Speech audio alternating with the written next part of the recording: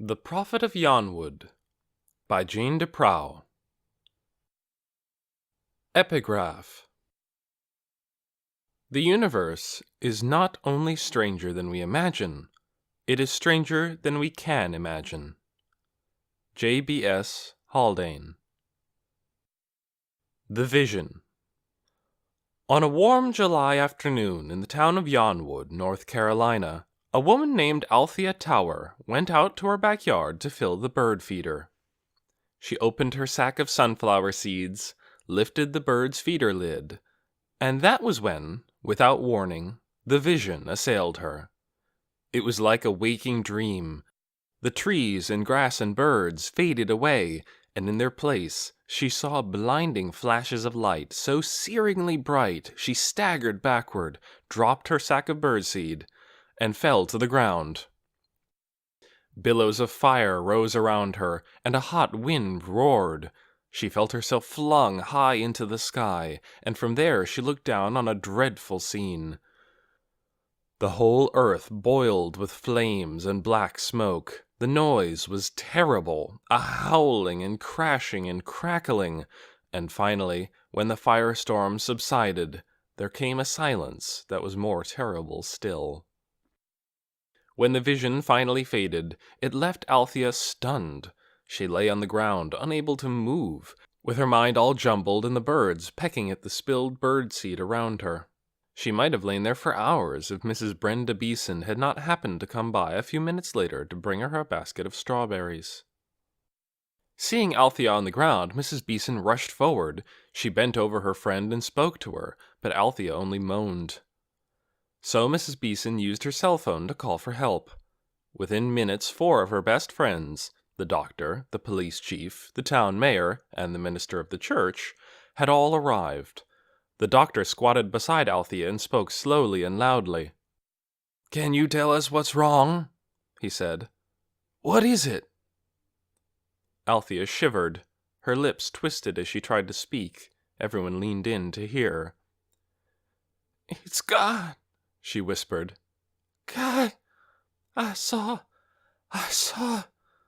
She trailed off.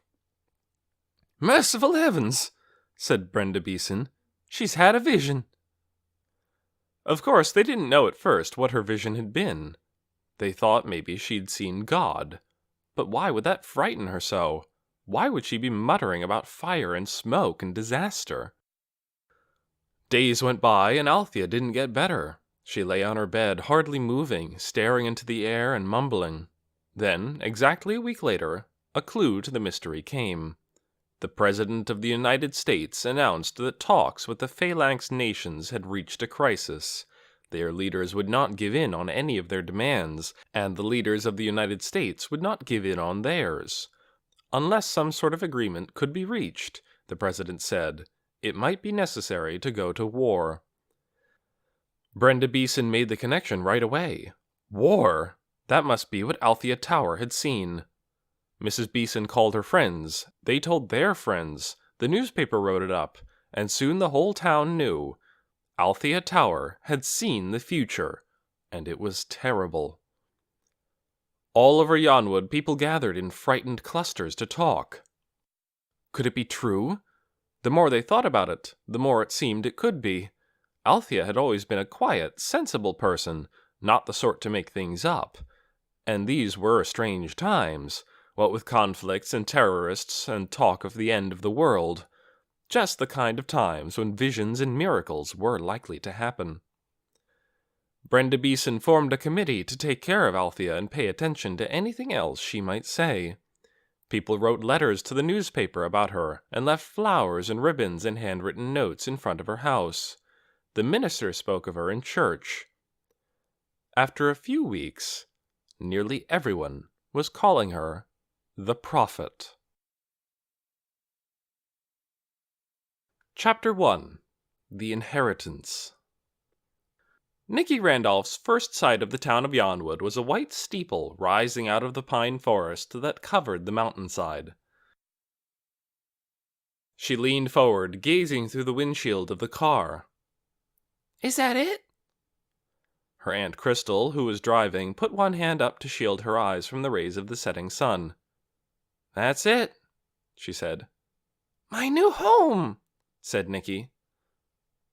"You have to get that notion out of your head," said Crystal. "It's not going to happen." "I'm going to make it happen," thought Nicky, though she didn't say it out loud. Crystal's mood was already bad enough. "How long till we get there?" she asked. "We'll be there in 20 minutes, if nothing else gets in our way." A lot had gotten in their way so far. The streak-line train was closed down because of the crisis, so they'd had to drive. They'd been on the road for 7 hours, though the trip from Philadelphia should have taken no more than 5. But long lines at gas stations, detours around potholed or snow-covered stretches of highway, and military roadblocks had slowed them down. Crystal didn't like delays. She was a fast-moving, efficient person, and when her way was blocked, she became very tense and spoke with her lips in 2 hard lines. They came to the Yonwood exit, and Crystal turned off the highway onto a road that wound uphill. Here the trees grew thick on either side, and so tall that their bare branches met overhead, making a canopy of sticks. Drops of rain began to spatter the car's windshield. After a while they came to a sign that read Yonwood, population 2,460. The trees thinned out, and the rain fell harder. They passed a few storage sheds, a collapsing barn, and a lumber yard. After that, houses began to appear on the side of the road. Small, tired-looking wooden houses, their roofs dripping. Many of them had rockers or couches on the front porch, where people would no doubt be sitting if it weren't the dead of winter. From a small brick shelter at the side of the road, a policeman stepped out, holding a red stop sign. He held it up and waved it at them. Crystal slowed down, stopped, and opened her window. The policeman bent down. He had on a rain jacket with the hood up, and rain dripped off the hood and onto his nose. "Hello, ma'am," he said. "Are you a resident?" "No," said Crystal. "Is that a problem?" "Just doing a routine entry check, ma'am," the man said. "Part of our safety program. Had some evidence lately of possible terrorist activity in the woods. Your purpose here?" "My grandfather has died," Crystal said. "My sister and I have inherited his house. I've come to fix the house up and sell it." The man glanced at Nicky. "This your sister?" "This is my niece," said Crystal. "My sister's daughter." "And your grandfather's name?" said the man. "Arthur Green," said Crystal. "Ah, yes," the policeman said. "A fine gentleman." He smiled. "You be careful while you're here now. We've had reports indicating there may be agents of the Phalanx nations traveling alone or in small groups in parts of the area. Have you been spoken to by any suspicious strangers?" "No," said Crystal. "Just you. You seem very suspicious." "Heh," said the man, not really laughing. "All right, ma'am," he went on. "You may go. Sorry for the delay, but as you know, there's a crisis. We're taking every precaution." He stepped away, and they drove on. "Terrorists even here?" Nicky said. "It's nonsense," said Crystal. "Why would a terrorist be wandering around in the woods? Pay no attention." Nicky was so tired of the crisis. It had been going on now for months. On TV and the radio, it was all you ever heard about. How our side and their side had come almost, but not quite, to the point of declaring all-out war. In the last week or so, the radio had started broadcasting frightening instructions every hour. In the event of a declaration of war, or a large-scale terrorist attack, cities will be evacuated in an orderly fashion. Residents will be directed to safe locations. Citizens should remain calm. It seemed to Nicky that everything in the world had gone wrong, including her own family. 8 months ago, her father had left on a government job. He couldn't tell them where he was going or what he was supposed to do, and he warned that he might not be able to get in touch with them very often. This turned out to be true. She and her mother had had exactly 1 postcard from him. The postmark had been smudged, so they couldn't tell where the card came from. And the message was no help either. It said, "Dear Rachel and Nikki, I am working hard. Everything is fine. Don't worry. I hope you're both doing well. Love, Dad." But they were not doing well. Nikki's mother missed Nikki's father and couldn't bear not knowing where he was. She was worried about losing her job, and she worked too hard, and so she was always tired and sad. And Nikki hadn't felt happy or safe for a long time. She hated Philadelphia. Something awful always seemed about to happen there. The emergency sirens blasted night and day. Government helicopters circled overhead. In the streets, where trash blew in the wind, dangerous people might be around any corner. And school, a tall, grim building with stinking bathrooms, was just as bad. The books were older than the students, the teachers were too tired to teach, and mean kids prowled the halls. Nikki hated being at school. But she didn't much like being at home either, in the big 10th floor condo where she and her mother lived, with its dusty, unused rooms and its huge plate glass windows that gave a frightening view straight down to the tiny street below. She was home alone too much lately. She was nervous and restless. She'd read half a book and set it down. She'd work on her amazing things scrapbook and get bored after pasting in just one picture. She'd gaze through the binoculars at people going by on the street below, which she used to do for hours, but even her endless curiosity seemed to have faded, and she'd turn away after a few minutes. When she was really desperate, she'd turn on the TV, even though there was almost nothing on but news, and the news was always the same. Grim government spokesmen, troops in camouflage dashing around in foreign places, and the skeletons of blown-up cars and buses. Sometimes the president would come on, his white hair always brushed perfectly smooth, his neat white beard giving him a look of wisdom. "These are dangerous times," he would say, "but with the help of God, we will prevail." She was lonely at home, with her father gone and her mother always at work, and she was lonely at school, because both her best friends had moved. Kate to Washington last year, and Sophie to Florida 2 months ago. Sometimes, late at night, when her mother still wasn't home, Nikki felt like someone in a tiny lifeboat, drifting by itself in a big, dark, dangerous sea. That was why, as soon as she heard about Greenhaven, her great-grandfather's house in Yonwood, before she'd even seen it, she decided it would be her home. She loved its name. A haven was a safe place, and that's what she wanted. The trouble was, Crystal and her mother wanted to sell it. "But why can't we sell this place instead?" Nikki had said to her mother, "and get out of the horrible city and go live in a beautiful, peaceful place for a change." Nikki had actually never been to her great-grandfather's house in Yonwood, except for one time when she was too young to remember. But she'd made up a picture of Yonwood in her mind that she was sure must be close to the truth. It was rather like a Swiss ski village, she decided, where in the winter there would be log fires in fireplaces and big puffy comforters on the beds, and the snow would be pure white, not filthy and gray as it was in the city. In summer, Yonwood would be warm and green, with butterflies. In Yonwood, she would be happy and safe. She desperately wanted to go there. After days of arguing, she finally convinced her mother to let her at least see the house before it was sold.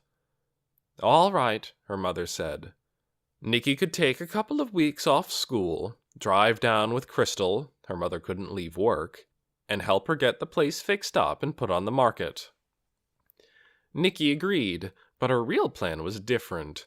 Somehow, she would persuade Crystal to keep the house, not sell it, and she and her mother, and her father, when he came back, would go and live there, and everything would be different and better. That was her goal number 1, but since she was sure this was going to be a life-changing trip, she thought she might as well add other goals as well. Altogether, she had set herself 3. 1. To keep her great-grandfather's house from being sold so she could live in it with her parents. 2. To fall in love. She was 11 now, and she thought it was time for this. Not to fall in love in a permanent way, just to have the experience of being madly, passionately in love. She knew she was a passionate person. She had a big love inside her, and she needed to give it. 3. To do something helpful for the world. What that would be, she had no idea, but the world needed help badly. She would keep her eyes open for an opportunity. They were driving now up the town's main business street. It was, in fact, called Main Street. Nicky saw the name on a sign. They passed the church whose steeple Nicky had seen from the highway. In front of it was a two-legged wooden sign that said, in hand-painted letters, Church of the Fiery Vision. Nicky could tell, though, that the sign used to say something else. The old name of the church had been painted over. Beyond the church, the shopping district began. Probably it was pretty in summer, Nicky thought, but now, in February, it had a gray and shuttered look, as if the buildings themselves were cold. Some stores were open, and people walked in and out of them, but others looked permanently closed, their windows dark. There was a movie theater, but its ticket booth was boarded up. There was a park, but its swings and picnic tables were wet and empty. Crystal turned left, drove uphill for a block, and turned right on a street lined with old houses. On one side of this street, it was called Cloud Street, its sign said. The ground sloped upward, so that the houses stood up high, at the crest of their lawns. They were huge houses, with columns and wide porches and numerous chimneys. The people in there, Nicky thought, would be sitting beside roaring fires on an evening like this, probably drinking hot chocolate. "It's this one," said Crystal, drawing in toward the curb. Nicky gasped. "This one?" "I'm afraid so." Her aunt stopped the car, and Nicky gaped at the house, stunned. Rain poured down, but she opened the window anyway to get a better look. It was more of a castle than a house. It loomed over them, immense and massive, 3 stories high. At one corner was a tower round, with high windows. The steep slate roof bristled with chimneys. Rain ran down it in sheets, glistening in the last of the daylight. "You can't sell this house," Nicky said. "It's too wonderful." "It's awful," said her aunt. "You'll see." A gust of wind dipped the branches of a pine tree that grew close to the house, and Nicky thought she saw a light in a high window. "Does anyone still live here?" she asked. "No," said Crystal. "Just the mice and cockroaches." When Nicky looked up again, the light was gone.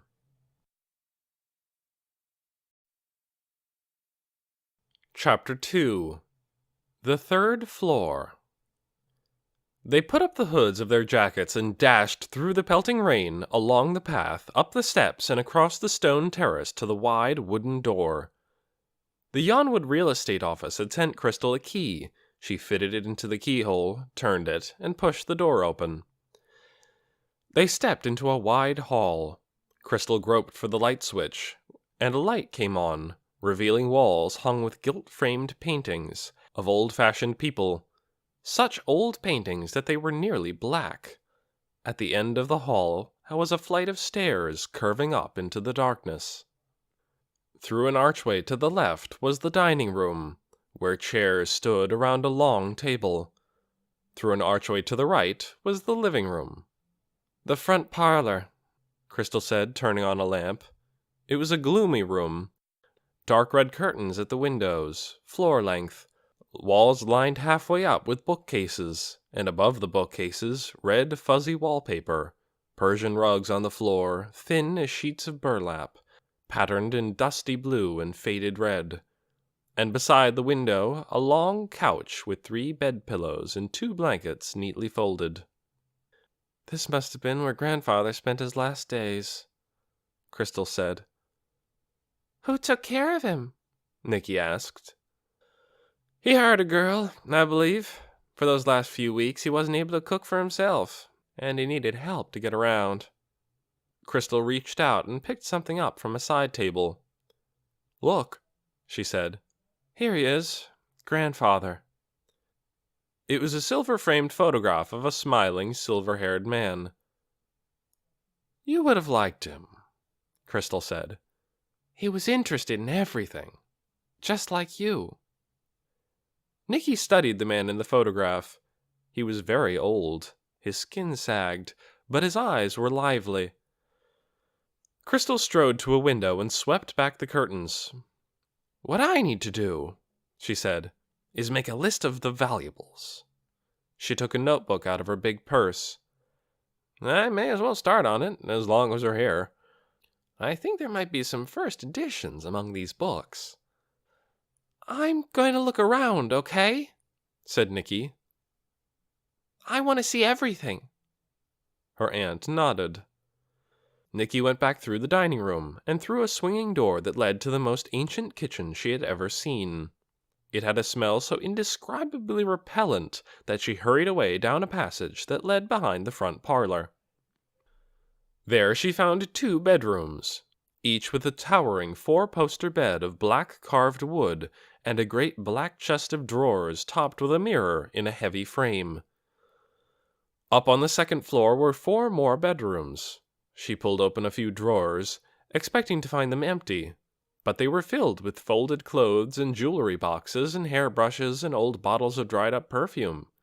It looked as if no one had ever cleaned these rooms out after their occupants had gone away or died. There was a study on the second floor, too, where a computer sat on a desk. A lot of file folders and papers and books lay scattered around the room. Her great-grandfather must have worked here. He'd been a college professor before he retired, but Nicky wasn't sure what he'd been a professor of. Some sort of science. It was strange, she thought.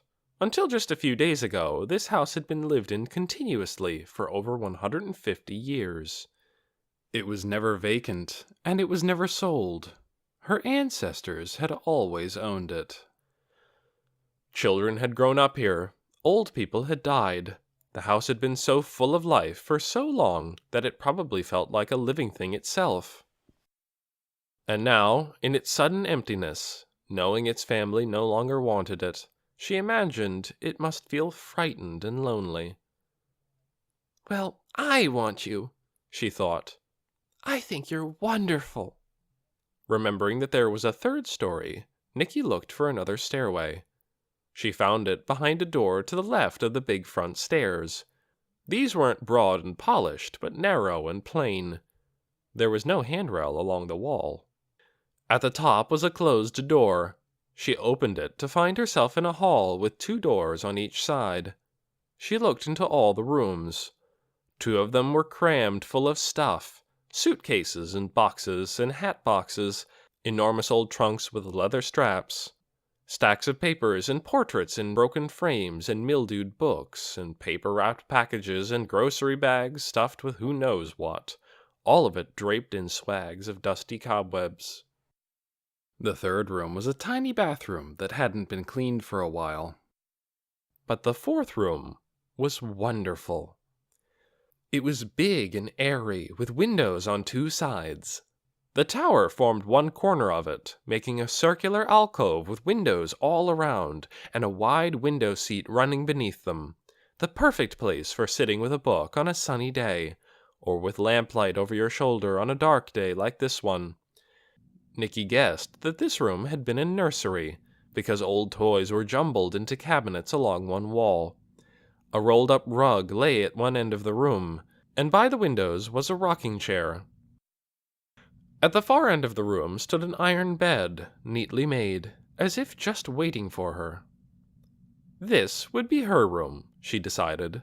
She loved it already. As she was about to go back into the hall, a sound stopped her. It was a sort of squeak or cry, cut short as if someone had clapped a hand over the squeaker's mouth. Nicky stood still and listened. At first she heard nothing, just the patter of the rain on the windows. She was about to move on when she heard it again, 2 squeaks this time, and a bump.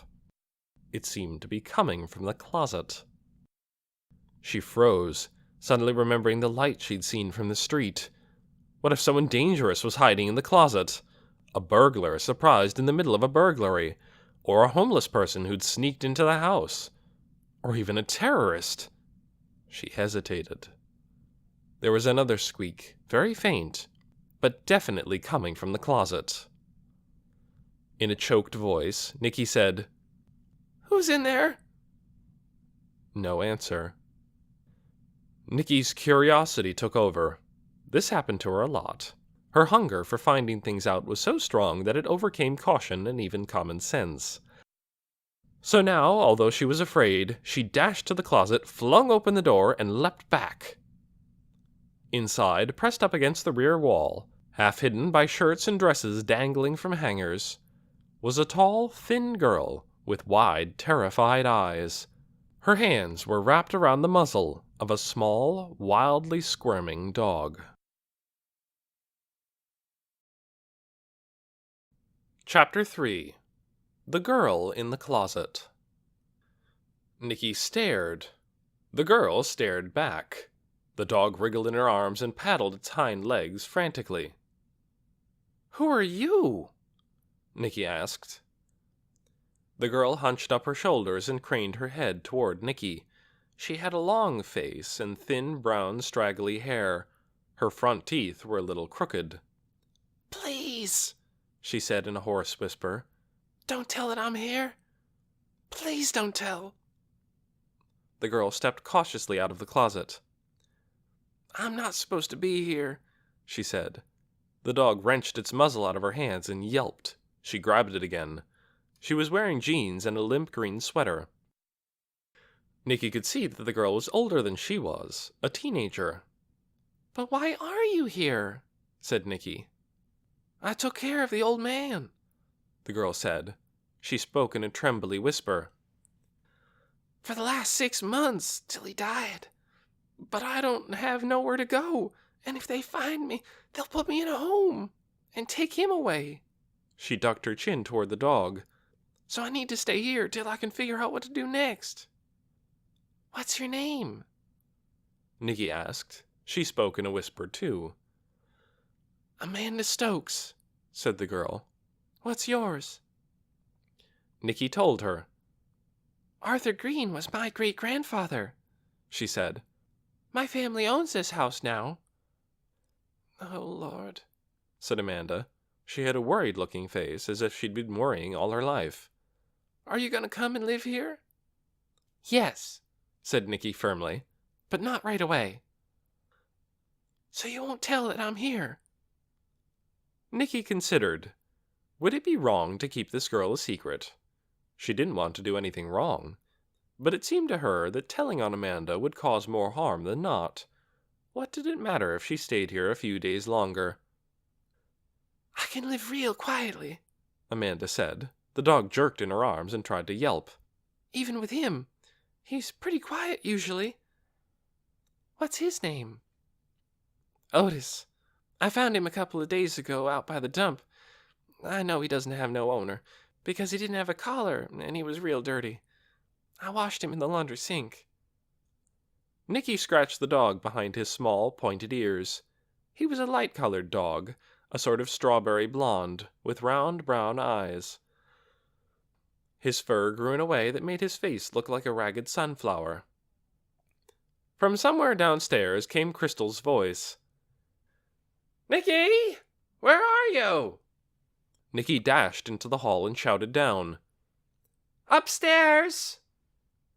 "Come on down," called her aunt. "Let's get settled in." She went back into the bedroom. "Okay," she said. "I won't tell about you, but you have to be really quiet. Stuff some rags under the door. This door and the hall door both. I'll try to keep my aunt from coming up here. If she's going to, I'll try to warn you." "Oh, thank you," Amanda said. "Thank you a lot. It's just for a couple days. I'm looking for a job, and when I get one, I'll find me a place of my own." Nicky nodded. "Goodbye," she said, and she dashed back down the stairs. For dinner that night, they had tomato soup from a can Crystal found in a cupboard. They sat at the big dining room table and ate while the rain beat on the windows. On a pad of paper, Crystal started making a list of all the things she'd have to do to get the house ready for sale. Call cleaning service. Call auction house. Call salvage place. Talk to lawyer. Call painters. Call plumbers. It was clear to Nicky that Crystal would be spending a lot of time on the phone. "Crystal," Nicky said, "I don't see anything so awful about Greenhaven. Why do you say it's awful?" "It's huge and dark and impossible to clean. The kitchen is unspeakable. The plumbing is ancient. The whole place smells like mice. That's just for a start." "But it could be repaired, couldn't it?" "With great effort and expense." Crystal went back to her list. "Schedule open house," she wrote. She tapped a long red fingernail on the table, thinking. Crystal wasn't exactly beautiful, but she always wore stylish clothes and fixed herself up. Nail polish, earrings, makeup. Her hair was a sort of streaky blondish color that required frequent visits to the beauty salon. She'd been married twice. First there'd been Uncle Brent, and later there'd been Uncle Brandon.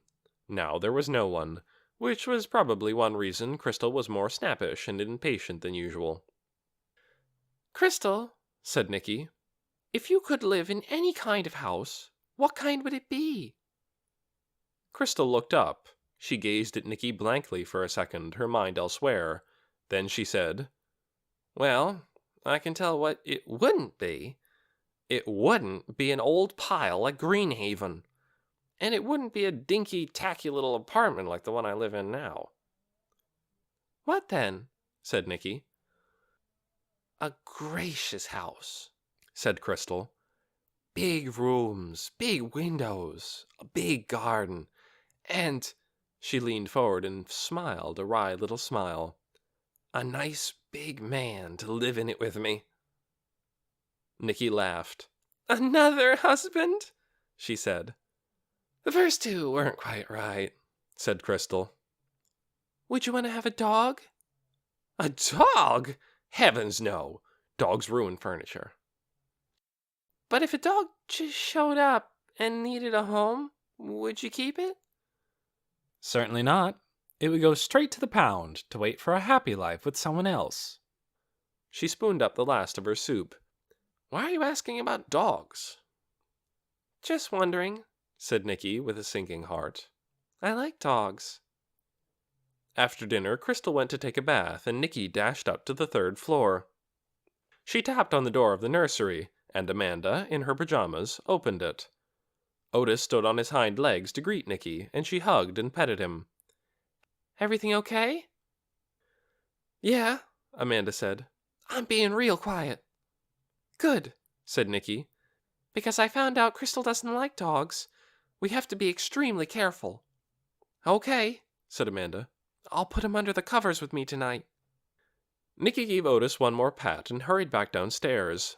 For a while she and Crystal sat in the front parlor and watched the news. A local announcer was talking. "Several residents in Hickory Cove and Creekside," he said, "have reported signs of unusual activity in nearby wooded areas. A hiker claims to have caught a glimpse, in a remote part of the woods, of a man wearing a white or light tan coat. Residents of the area are advised to be alert to anything out of the ordinary, including unknown persons arriving in town, evidence of tampering with buildings, pipelines, or electrical equipment, and strange behavior of any kind." Then the president came on. Nicky didn't like listening to him because his voice always sounded too smooth. He said something about the Phalanx nations and missile deployment in 14 countries and 7-level alerts. Crystal frowned. "It gets closer every day," she said. "What does?" Crystal just shook her head. "Big trouble," she said. The president ended with his usual sentence. "Let us pray to God for the safety of our people and the success of our endeavors." Nicky always wondered about this. The idea seemed to be that if you prayed extremely hard, especially if a lot of people prayed at once, maybe God would change things. The trouble was, what if your enemy was praying too? Which prayer would God listen to? She sighed. "Crystal," she said, "I'm so sick of the crisis." "I know," said Crystal. She flicked off the TV. "We all are. But it doesn't help to worry. All we can do is keep our wits about us, not let fear take over, and try to be good little people and try not to add to the badness." She smiled at Nicky and stood up. "Tired?" Nicky nodded. "Which room would you like to sleep in?" Crystal asked. "You can have first pick." The room she really wanted was the one on the third floor, but right now it was occupied. So Nicky chose one of the bedrooms on the first floor, and Crystal took the one next to it. They found sheets and blankets and a linen closet and made up the beds. And they unpacked their suitcases and hung their clothes in the closets. Nicky put her nightie on and slid between the sheets of the enormous bed. She thought about Amanda and the little dog hidden away upstairs. They would be going to bed now, too. It would be nice, she thought, to sleep with a dog curled up next to you. The bed's black posts rose toward the ceiling. In the darkness, they looked like two thin soldiers standing guard. Nicky wondered who this room had belonged to in years past. Who else had lain here looking at those posts, and at the violet-flowered wallpaper, and the stains on the ceiling? She wished she could know about their lives. Not just her grandfather's, but all the lives of this house, all those ancestors she'd never known. This is how Nicky was. She wanted to know about everybody and everything. Not just the encyclopedia-type information, but ordinary things, like what people did at their jobs, and what their houses looked like inside, and what they talked about. When she passed 2 or 3 people walking together on the street, she always hoped to catch an intriguing bit of conversation, like, "I found her lying there dead!" or, "And he left that very day without telling a soul and was never seen again." But almost always, all she ever heard were the dull, connecting bits of the conversation. Things like, "And so I said to her," and, "Yeah, I think so too," and, "So it's really kind of like," and by the time they said whatever came next, they were out of earshot. She also wanted to know about things that weren't so ordinary. Strange, extraordinary things, like, were there people on other planets? Was ESP real? Were there still places on Earth where no one had ever been? Were there animals that no one had yet discovered? In a magazine, she had come across a photograph of a dust mite taken with an electron microscope. A dust mite was much too small to see with the naked eye, but when you took its picture and magnified it many times, you could see that it was as complicated and weird as a monster in a science fiction movie, with fangs and feelers and bristles. When Nicky saw this picture, she suddenly understood that a whole other world existed right alongside the world of things she could see. In the dust under the furniture, in between the strands of the carpet, even crawling on her very own skin, and inside her guts, were creatures of unbelievable strangeness. She loved knowing this. She took the dust mite picture with her everywhere she went.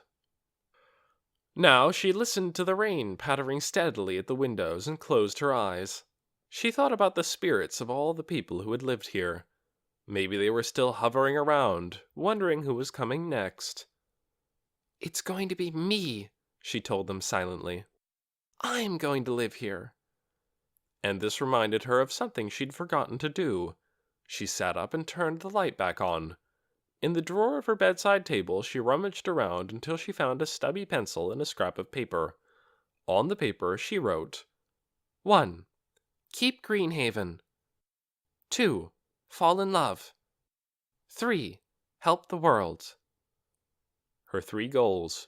She was determined to accomplish them all.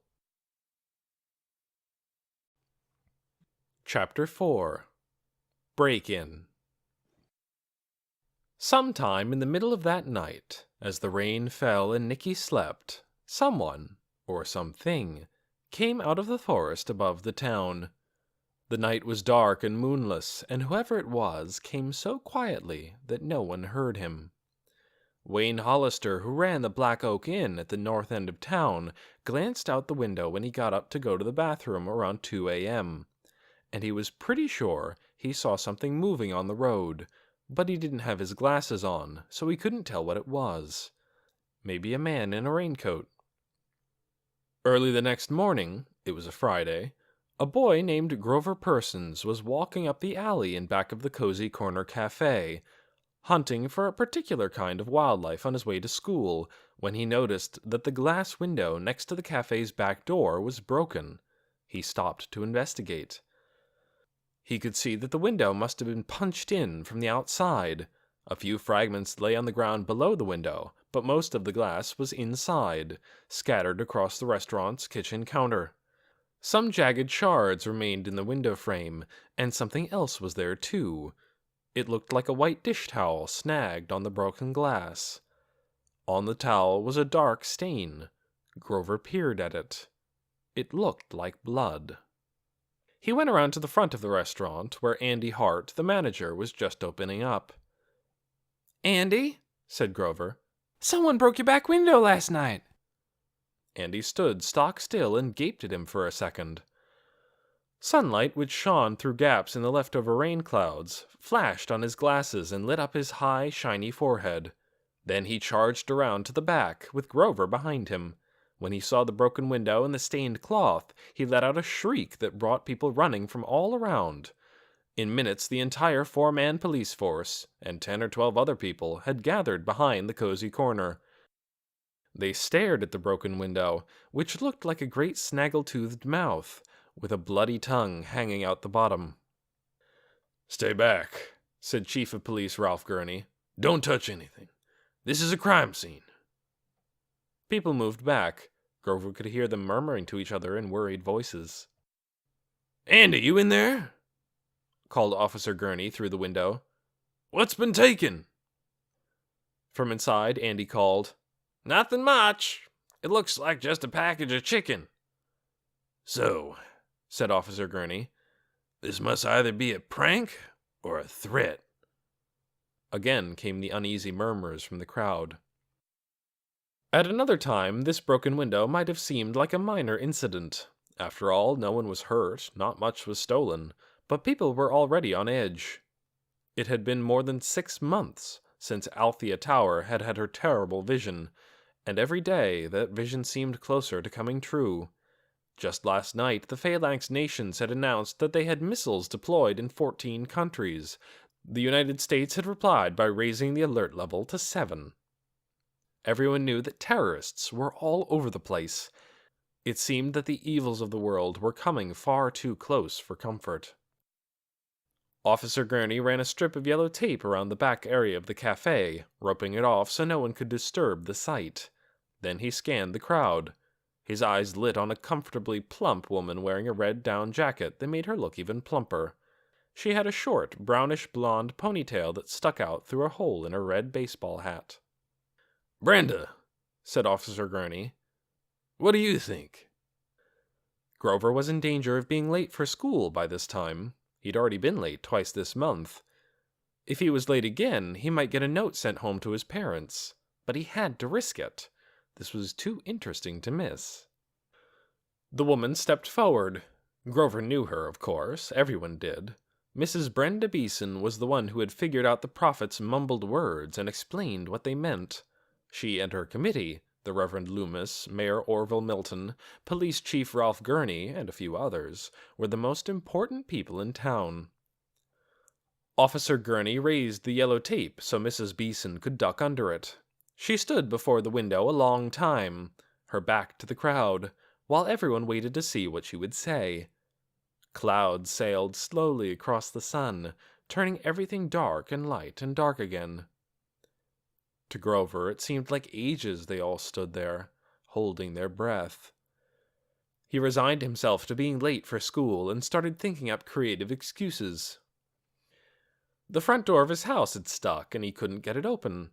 His father needed him to help fish drowned rats out of flooded basements. His knee had popped out of joint and stayed out for half an hour. Finally, Mrs. Beeson turned to face them. "Well, it just goes to show," she said. "We never used to have people breaking windows and stealing things. For all our hard work, we've still got bad eggs among us." She gave an exasperated sigh, and her breath made a puff of fog in the chilly air. "If this is someone's idea of fun, that person should be very, very ashamed of himself. This is no time for wild, stupid behavior." "It's probably kids," said a man standing near Grover. Why did people always blame kids for things like this? As far as Grover could tell, grown-ups caused a lot more trouble in the world than kids. "On the other hand," said Mrs. Beeson, "it could be a threat or a warning. We've heard the reports about someone wandering around in the hills." She glanced back at the bloody rag hanging in the window. "It might even be a message of some sort. It looks to me like that stain could be a letter, maybe an S or an R." Grover squinted at the stain on the cloth. To him it looked more like an A, or maybe even just a random blotch. "It might be a B," said someone standing near him. "Or an H," said someone else. Mrs. Beeson nodded. "Could be," she said. "The S could stand for sin, or if it's an R, it could stand for ruin. If you let me have that piece of cloth, Ralph, I'll show it to Althea and see if she has anything to say about it." Just then Wayne Hollister happened to pass by, saw the crowd, and chimed in about what he'd seen in the night. His story frightened people even more than the blood and the broken glass. All around him Grover heard them murmuring, "Someone's out there. He's given us a warning. What does he mean to do? He's trying to scare us." One woman began to cry. Hoyt McCoy, as usual, said that Brenda Beeson should not pronounce upon things until she was in full possession of the facts, which she was not, and that to him the blotches of blood looked more like a soup spoon than an R. Several people told him angrily to be quiet. But Grover had lost interest now that he'd heard Mrs. Beeson's verdict. If he ran really fast, he might not be late after all. He took off. When he got to school, he told the first person he saw about the break-in, and then he told the next person, and pretty soon kids were crowding up around him. His friend Martin handed him a piece of paper and told him to draw the bloody blot on it, exactly the way it was.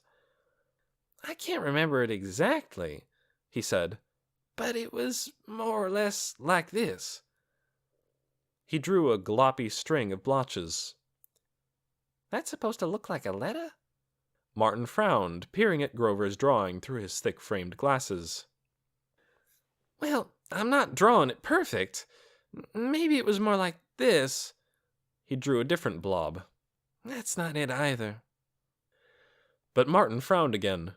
"Do it right," he said. "I don't appreciate the way you're clowning around."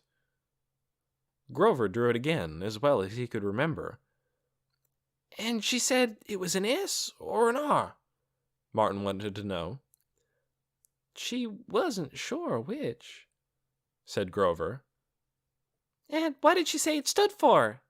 someone asked.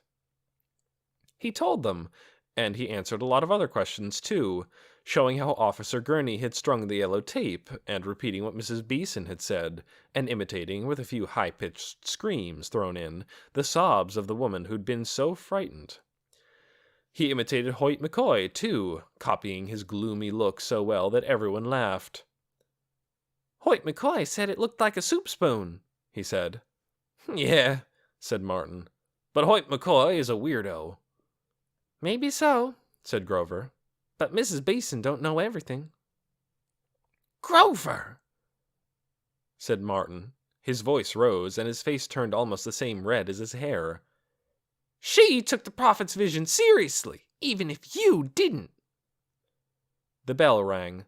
Grover was late after all, and so was everyone who'd been listening to him. Gotta go, he said. Martin scowled at him. This'll be my first late mark of the whole year, he said. It's not my fault, said Grover. You didn't have to stand around talking to me. But Martin just turned away. He'd changed, thought Grover as he hurried toward his classroom. He used to be nicer than he was now. Chapter 5. The Fiery Vision. That morning, Crystal poked around in the kitchen cupboards and found just about nothing fit to eat. "Would you feel like walking downtown and getting us a few groceries?" she asked Nicky. "I'll start cleaning up this foul kitchen." So Nicky put on her jacket and went downhill 2 blocks to Main Street, thinking how nice it was to be out by herself, as she couldn't safely be in the city. The stores were just opening. It was cold, but the sun came out sometimes from between the clouds, and the town looked washed clean. Quite a few people were already out. She noticed that nearly all of them held cell phones to their ears as they walked. Of course, she was used to seeing cell phones in the city. There, half the people you passed were jabbering away. But here, people weren't talking into their phones. They were just listening. It was odd. She passed a small restaurant called the Cozy Corner Cafe, where several people were standing outside, talking in excited voices, and a police car was just pulling away. Something must have happened there. Maybe a customer had taken sick. She passed a drugstore, a bakery, and a shoe store. She passed a closed-up movie theater where a sign stuck over the ticket window said, "Pray instead." In the window of a clothing store, she saw a display of white t-shirts that said, "Don't do it," in big red letters on the front. And after that, she kept noticing people on the street wearing these t-shirts. Don't do what? She wondered. As she passed an alley between a hardware store and a computer repair shop, she heard a strange sound. It was a kind of hum with a rhythm to it. Mmm. A sound that a machine might make. She stopped and looked around, but she couldn't see where it was coming from. She could tell that other people on the sidewalk noticed the sound, too. They frowned, but they didn't seem puzzled by it, just annoyed, or maybe a little frightened. A few of them started walking faster, as if to get away. The sound faded after a moment. Nicky decided it must be some gadget in the computer shop. Farther on, she found the Yonwood market, and there she bought some bread, milk, eggs, and powdered cocoa. She bought a small box of dog biscuits, too, and tucked this under her jacket. Nicky was just turning off Main Street on the way back to Greenhaven when, from high overhead, there came a distant roar that quickly rose to a piercing scream, and 5 fighter jets streaked across the sky. Jets came often these days. They scared her. She stopped walking, set down the bag of groceries, and put her hands over her ears until the jets were gone. Then she felt someone touch her shoulder. She looked up to see an elderly woman standing over her. "It might be starting," the woman said in a shaky voice. "It might be starting right now. You never know. But it's best not to be scared if you can help it. You need to have faith, that's what I say. We'll be all right here because of what we're doing. As long as we have faith, that's the main thing." The spidery hand patted Nicky's shoulder. "So don't worry, little girl. And remember to pray and..." The woman glanced upward. "We'll be all right, because..." She trailed off and tottered away, leaving Nicky feeling the opposite of reassured. Maybe people here were just as scared as they were in the city. That made her heart sink a little. But on the other hand, the woman had said, "We'll be all right." It was confusing. Once she got back to Greenhaven, though, she forgot about it. She hid the dog biscuits in her bedroom and then went into the kitchen, where Crystal made hot chocolate for them. They sat at the huge, elegant dining room table. Crystal got out her to-do list. "This room is so majestic," Nicky said. She had decided to point out good things about Greenhaven as often as she could, to change Crystal's mind about selling it. "I suppose so," said Crystal, glancing up. "Certainly this table is very fine. It should fetch a good price." She went back to her list. I'll start by talking to the real estate agent, she said. Then I'll go make arrangements at the auction house and find a cleaning service. I should be back by noon. I'll stay here, said Nicky. I can start going through stuff. You'll be all right? You won't fall down the stairs or lean out high windows? Of course I won't, said Nicky. I'll just take stuff out of cupboards and boxes and look at it. I'll separate it into stuff to keep and stuff to throw away. Throw away will be the big pile, Crystal said. When Crystal had gone, Nicky fetched the dog biscuits and dashed up the stairs. Amanda, she called. It's me.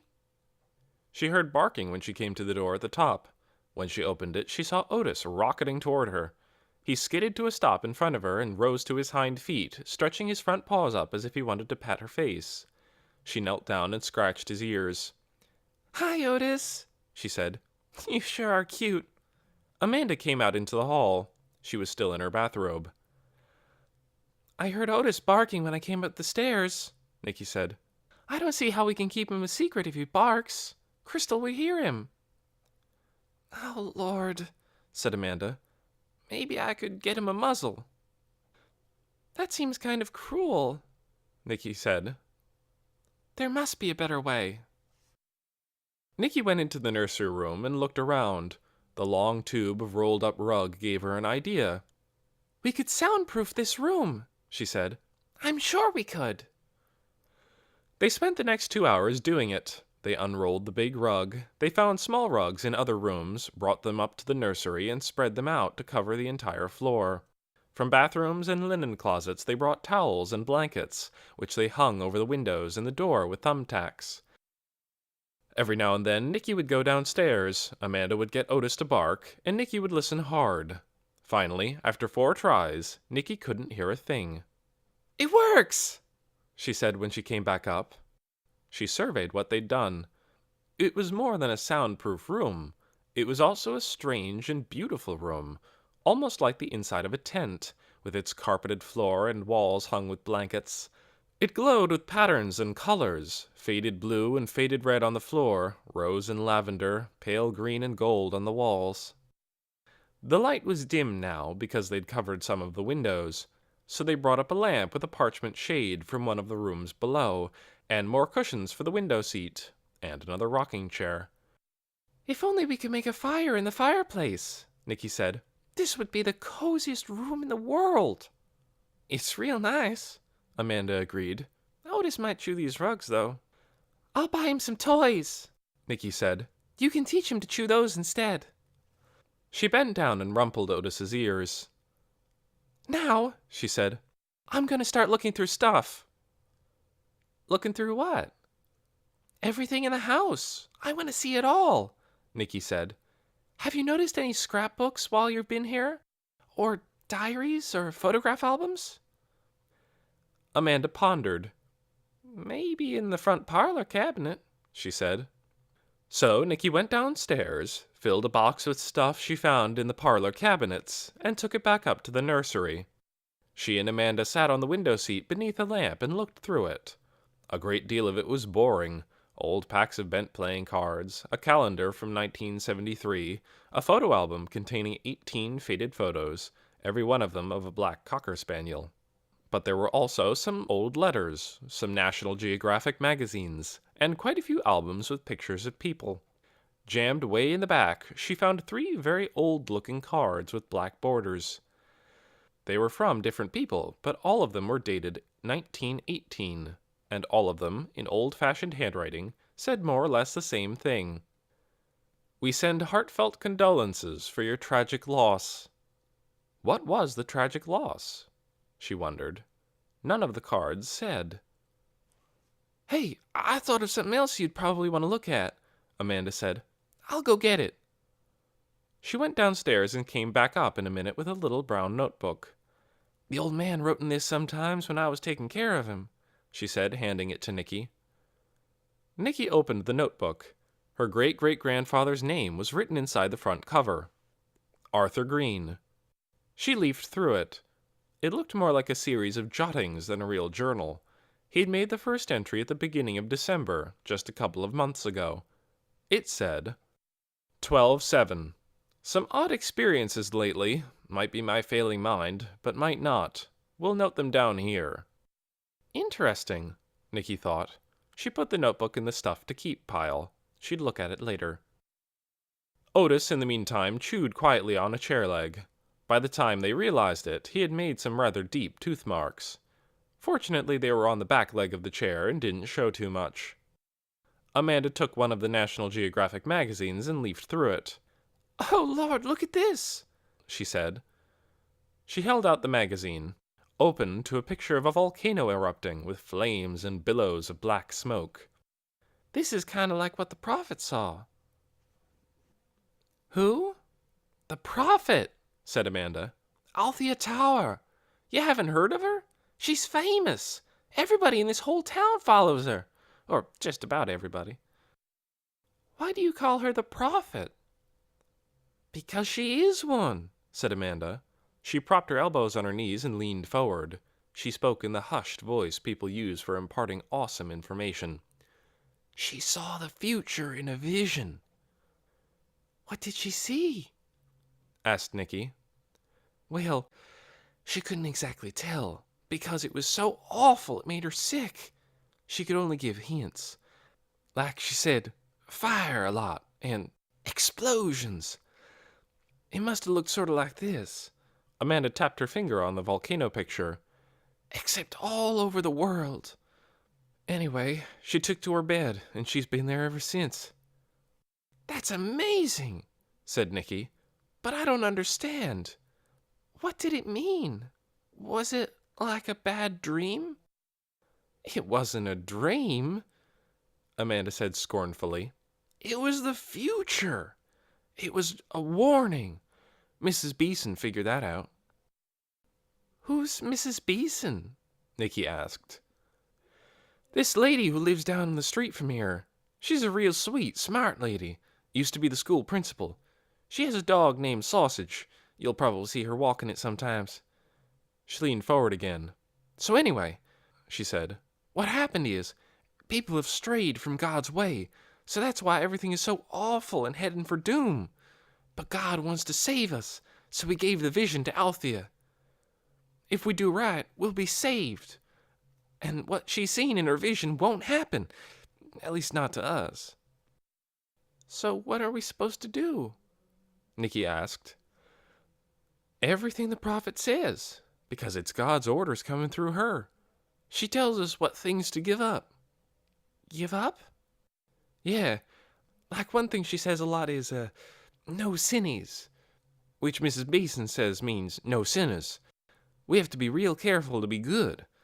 Also, she says no singing, so we don't listen to the pop radio anymore, or CDs or movies that have singing. And on TV, we only watch the news." Otis wandered over, and Amanda reached out absently to scratch him. "But why?" "It's to practice not being selfish, so you have more love to give to God." Amanda sat back, looked at Nikki in a satisfied way, and closed the National Geographic with a slap. Nikki pondered. It was true that giving things up was something that holy people often did. She knew that some monks and priests gave up marriage. Some of them even gave up talking and lived their lives in silence. In other countries, there were holy people who gave up comfortable beds and slept on nails. People like these, she supposed, were totally devoted to God. Maybe she herself should give something up, just to see how it felt. "Did you give anything up?" she asked Amanda. "I did," Amanda said. "I gave up romance books. Mrs. Beeson says they're a waste of time anyway, so it was good to give them up." Said Nikki. This was just the sort of thing that fired her imagination. It was like something out of a book, the kind of book where dark forces are trying to take over the universe and only a few valiant people know how to defeat them and are brave enough to do it. She thought of her goal number 3, to do something helpful for the world. Maybe giving things up was one way to do it. She wanted to ask more questions, but Amanda set down the National Geographic at that point and stood up. "I'm going to get me a piece of toast," she said. "Want to come?" Nikki nodded. They left Otis closed into his room and went downstairs. In the kitchen, Amanda sliced the bread, and Nikki, thinking about how interesting it would be to have visions and what she would do if she had one, put on the tea kettle for more hot chocolate. But just as Amanda was getting the peanut butter out of the cupboard, though they hadn't heard a single footstep or a knock, a face appeared at the window of the back door. A voice cried, "Hello!" in a yoo-hoo sort of way, and before they could move, the door opened. Chapter 6. Mrs. Beeson's Idea. "Excuse me, dears," said the woman at Greenhaven's back door. "I thought I'd stop by and say hello." She stepped inside. "I'm Brenda Beeson," she said. Nikki stared. Brenda Beeson, the friend of the Prophet. She didn't look especially holy. She was a middle-aged woman, not exactly fat, but sort of pillowy, with round, rosy cheeks. She had on a quilted red jacket, and her blue eyes gleamed out from beneath the visor of a red baseball cap. She looked like a mixture of a grandmother and a soccer coach, Nikki thought. "You must be Professor Green's granddaughter," Mrs. Beeson said. "Great-granddaughter," said Nikki. She told Mrs. Beeson her name. "Nikki," said Mrs. Beeson. "Short for Nicole?" "Yes." Nikki never used her real name, Nicole.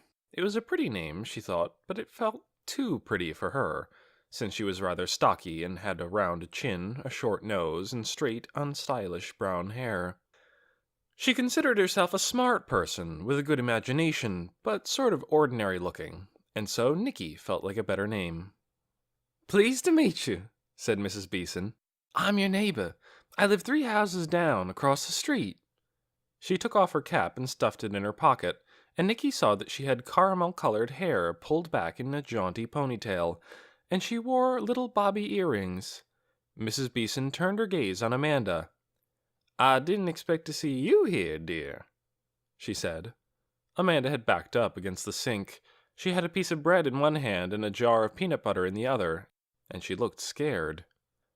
"Why haven't you left?" said Mrs. Beeson, "now that Professor Green has passed?" "I'm about to go," said Amanda, "soon as I find a place." "Find a place? You have no family to go to?" Amanda just shook her head. "No parents?" "My mom died," Amanda said. "My dad took off." "No one else?" "Just my cousin Luann," Amanda said miserably. "I don't like her." "Well, dear, this won't do at all," said Mrs. Beeson. She unzipped her jacket with one quick pull and sat down at the kitchen table, ready to handle Amanda's future. Nikki noticed a round blue button pinned to her sweater. The picture on it looked like a little building. "I'm sure I can help," Mrs. Beeson said. "I have several friends in social work. I'll contact them right away. They'll be able to place you in a home." She pulled a little phone out of her pocket. A cell phone, Nikki guessed, though it had a different shape from the ones she was used to. Amanda took a step forward. Terror was written on her face. She dropped the piece of bread and clunked down the peanut butter jar and raised her hands like stop signs in the direction of Mrs. Beeson. "I don't want to go to any home," she said. "I'm 17. I can get a job. I can find—" "Nonsense," said Mrs. Beeson kindly. "Everyone needs a home." She paused, her mouth half open. An idea seemed to be forming behind her eyes. Her eyebrows rose. "In fact," she said, "I know someone who needs a helper right now. A dear friend of mine." "What kind of helper?" asked Amanda suspiciously. "A household helper," Mrs. Beeson said. "A live-in helper." "I don't know," said Amanda. She hunched up her shoulders and scowled at the floor. "The friend I am speaking of," said Mrs. Beeson with a little smile, "is Miss Althea Tower."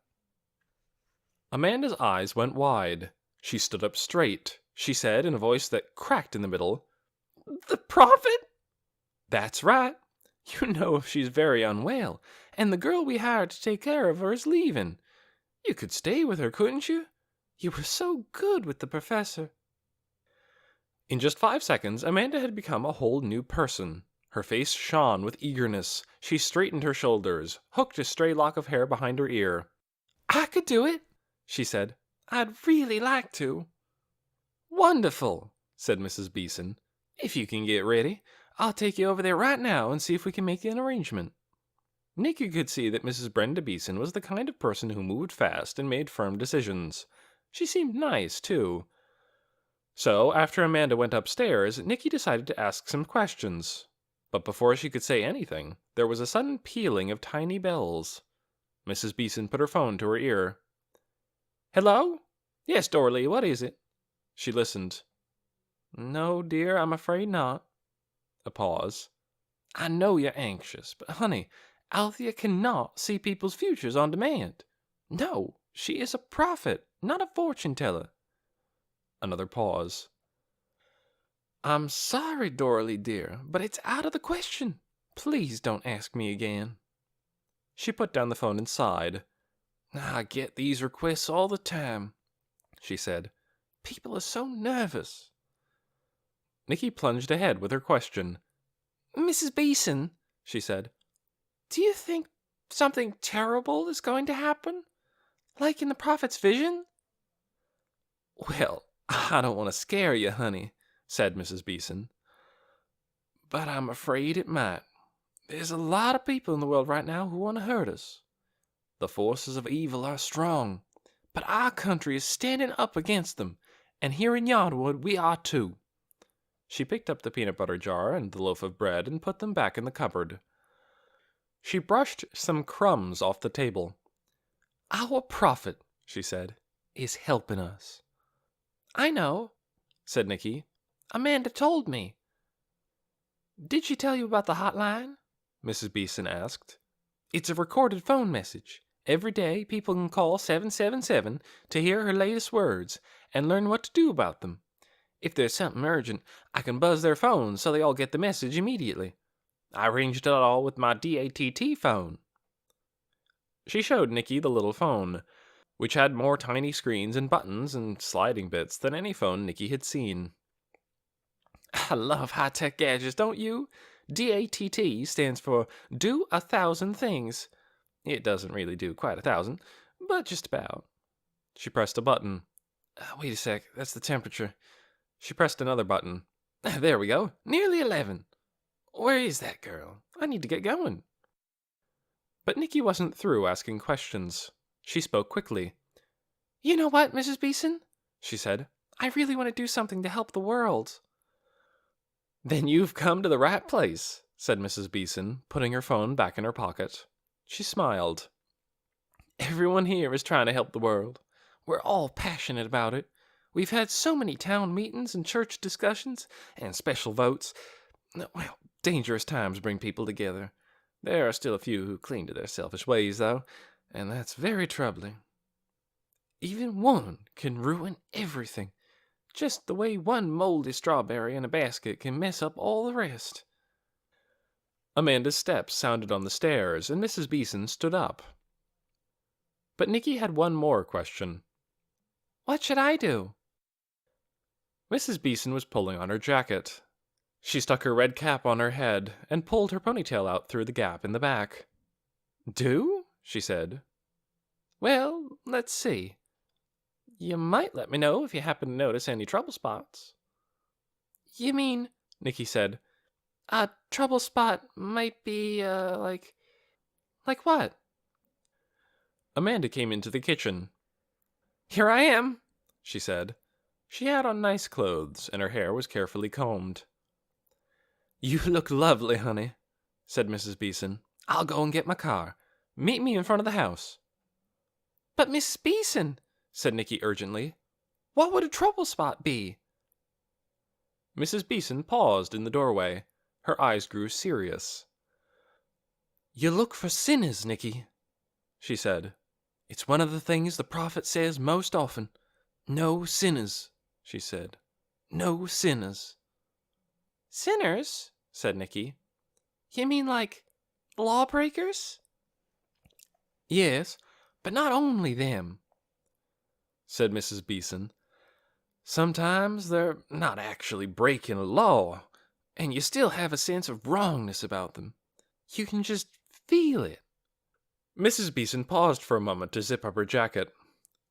Do you know of the man named Hoyt McCoy who lives down on Raven Road? No, said Nicky. I don't know anyone. No, of course you wouldn't. But he's an example. There's something about him, a whiff of wrongness. It's very strong. She started down the hall, but stopped and looked back. Do you love God? Nicky was surprised. Sure, she said. I guess so. The truth was, she had never thought about it. Her parents hadn't taken her to church, so she didn't know much about God. Excellent, said Mrs. Beeson. We have to love God more than anything else. If you do, then you'll be fine. You can help us build a shield of goodness. With another beaming smile, she turned and headed out the door. Isn't this just amazing? Amanda said when Mrs. Beeson had left. I was so scared when she came to the door. I mean, she's a real nice person, but I thought sure she was going to send me to a home. I never thought something like this could happen. Me taking care of the prophet. Whoa! Do I look all right? You look fine, said Nicky. But what about Otis? Oh, Lord, Otis, Amanda said. Can you take care of him? He might hurt my chances to get hired. Can you feed him and take him outside a couple times a day?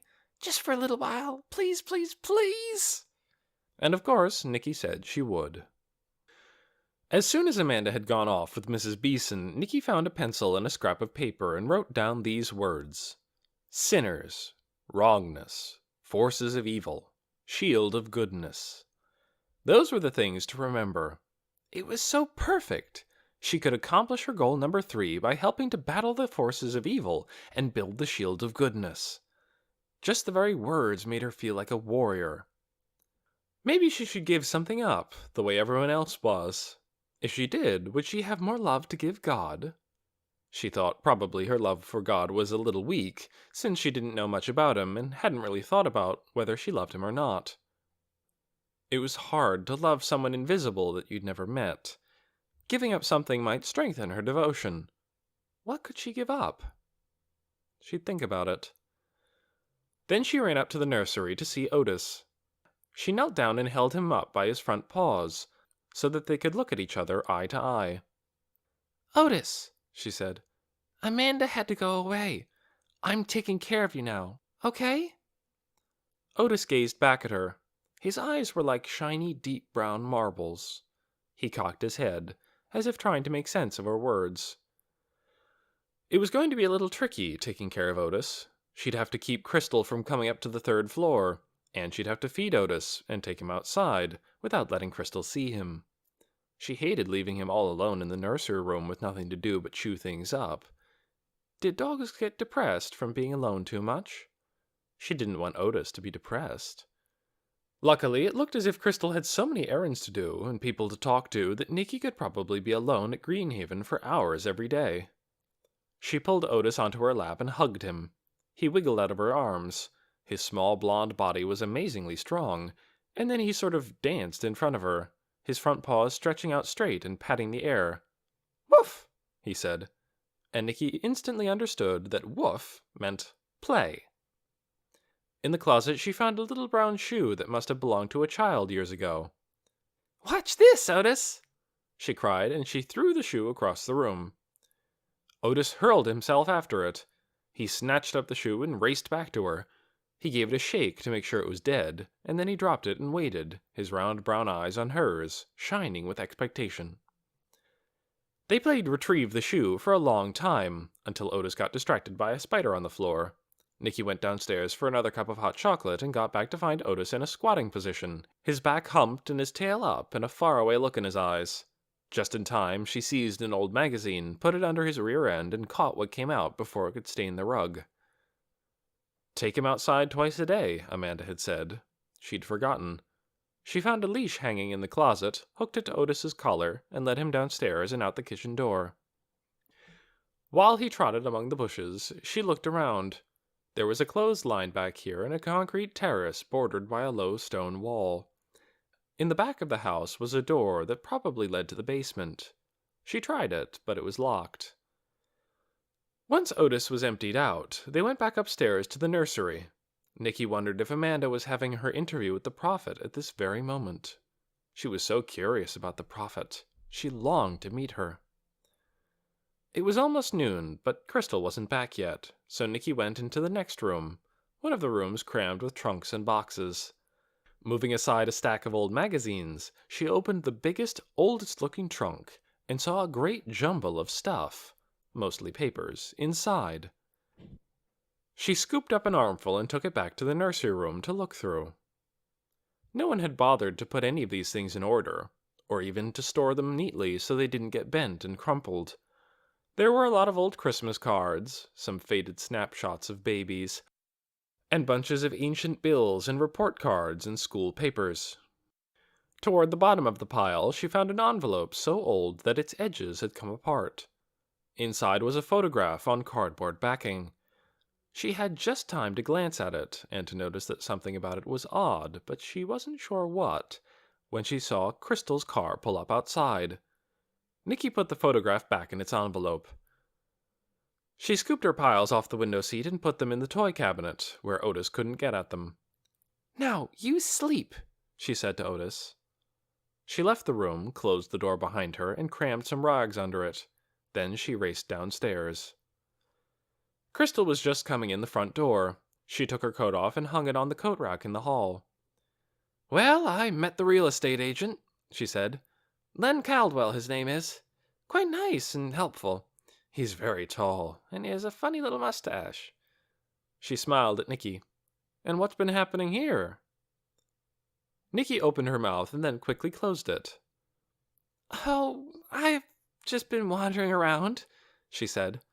"I love how big and spacious this house is, don't you?" "It's big, all right," said Crystal.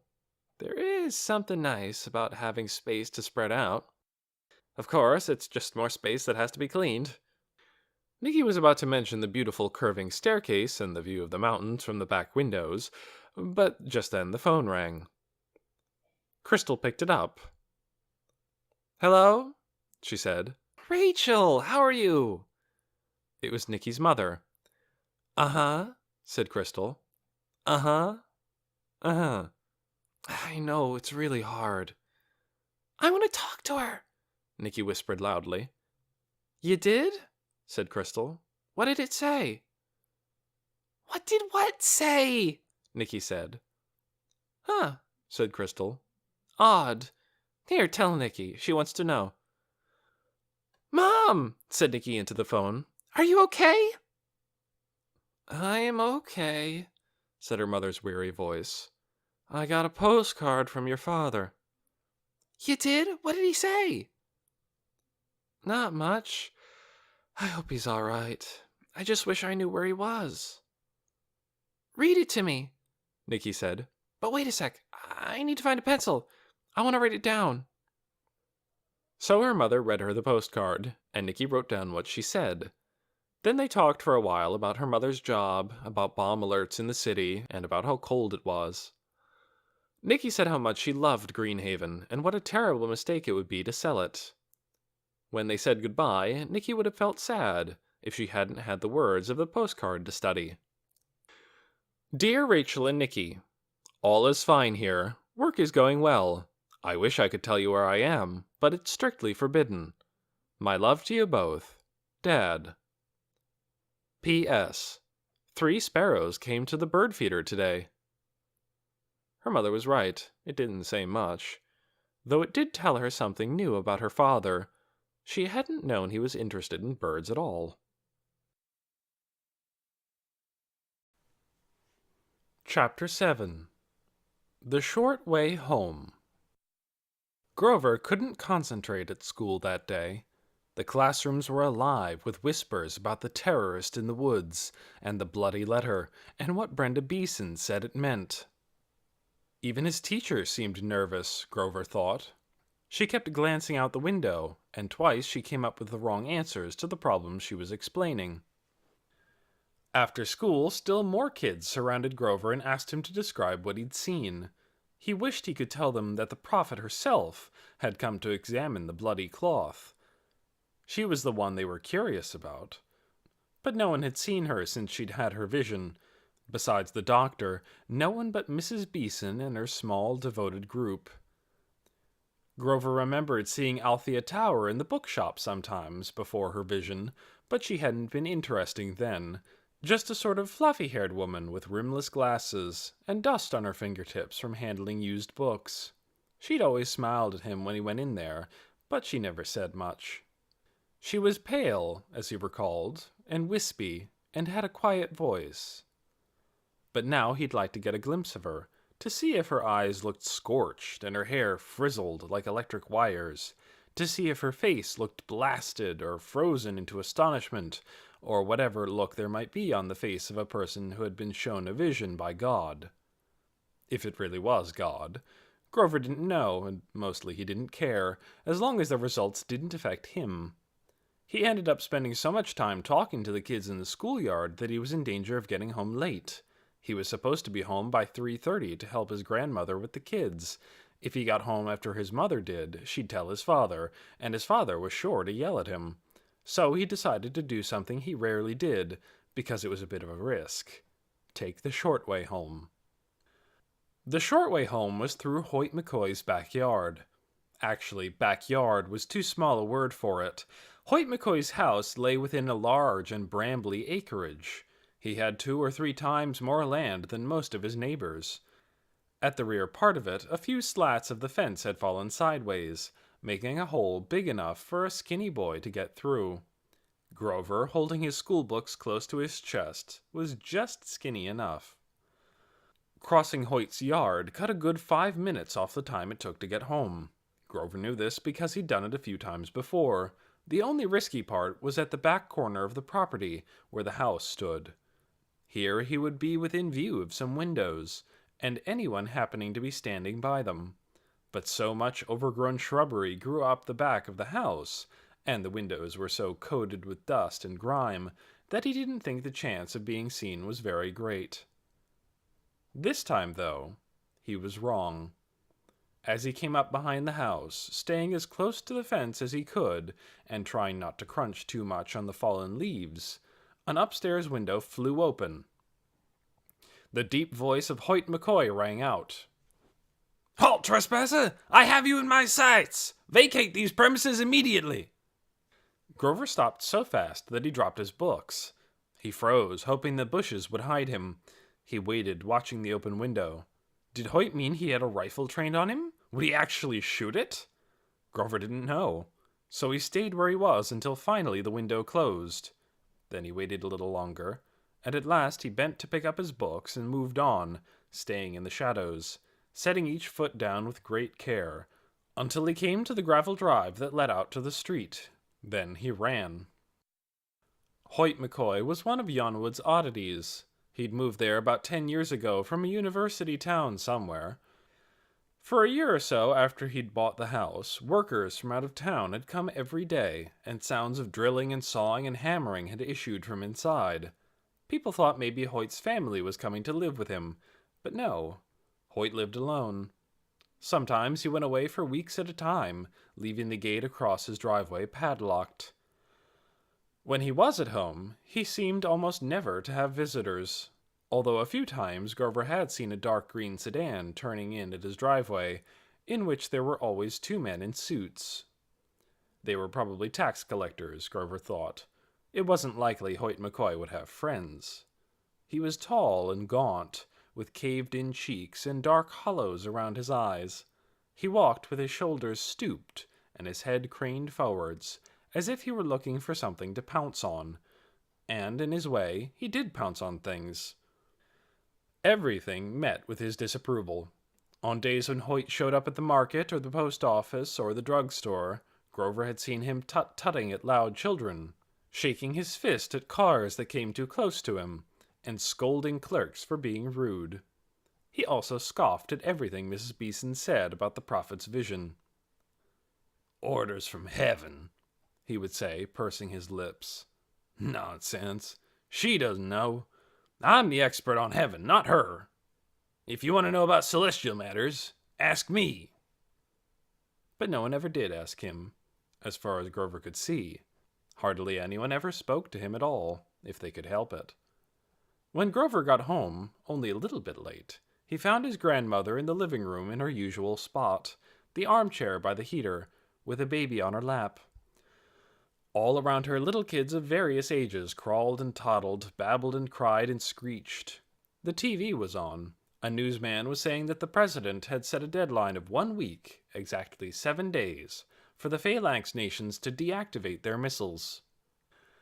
Otherwise, the United States would have no choice but to... His grandmother aimed the remote and flicked off the TV.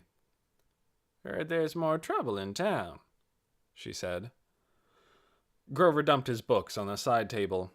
"I was the first one there, Granny Carey," he said. "I was the one who told Andy." "Good for you," said his grandmother. "On top of things as usual." One of Grover's little brothers whacked his sister with a stuffed animal. The little girl wailed. The baby on his grandmother's lap started to cry. This was how it always was at Grover's house.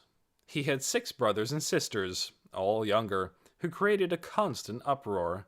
His father worked as a handyman, and his mother worked at the dress shop, so his grandmother was the one who minded the children.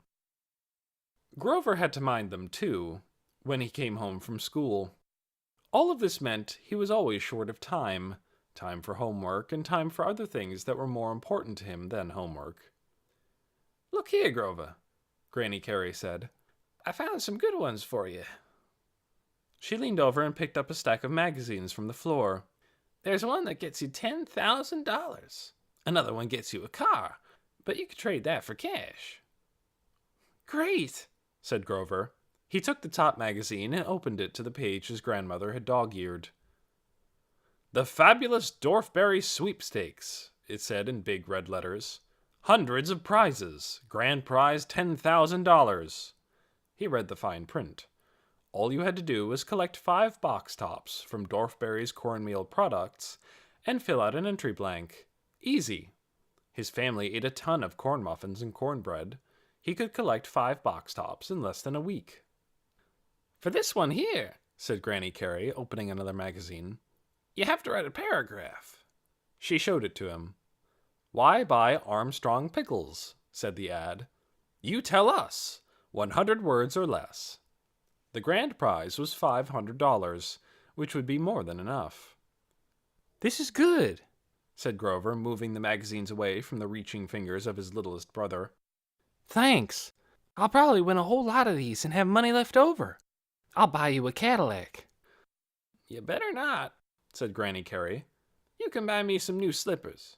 These ones are getting worn out." She stuck out her feet, on which she was wearing yellow slippers with duck heads on them.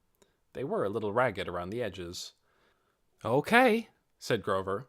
He'd be happy to buy his grandmother anything she wanted. At 5:30, his mother came home, looking tired and carrying a bag of groceries. "Somebody's lurking around the woods," she said, setting the bag down and taking off her coat. "I know it," said Grover. "Don't you go up there," she said. "You stay around here for a change." She started taking boxes and cans from the bag and putting them away. A little later, Grover's father came home. He came in the back door, leaving his toolbox on the porch. "You hear about the break-in?" he said. "Yes," said everyone. "Gurney and his men ought to get up there in the woods and flush that guy out," said Grover's father. "Take their rifles with them." "Don't talk about rifles," said Grover's mother. "It scares me." His father just shrugged. "Serious times call for serious solutions," he said. "A shield of goodness is better protection," his mother said. "Fine," said his father. "You work on being good. I'll keep the gun loaded." "It could just be some poor wandering tramp up there," said his grandmother. "Trouble is," said his father, "we don't know. He could be a tramp. He could be a guy scoping out bomb sites. Do you want to take the risk?" Grover noticed a smear of grease on the side of his father's neck. Probably he'd been doing a plumbing job today. He could do just about anything. Plumbing, carpentry, electrical work. He always had a lot of jobs, and he always came home tired and slightly grumpy in the evening. I'm going down to the shed, said Grover. There was still at least half an hour before dinner, and he wanted to use it. Now listen here, said his father. You waste a lot of time fooling around in that shed. What about your homework? Don't tell me that you don't have any. I do, but I can do it later, Grover said. What comes first? Getting ready for your future, or fiddling with your little hobbies? Grover's father put one foot up on a chair and untied his shoe. If you're going to do something useful with your life, you've got to get started. I am going to do something useful, Grover said. Not the way you're going, you're not, said his father, untying the other shoe and letting it thump to the floor. He started in on the rant Grover had heard 1,000 times. You have to think practical. The world is headed for disaster. I think we can say that for sure. But afterward, assuming the human race survives, there's going to be a big need for builders, architects, engineers. Study a little harder, and you could be one of them. But Grover had other ideas. He picked up his books and went back to his room. He flopped onto his bed. Instead of going down to the shed, he'd put the finishing touches on his application tonight, the one that was going to change his life. It was in the slim blue notebook he carried with him everywhere. But where was the notebook?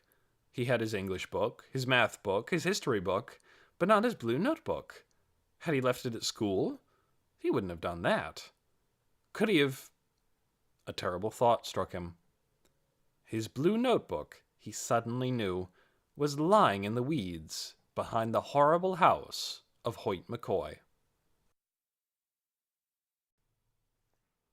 Chapter 8. A Crack in the Sky. He was going to have to go tonight, while it was dark.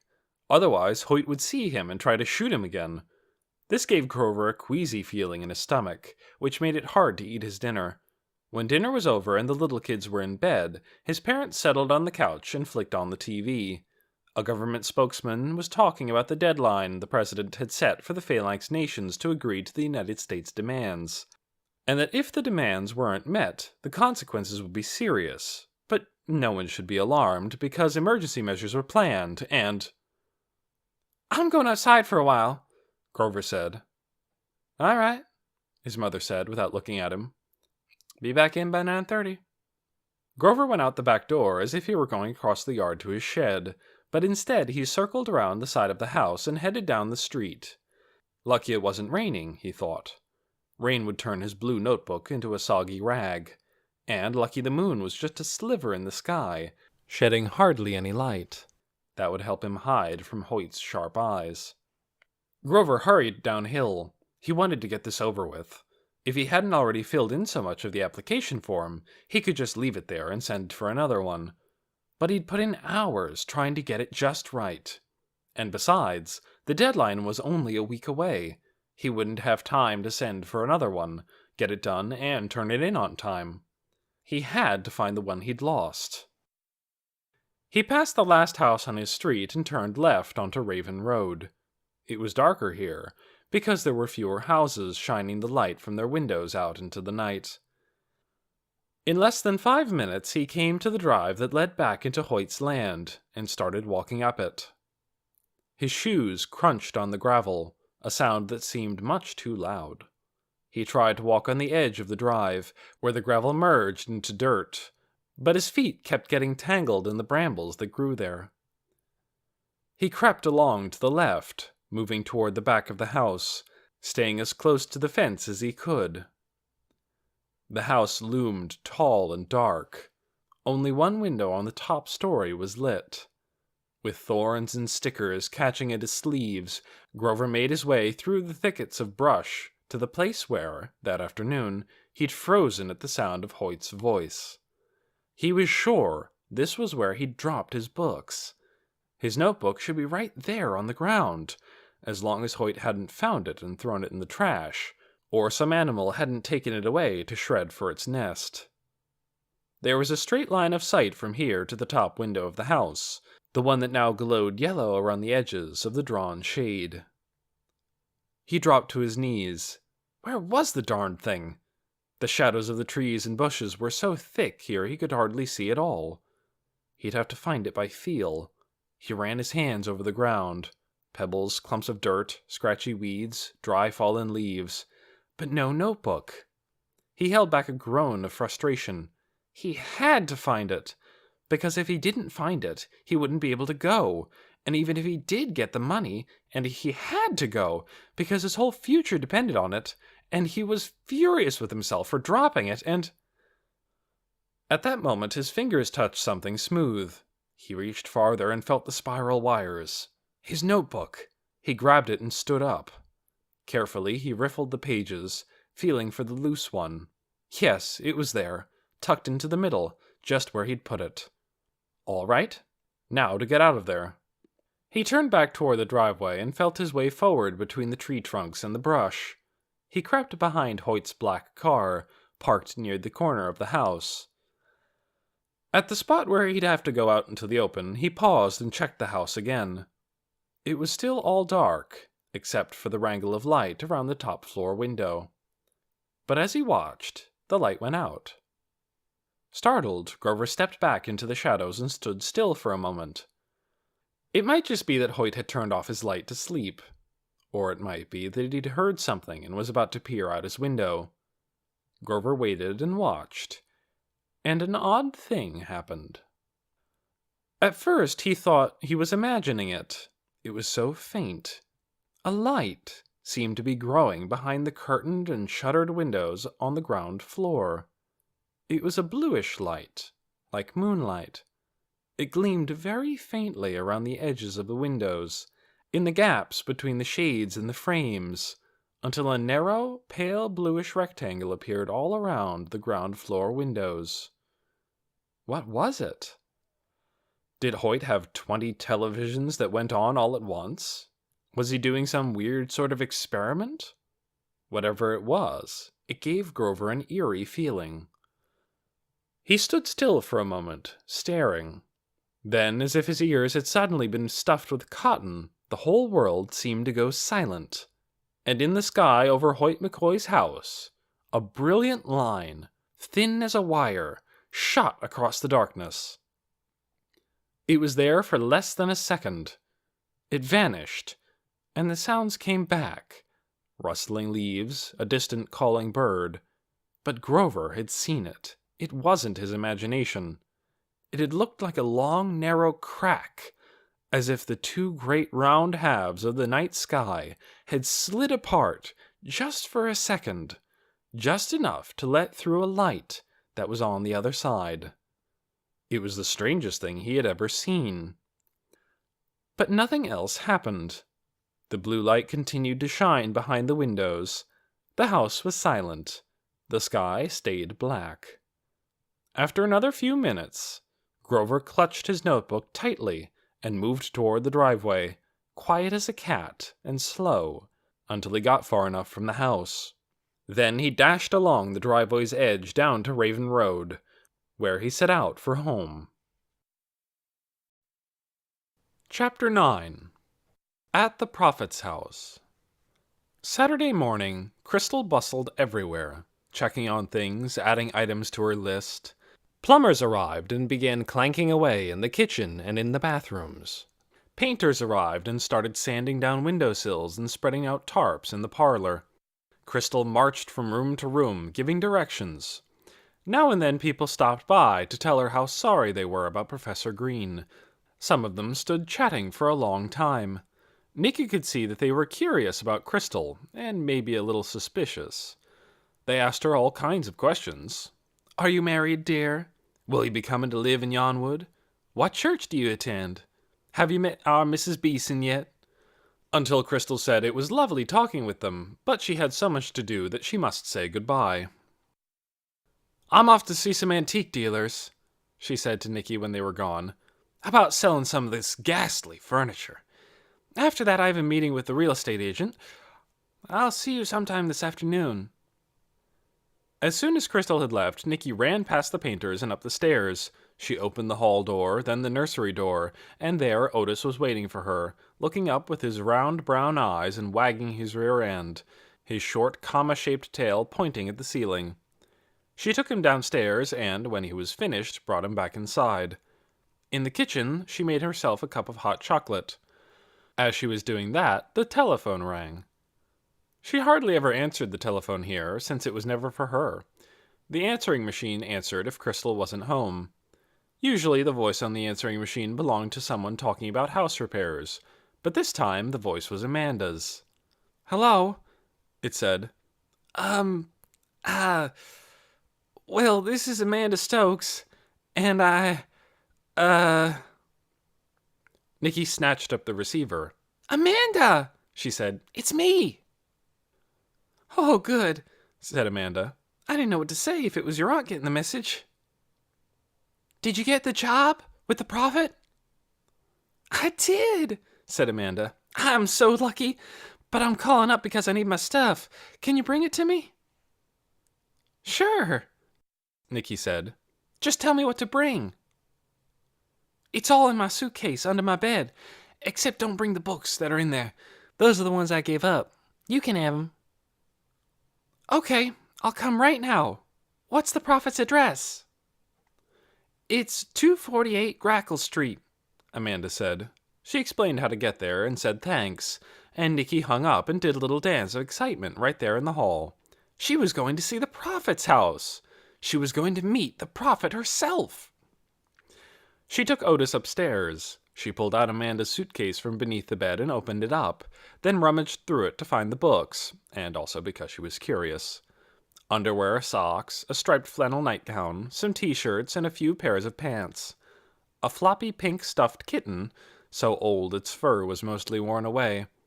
A battered postcard with a picture of a beach. Nikki couldn't resist reading it. In big round handwriting, it said, Dear Pumpkin, what a great place! Lots of beaches. See you soon. Your Mama. The date on the postcard was 12 years ago. Nikki wondered if this was all Amanda had of her mother. She found the books underneath everything else. There were 4 of them, all paperbacks. She picked one up. On the cover was a woman with hair like a black waterfall, swooning in the arms of a man who was gazing at her hungrily. It was called Heaven in His Arms. Another one was called A Heart in Flames. Its cover showed a clasped-together couple, standing on a windswept cliff with a blazing sunset in the sky behind them. All the books were like that. They looked interesting. She would read them herself. They might help her with goal number 2. She put everything else back into the suitcase, went downstairs, edging past a carpenter repairing the front door, and set off for the Prophet's house. It was a blustery morning. Big heaps of cloud rushed across the sky, and the wind was chilly. A few dead leaves skittered along the sidewalk. Nikki turned onto Main Street. Downtown, something seemed to be going on. Clusters of people stood here and there on the sidewalks, talking excitedly. As Nikki passed the drugstore, she saw that the TV inside was on, and people had gathered around it and were listening to the news. There were more people around the TV in the video store, and also at the Cozy Corner Cafe. The president must be making some kind of announcement. She could see his solemn face and white hair on the screen, but she didn't want to stop and listen to him right now. She wanted to get on to the Prophet's house. Later, she could find out what he'd said. She walked 4 blocks up Grackle Street to number 248. It was a neat white house with a front porch, more or less like the other houses on the street, except that there were some bunches of limp flowers tied to the fence, along with a Christmas tree angel, a couple of holy-looking pictures, a couple of handwritten signs. One said, Althea, our prophet, and the other one said, We believe. A bird feeder hung from the porch roof, but there were no seeds in it. The curtains in all the windows were closed. Nikki rang the bell, and after a moment Amanda opened the door. Oh, hi, she said, reaching for the suitcase. Thanks for bringing this. You're welcome, Nikki said. Well, said Amanda, see you later. She took a step back and started to close the door. But can't I come in? Nikki said. Can't I meet the Prophet? She tried to look past Amanda into the room. Were there people in there? She thought she heard the sound of voices.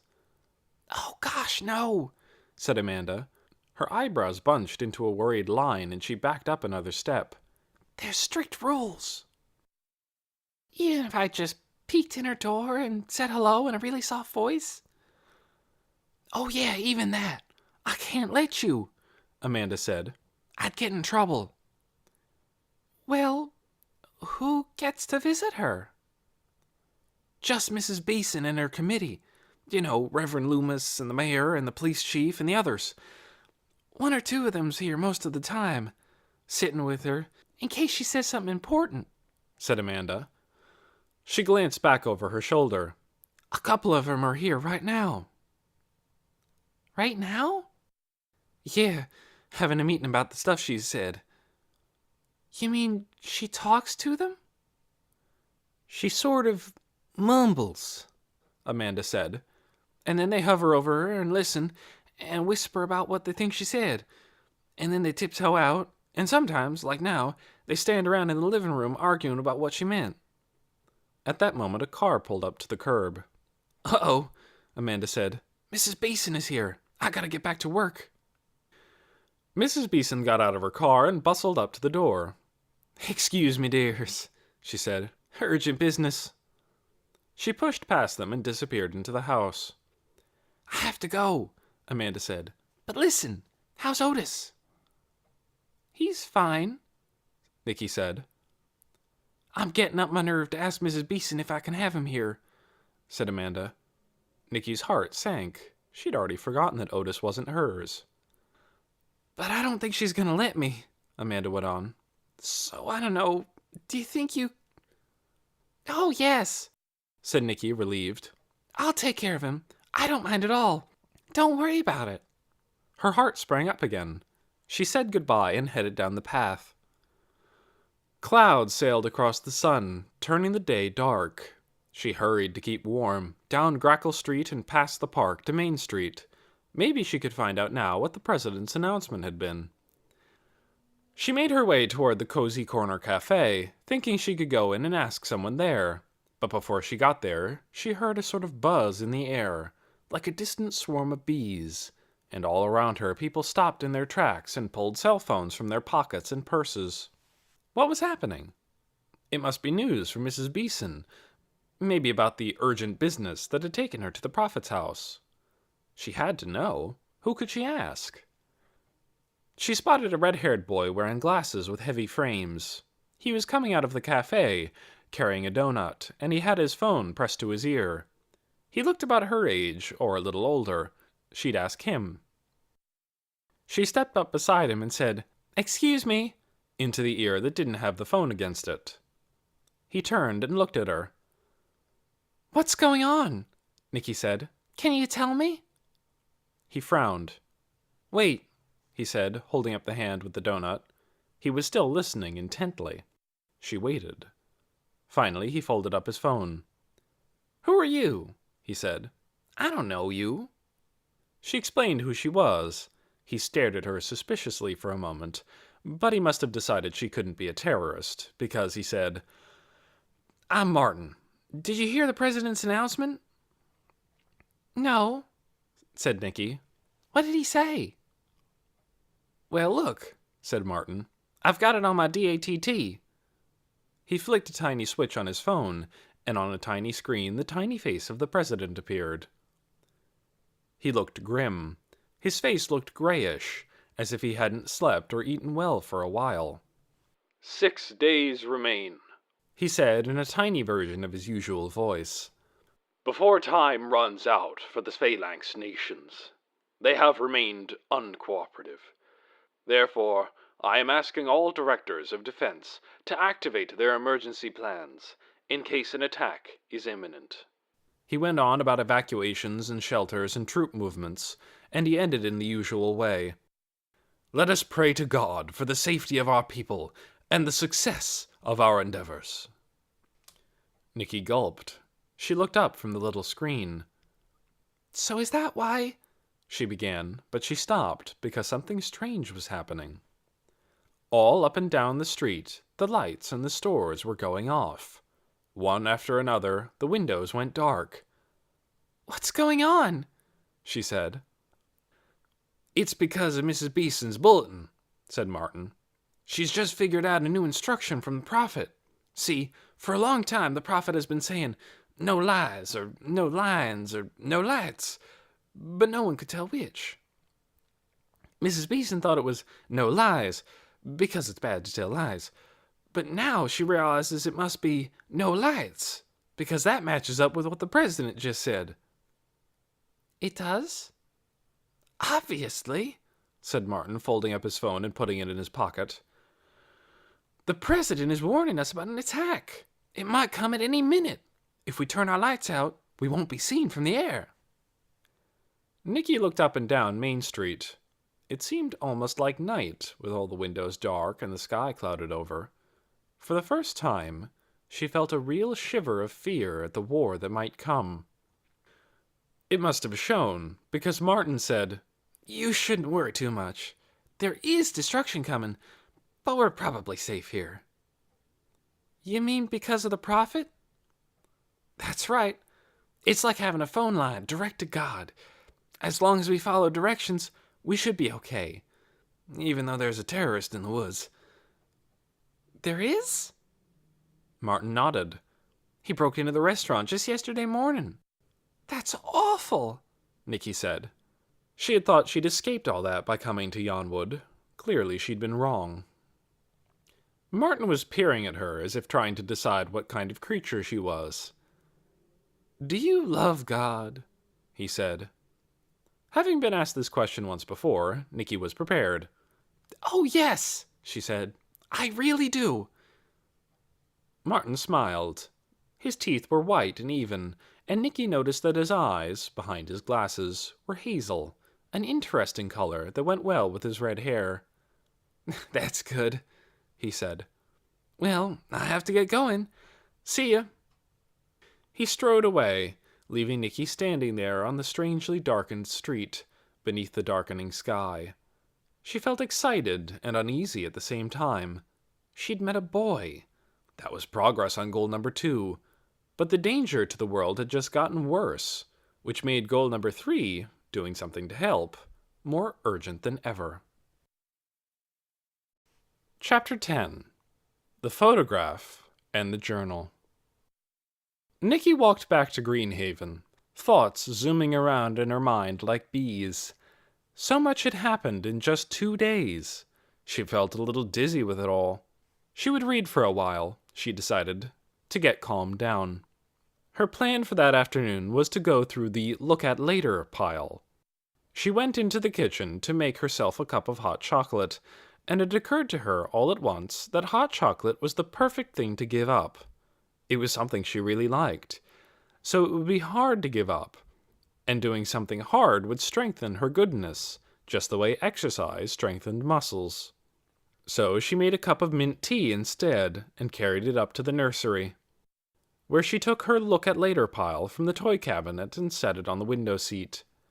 The light was dim there because of the blankets she and Amanda had hung over the windows, and because of the cloudy sky. She pushed one of the blankets aside a little and settled down with a big red pillow at her back. Otis jumped up next to her. The first thing she wanted to check was the envelope she'd begun to look at yesterday. She picked it up and slid out the photograph. It was brownish and had a cardboard backing. It showed 6 people, 2 men and 2 women, seated, and 2 children sitting on the floor in front of them. They wore old-fashioned outfits and had sour looks on their faces, as if they were annoyed with the photographer for making them sit still so long. There was something odd about the 2 men, who sat next to each other in the center of the group. At first Nicky thought one of them was sitting in the other one's lap. She looked closer. The 2 men, who looked just alike, seemed to be stuck together. Yes, they were joined by what looked like a thick finger of flesh that went from the stomach of one to the stomach of the other. That was why they were sitting in that odd way. They were twins, connected twins, or something like that. There was another word for it that she couldn't remember. Under the picture, someone had written, "The Messrs. Bunker and their wives, visitors to Greenhaven on June 4, 1868. Visitors to Greenhaven. They must have been here, in this house. She gazed at the picture a long time. How would it be to live your life attached to someone else? You could never get away from each other, not to go for a walk, not in bed at night, not even in the bathroom. If one was sick, the other would have to lie there too. If one wanted to go downtown and the other wanted to stay home and read the newspaper, they'd have to negotiate about it and try to agree. Each one would always hear everything the other said. It was the strangest kind of life she could imagine. She put the picture back in its envelope and took up the small brown notebook that Amanda had brought to her, the one her great-grandfather had written in. She read the first entry again, where he'd said he'd been having odd experiences, and then she read on. 12:10. It's the second-floor bedroom, I think, the one at the west end of the hall. Why there? Some memory being triggered? Can't figure it out. 12:13. Darn hip giving me trouble. Stayed in bed most of the day. 12:19.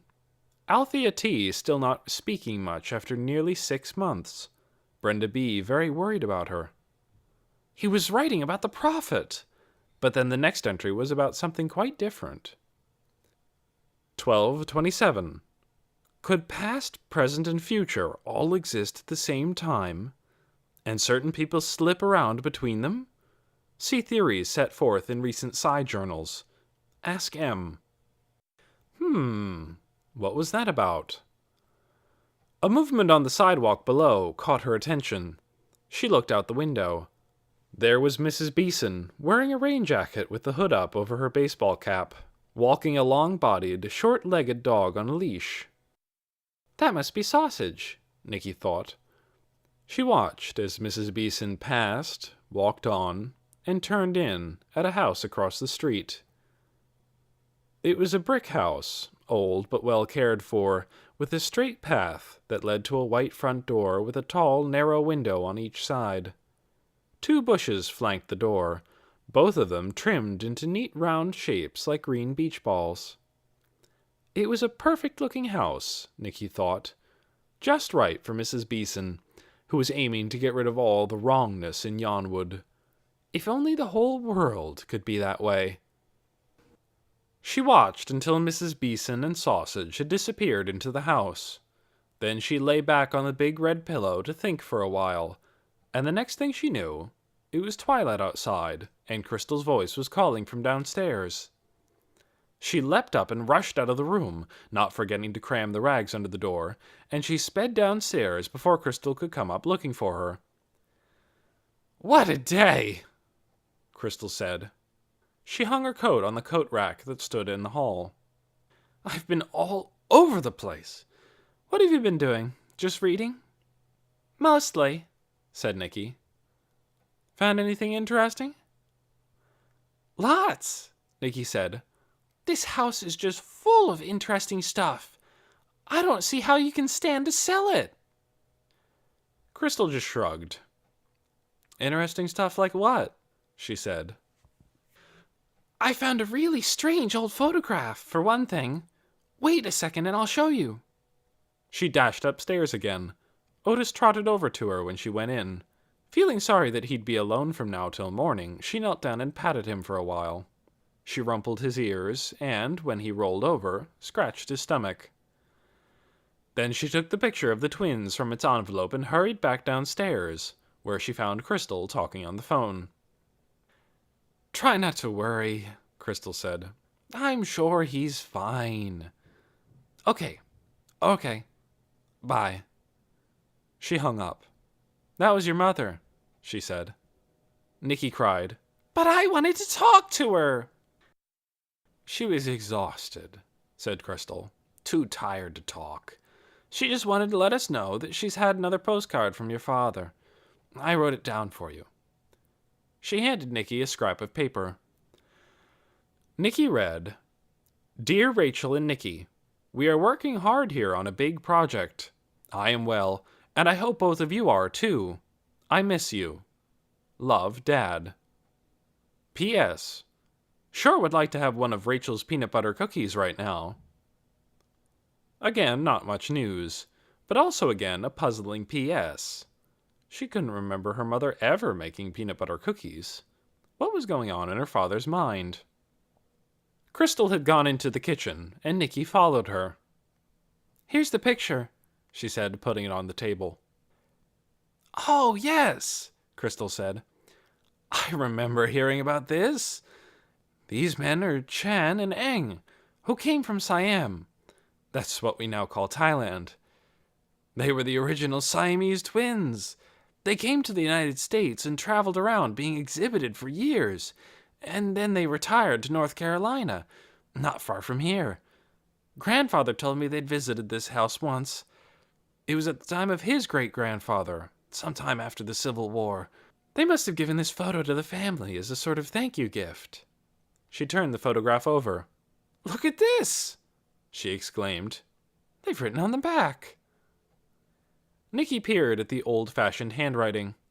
It said, "With gratitude for your hospitality," and was signed with 2 names. "If this is authentic," said Crystal, "it could be worth something." "How much?" said Nicky. "I have no idea. Not a great deal, probably, but something." Nicky took the photo and turned it over again. "I guess those 2 boys are their children," she said. "Yes," said Crystal. "In fact, I think they had something like 10 children apiece." "Wouldn't it be hard to be married to Siamese twins?" said Nicky, looking at the grumpy faces of the 2 big women. "I surely think so," said Crystal. "In fact, as I recall, the 2 women were sisters, but they didn't get along. After a while, the twins got themselves 2 houses, one for each wife, and the husbands alternated between them." She shook her head. "Amazing, isn't it, that they managed to work things out at all? I tried twice, under much easier circumstances, and failed both times." She opened up a cupboard and took down a can of soup. "Can you bear to have soup again for dinner?" she said. "I'm too tired to do anything else." "That's okay," said Nicky. She wondered if she should tell Crystal about the Prophet and Mrs. Beeson, and how Yonwood was battling the forces of evil by building a shield of goodness. But she hesitated. Crystal might decide that Nicky shouldn't be getting involved in that battle. She might decide that Nicky needed more supervision. Nicky didn't want that at all. So all she said was, "Crystal, do you think there's going to be a war?" "I don't know," Crystal said. "Fortunately, I'm too busy to think much about it." She cast a quick look at Nicky. "Don't you think about it either," she said. "There's not much we can do." "Just live good lives, right?" Nicky said. "Not add to the badness. That's what you said before." "Uh-huh," said Crystal. She opened up the can and scooped the soup into a pot. "So if everyone lives good lives, then maybe bad things won't happen," Nicky said. "At least not to us." But she could tell Crystal wasn't really listening. She was holding the soup can under the faucet to fill it, but only a feeble trickle of water was coming out. "Something is wrong with the water pressure," she said. "We must have a leaky pipe somewhere. And the plumbers are just here. They've made it worse instead of better. And of course tomorrow is Sunday, so a plumber will be hard to find." She sighed. "There's so much to do. I suppose I should face the 3rd floor. I haven't even been up there." Nicky's heart jumped into her throat. "It's just rooms full of boxes," she said. "You don't need to see it." "No, I really should." Crystal stirred the soup with one hand and ran the other hand wearily through her hair. "I need to see what I have to deal with. Not tonight, though. I'll do it first thing tomorrow morning." Crystal reached for 2 bowls. "It's getting dark," she said. "Would you switch the light on?" That was when Nicky remembered. "We have to close all the curtains and blinds," she said. "We do? Why?" "So we can't be seen from the air," said Nicky. "in case there's an attack." She pulled down the kitchen blinds. "Oh, I don't think that's necessary," Crystal said. "But if it makes you feel better, go ahead."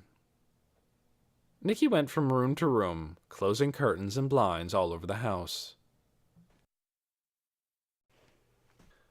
Chapter 11. Trouble Spots. As soon as Crystal had washed her dishes and disappeared into the bathroom, Nicky raced upstairs. She hooked Otis to his leash and flew down the stairs again. She tiptoed past Crystal's room, where she heard the roar of the hairdryer, and zipped out the back door. At the far end of the garden, she looped Otis's leash around the trunk of a tree. "Now, Otis," she said, "try to be quiet. I'll come back for you as soon as I can." Inside again, past Crystal's room, this time she heard the psst psst of the hairspray, and up the stairs to the nursery. She hid the dog dishes and the dog food in a box of old toys in the closet, tore down the blanket that they'd hung over the door, and then came Crystal's steps on the stairs and her voice calling, "Are you up there?" Nicky showed her the 2 storage rooms first. "Oh, horrors," said Crystal, looking at the cobwebby trunks and boxes and suitcases. "It's true that they never threw anything away. Just looking at it gives me a headache." She went toward the nursery. "What's in here?" "I've been sort of staying in here," Nicky said. Crystal strode in. She gazed at the rugs, the blankets hung on the walls, the rocking chair and lamps. "I did it," Nicky said. "I wanted to make it cozy." Crystal smiled at her. "Well, it is cozy," she said. "It's actually quite a nice room. It smells a little funny, though." She wrinkled her nose. "Probably there are rats up under the roof. Let's let some air in." She went to the window and thrust it open. The sound of barking and whining floated up from below, but Crystal paid no attention. "When we get ready to put the house on the market," she said, "we can sell this as a perfect space for a home gym. Or maybe a media center. Screen over there." She raised her hands, measuring a wall-sized screen. "Theater seats here. Could be quite lovely. What do you think?" But she didn't pause to hear what Nicky thought, which was that she didn't like any of those ideas. She went right on to say that she would decide what to do about all this later. But today, since it was Sunday and she couldn't do much shopping, she was going to take a drive with Len. "I don't suppose you want to come," she said. "Who's Len?" said Nicky. "The real estate agent." "Oh," said Nicky. "No, I don't want to come." Once Crystal had left, Nicky rescued Otis from the back garden and played with him a long time to make up for his exile. The shoe they'd been using for a toy had turned into a shapeless wad by now, so Nicky found an ancient yellow tennis ball in the closet. Otis adored it. He had to stretch his jaws wide apart to hold it, which made him look as if he were trying to swallow a grapefruit. When Otis lost interest in chasing the ball and settled down to gnaw on it, Nicky decided that today would be her day to explore Yonwood. It was going to be her home, after all, if she accomplished her goal number 1. And while she was at it, she would keep her eyes open for sinners and trouble spots, and anything that had a feeling of wrongness. If she was going to accomplish goal number 3, she needed to understand all this. She would keep her eyes open for Martin, too. She might happen to run into him somewhere, and they might happen to talk to each other. She needed to find out if he was someone she could fall in love with, goal number 2. So far, she couldn't tell. He was nice-looking. He was friendly, sort of. That was enough for a start.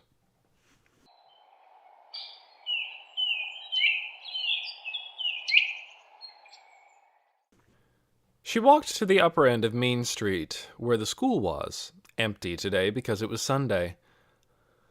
Though it was still cold and windy, the sun was out. Some boys were shooting baskets in the schoolyard. She looked to see if Martin was one of them, but he was not. A few blocks farther on, and she was in downtown Yonwood. A few stores were open, but their lights were still off. They looked uninviting, like dim caves. Small clusters of people gathered in places where a TV was on. showing the news. Nikki heard snippets as she passed. 5 days remaining until the deadline, said the president's voice from the Cozy Corner Cafe. Ambassador has been assassinated, he said from the newsstand. Group calling itself the Warriors of God has claimed, he said from the drugstore. The familiar nervous feeling started up in Nikki's stomach as she heard these words, and she could tell that the other people were nervous too. A woman behind her was talking about how the tension was just killing her, and another woman answered that it was killing her too, but that they had to have faith, that they'd be all right. And the first person said yes, she did believe that, but she was just wishing everyone did. Nikki hurried on, not wanting to hear any more. Half a block down, she suddenly heard the strange hum she'd heard before. Mmm.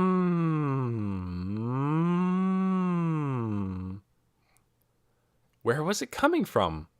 A machine inside a building? Some kind of car or engine on the street? She looked around but saw nothing. The hum grew slightly louder. Was it behind the grocery store? She peered up a narrow alley and thought she saw someone darting across the other end. But she wasn't sure. The hum faded. Nikki turned around. Behind her were two of the people who'd been watching the president at the drugstore a minute ago. A short, bald man and a gray-haired woman. Did you hear that funny sound? She said. Do you know what it was? Neither one answered. They kept on walking. The man cast a suspicious glance at her, and the woman pressed her lips together and shook her head. I just wondered, Nikki said. The woman stopped and glared at her. You should know, she said. Why don't you know? Whose child are you? But she didn't wait for an answer. She reached for the man's arm, and they hastened away. Nikki felt as if she'd been slapped. She wasn't supposed to ask about the hum, that was clear. But why not? How was she supposed to find out if she didn't ask? She went on. Toward the end of Main Street, she came to the grocery store. And beyond that was the church she'd seen when she and Crystal had first arrived. The Church of the Fiery Vision, the sign said, but she could also make out the old name that had been crossed out. Yonwood Community Church. Today the sign also said, Today's Sermon, Pulling Together in Dark Times. A lot of people were gathered here, milling about and greeting one another in low voices. Many of them were wearing the round blue button she'd first seen on Mrs. Beeson. The doors of the church stood open, and beside them was a thin-faced man dressed in a sort of robe, dark blue with a white border. Was that the Reverend Loomis? Nikki wondered. She saw Mrs. Beeson standing near him, though she almost didn't recognize her at first, because Mrs. Beeson was wearing a woolly gray hat like an upside-down bowl, and her gray hair was brushed and fluffy instead of in a ponytail. She spoke to all the people as they went inside. Nikki waved to her, and Mrs. Beeson flashed her a smile. Nikki turned around and walked back the way she'd come, but on the other side of the street this time. She noticed a few things that might be examples of wrongness. By the park, she saw an old man spitting on the sidewalk. Surely that was a wrong thing to do. She also saw an angry little boy pulling a cat's tail. She told him not to, and he scowled at her. It was wicked to hurt animals, but was it wicked if a 6-year-old did it? She wasn't sure. In an alley beside the boarded-up movie theater, she saw 3 teenage girls smoking. She wasn't sure about that one either. Was it bad to smoke? Or only bad before a certain age? She would ask Mrs. Beeson. For a few minutes, she followed along behind a group of kids to see if they were being cruel to each other, the way kids sometimes were. She saw some teasing and a little roughhousing, but nothing much. She looked for Martin in this group, but he wasn't there. When she was back where she had started, at the north end of Main Street, she headed downhill. The houses were farther apart here than in Greenhaven's neighborhood, and smaller. She saw a woman sitting on her front porch, reading the paper. A few children played ball in the street. No one was doing anything wrong, as far as she could tell. Really, Yonwood seemed like a very good town. So much better than dirty, crime-riddled Philadelphia. Following the words of the prophet must be working. Farther on, she came to what looked at first like a big, wild, vacant lot. A high fence ran alongside it, and beyond the fence grew tall, unkempt trees. After 100 yards or so, she came to a gravel drive with a mailbox beside it. H. McCoy, 600 Raven Road, was printed in black paint on the mailbox, and a no trespassing sign was nailed to a tree. She recognized the name McCoy. Mrs. Beeson had mentioned this person. He was the one she was worried about for some reason. She peered up the driveway. At the end, rising from a tangle of trees and rangy shrubs, she could just glimpse the peak of a roof. Tree branches threw shadows across it, and the shadows danced in the wind like long, thin ghosts. Should she go in there and see what H. McCoy was up to? Not today, she thought.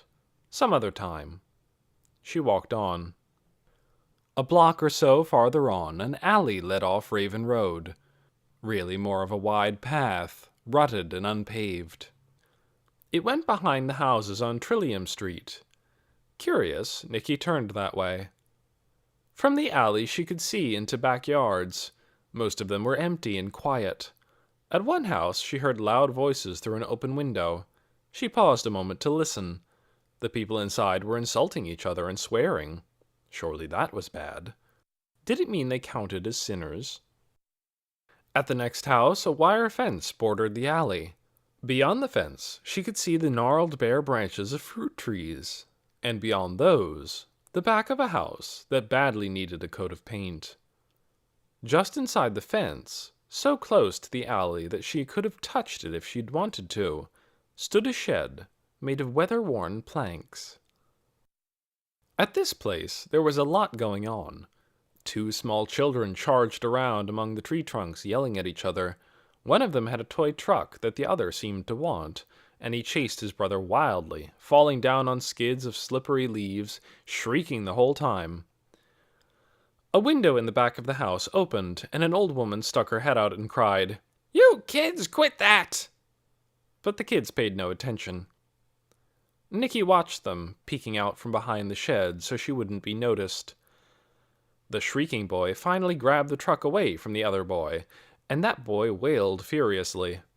Another child appeared, a girl maybe 4 or 5 years old, and scolded the boy who was crying. And then a bigger boy, closer to Nicky's age, burst out the back door. He had curly blonde hair, big ears, and a strong, skinny body. The boy leapt down the porch steps. "Hey, Roddy, lost your truck?" he called. "Want an airplane instead?" And he took hold of the little boy's hands and whirled him around so that he flew off the ground, squealing with laughter. "Fly me," said the other boy, and the big boy did. He flew the girl, too. Then he said, "Now all of you quit making such a racket. There's plenty of toys inside. Go on." "But I want," the little boy started to wail. "Go on," said the big boy, "and leave me alone." Nicky expected that he'd disappear back into the house, but instead he came toward the shed at the end of the yard. She ducked down quickly. He fiddled with the door for a moment. Maybe it was locked. She couldn't see. And then opened it and went inside.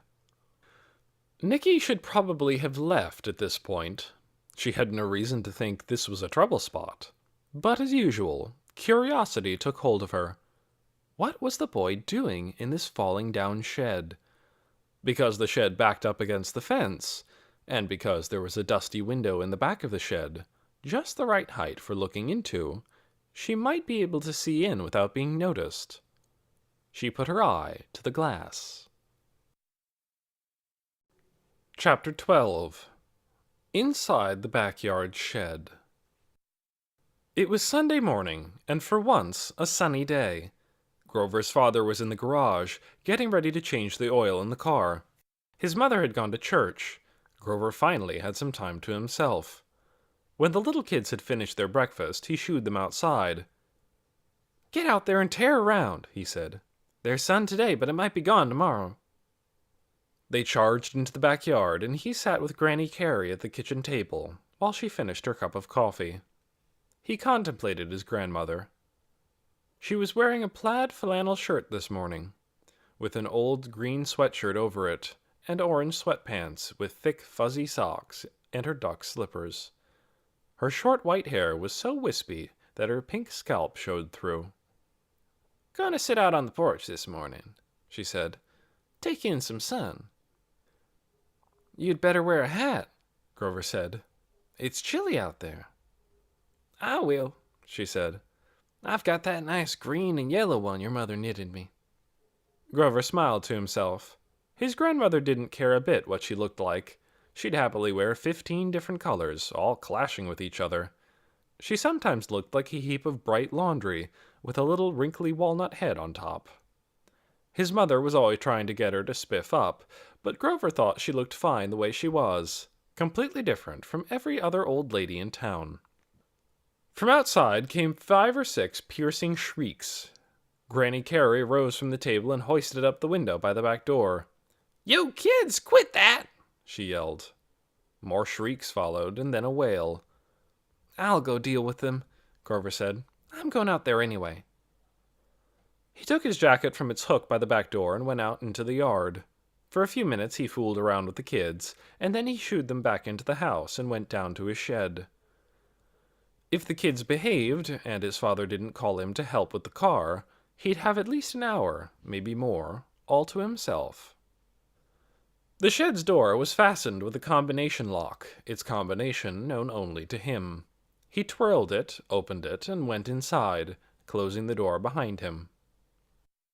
As soon as he was in there, he became, as always, a different Grover. Not the funny Grover, not the big brother Grover, but the serious, brilliant, totally focused Grover, pursuing his passion. A few rusted garden tools still hung on one wall of the shed, but he'd cleaned out all the old broken flower pots and half-empty boxes of plant food and bags of moldy potting soil that used to be in here. Along one side of the shed he had built a wide shelf, and on the shelf were the 2 glass tanks, each equipped with lights and sitting on a heating pad, where he kept his prized possessions, his snakes. He bent down and peered into each tank in turn. "How are you doing, my beauties?" he murmured.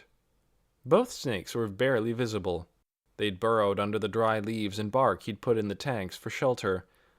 All he could see was a small patch of patterned scales pressed against the glass in one tank, and the narrow tip of a tail lying across a twig in the other. He checked the temperature in the tanks. 86 degrees for one, 80 for the other. Just right. Then he raised the glass top of the tank on the left and set it down on the shelf. He reached inside in a slow, unstartling way, and he took hold of the snake gently, a few inches behind its head, and raised it up into the air.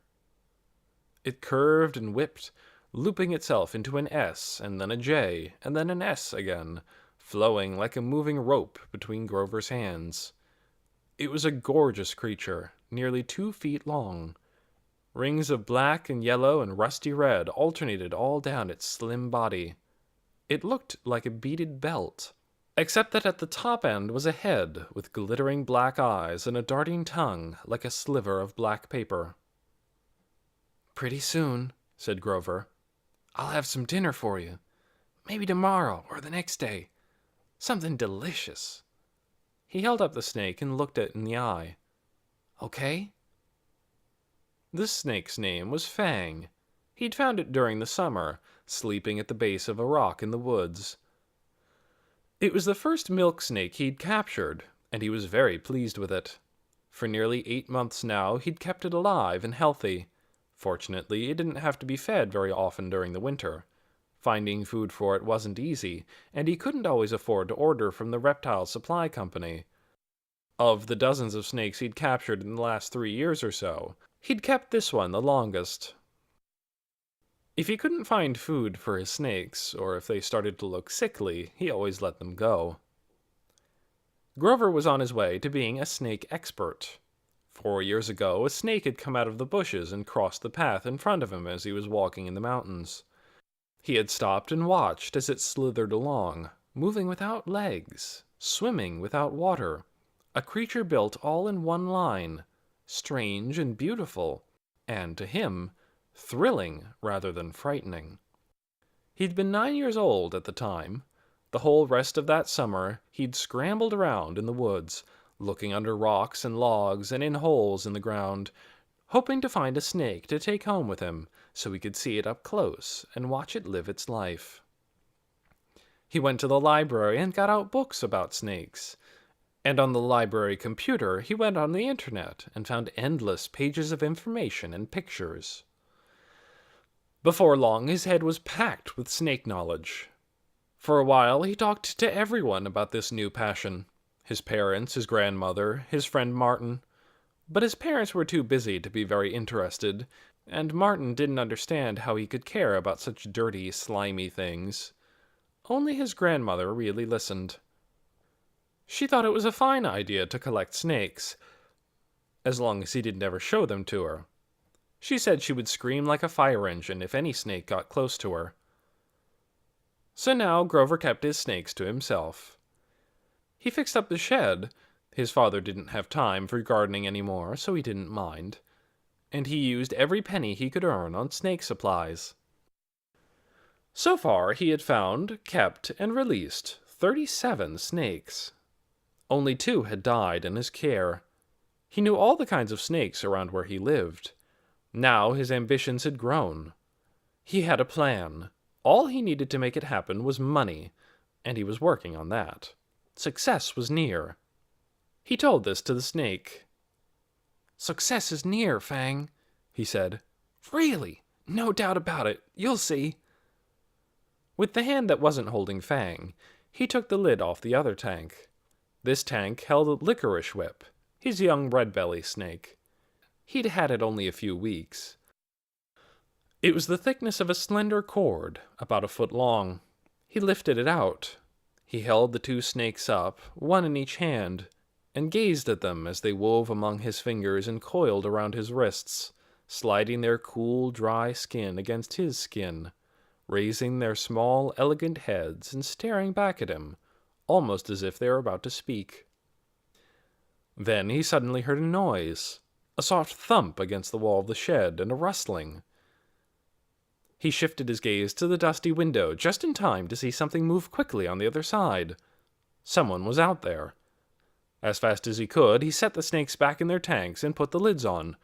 Then he dashed out and ran along the fence to the gate that led out to the alley. Up ahead, going around the curve, someone was running, but it was too far away to see who. He didn't try to give chase. Probably it was Martin, who used to be his friend, trying to catch him doing something forbidden. He didn't bother to run after him. He just went back to his shed. "What is the matter with that guy?" he said to Fang and Licorice Whip. "Seems like he's out to get me."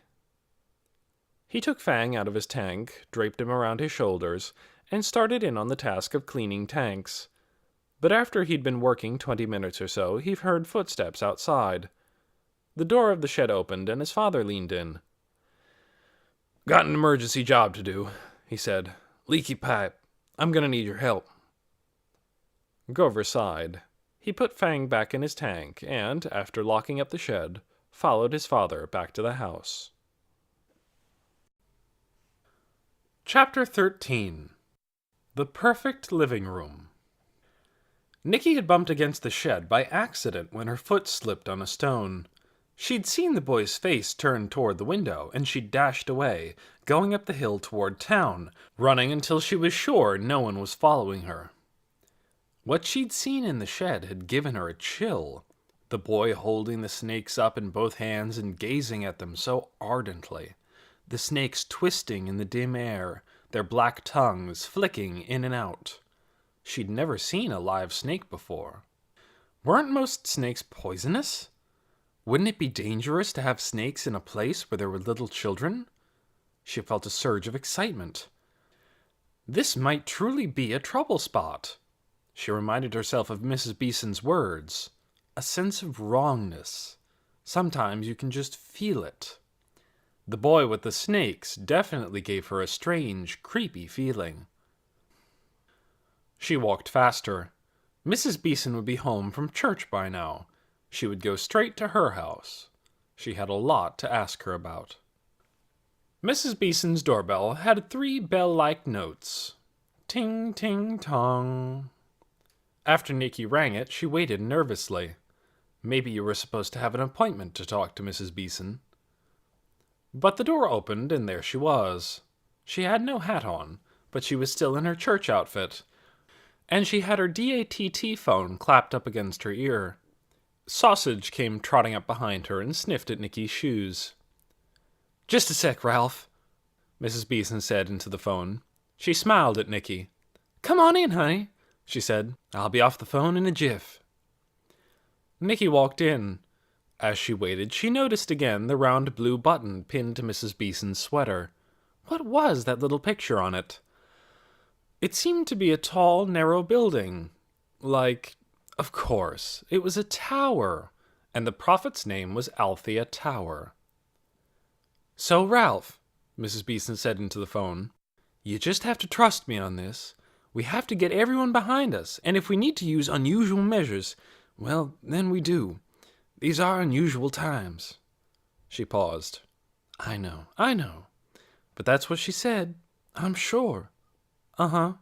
All right. See you later." She set down her phone and turned to Nikki. "Come right in here," she said, leading the way into the living room. Nikki was curious to see if Mrs. Beeson's house was as perfect on the inside as it was on the outside. It was. Mrs. Beeson had the coziest and neatest living room Nikki had ever seen. A fat white couch sat opposite fat blue armchairs. A coffee table held a plate of cookies and 3 books, neatly stacked, the top one black with gold letters on the front, probably a holy book of some sort. 3 pictures hung on the walls. One was a beautiful scene of a mountain lake, one was a color photograph of Sausage, and one was a photograph of a freckle-faced young man in a soldier's uniform. "My husband," Mrs. Beeson said, "killed 22 years ago in the 5-Nation War, fighting against our enemies." A vase of artificial roses stood on the mantel, and next to it a box in the shape of a heart. There was no mess at all. No sweaters draped over chair backs, no flopped open magazines, no shoes left on the floor, no stuff scattered anywhere. It was just the opposite of Greenhaven. A jingly tune was playing softly, but Nikki couldn't tell where it was coming from. "Mrs. Beeson," she said, "I need to ask you about some things." "Very good," said Mrs. Beeson. "Have a seat. Help yourself to a cookie." Nikki sat on the white couch. Mrs. Beeson was about to sit down across from her when suddenly a soft roar started up, and a little dome-shaped machine rolled into the room. Sausage skittered frantically and jumped onto Mrs. Beeson's lap. "Don't mind the robot vacuum," said Mrs. Beeson. "Just lift up your feet when it comes close. It makes Sausage a bit nervous, but I think it's marvelous. I've programmed it to do the whole house every other day." Nikki watched, fascinated, as the vacuum trundled back and forth across the floor. "It's cute," she said. She took a cookie from the plate. "It is, isn't it?" said Mrs. Beeson. "I found many of the new gadgets so helpful, like my little DATT phone. It can take pictures, send email, record TV, get instant news, identify poisonous substances, tell one fingerprint from another. All kinds of useful things. Now if it could just detect wrongdoing," said Mrs. Beeson, laughing. "What a help that would be." She scratched Sausage's ears. "So, you have something to ask me?" "Yes, I do." Nikki set down her half-eaten cookie and told Mrs. Beeson about the old shed and the boy with the snakes twining around his arms. "I wasn't sure if he would count as a sinner or not." "Snakes?" said Mrs. Beeson. She lifted a foot as the robot vacuum rolled beside her chair. "Where was this?" Nikki told her. "Interesting," said Mrs. Beeson. "I've been reading a great deal of spiritual literature these last months, and I haven't come across one good word about snakes. Some other things, too, I wondered about. Nicky said. Spitting on the sidewalk, and pulling a cat's tail, and smoking. I wasn't sure about the cat or the smoking. It was a little boy hurting the cat, and some teenagers in the park smoking. Mrs. Beeson nodded, frowning. And some people were yelling in a house on Trillium Street, Nicky went on. It sounded like a bad fight, but I didn't hear what it was about. What address? Mrs. Beeson asked. Nicky described the house. And, she said, suddenly inspired, you know that man Hoyt McCoy? Mrs. Beeson leaned forward. The vacuum had moved on to another room now, so she set Sausage back down on the floor. Yes? What about him? When I passed his house, Nicky said, I kind of peeked up the drive, and I saw strange shadows, like black ghosts or something, hovering around outside. It made me feel creepy. Uh-huh, said Mrs. Beeson. Very interesting indeed. I know it was bad to spy, Nicky said, and bad to eavesdrop, and to look in the window at the boy with the snakes. I probably shouldn't have done it, but... Mrs. Beeson held up a hand. She looked Nicky straight in the eye. For a moment she didn't speak, and Nicky heard again the jingly tune that the noise of the vacuum had covered up. You did well, Mrs. Beeson said. Her voice was solemn. Listen, honey, I want you to remember this. When you know that you're doing God's work, then you're willing to do anything. I mean anything. A shiver like a miniature lightning bolt shot through Nicky's middle, right beneath her ribs. Anything, if it's God's work, she thought. Yes, that's what it is to be a holy person. You're willing to do anything. She thought of stories she'd heard about saints who let themselves be killed in awful ways. She thought about the brave characters in the books she loved, how they faced monsters and crossed flaming mountains and did not live by the rules of ordinary people. And it wasn't out of the question for someone as young as herself to be like them. Often, at least in books, it was a child who vanquished the darkness. She could be like that. She felt a great, fierce desire to bring goodness to the world, or at least to Yonwood. Mrs. Beeson stood up. Sausage got up too. What a help you are, honey, Mrs. Beeson said. I think you and I have the same thing in mind. A bright, clean world where everyone knows how to behave. Wouldn't it be splendid? Nicky nodded, imagining it. Everyone kind, everyone good. No creepiness, no wars. So the more of these trouble spots we can find, the better off we'll be, Mrs. Beeson went on, her voice becoming very stern. Remember what I said about how one moldy strawberry can ruin the whole basket? We're not going to let that happen. We're going to make this a good and godly town through and through. She bent over and swept the crumbs of Nicky's cookie into her hand. And I'll tell you frankly, honey, I'm the one to get it done. I may look like a dumpling, but I have a spine of steel. Are you a preacher, Mrs. Beeson? Nicky asked. No, I'm retired. But I can't just sit around, can I? That's not my way. She laughed. I coach girls' baseball in the spring. I lead a study group at the church, organize Yonwood's spring cleanup, might even run for mayor someday. I like to wear a lot of different hats. They headed for the hall, where several of Mrs. Beeson's different hats hung from a tree-shaped hat rack. I keep hearing music, Nicky said. Where is it coming from? Oh, said Mrs. Beeson, smiling. It's my music box. She darted back into the living room and picked up the heart-shaped box from the mantel. It's very high-tech, powered by some new kind of tiny, everlasting battery. Plutonium, I think. It just goes and goes. Isn't it charming? Yes, said Nicky. Mrs. Beeson opened the front door and ushered her out. Thank you so much, she said. Anything else you notice, you just come and let me know. She beamed at Nicky, and Nicky glowed. Afterward, though, she felt a tiny bit guilty. She hadn't really seen ghosts hovering around Hoyt McCoy's house, or anything bad at all. She'd just had a feeling about the place. But everything else she'd said was true. Maybe that made up for one small fib. As she came through Greenhaven's front door, the telephone rang. She picked it up and said hello, and Amanda's voice answered. Oh, good, it's you. I just remembered something. I still have the house key. I ought to bring it back. Okay, Nikki said. Come whenever you want. And Amanda, anything new about the Prophet? Is she better? No, she's just the same. Really sad and quiet. Keeps on saying stuff you can't figure out. Sometimes she wanders off. Wanders off? Yeah, it's almost like she's walking in her sleep. She goes out into the yard, or even out the front door, and I have to quick go get her and bring her back. Is she trying to go somewhere? I don't know.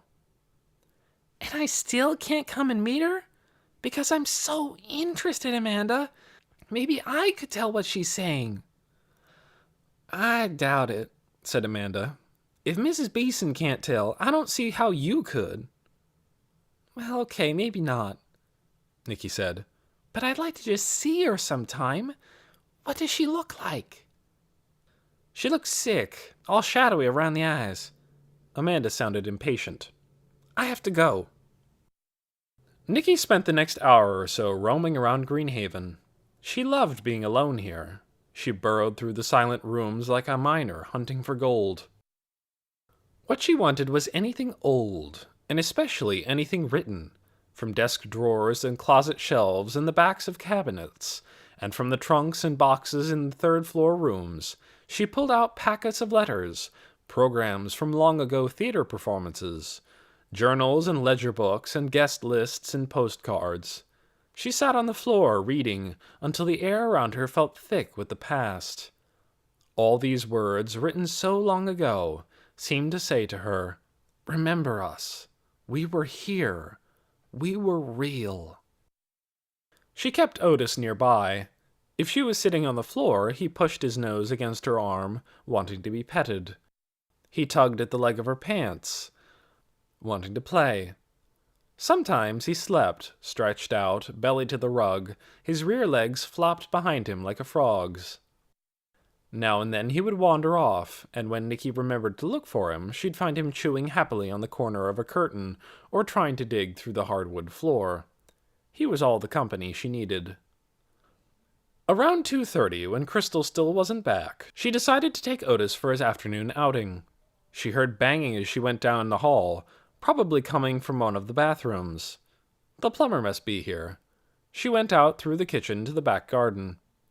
To her surprise, the basement door was slightly ajar. The plumber must have gone down there to get at the pipes under the house. Good. She'd been curious about the basement. She could have a look. She picked Otis up, pulled open the door, and peeked in. The plumber had turned on the light. It was dim, just a bulb in the ceiling, but it showed her a flight of stone steps. Holding Otis tightly, she went down. Chapter 14.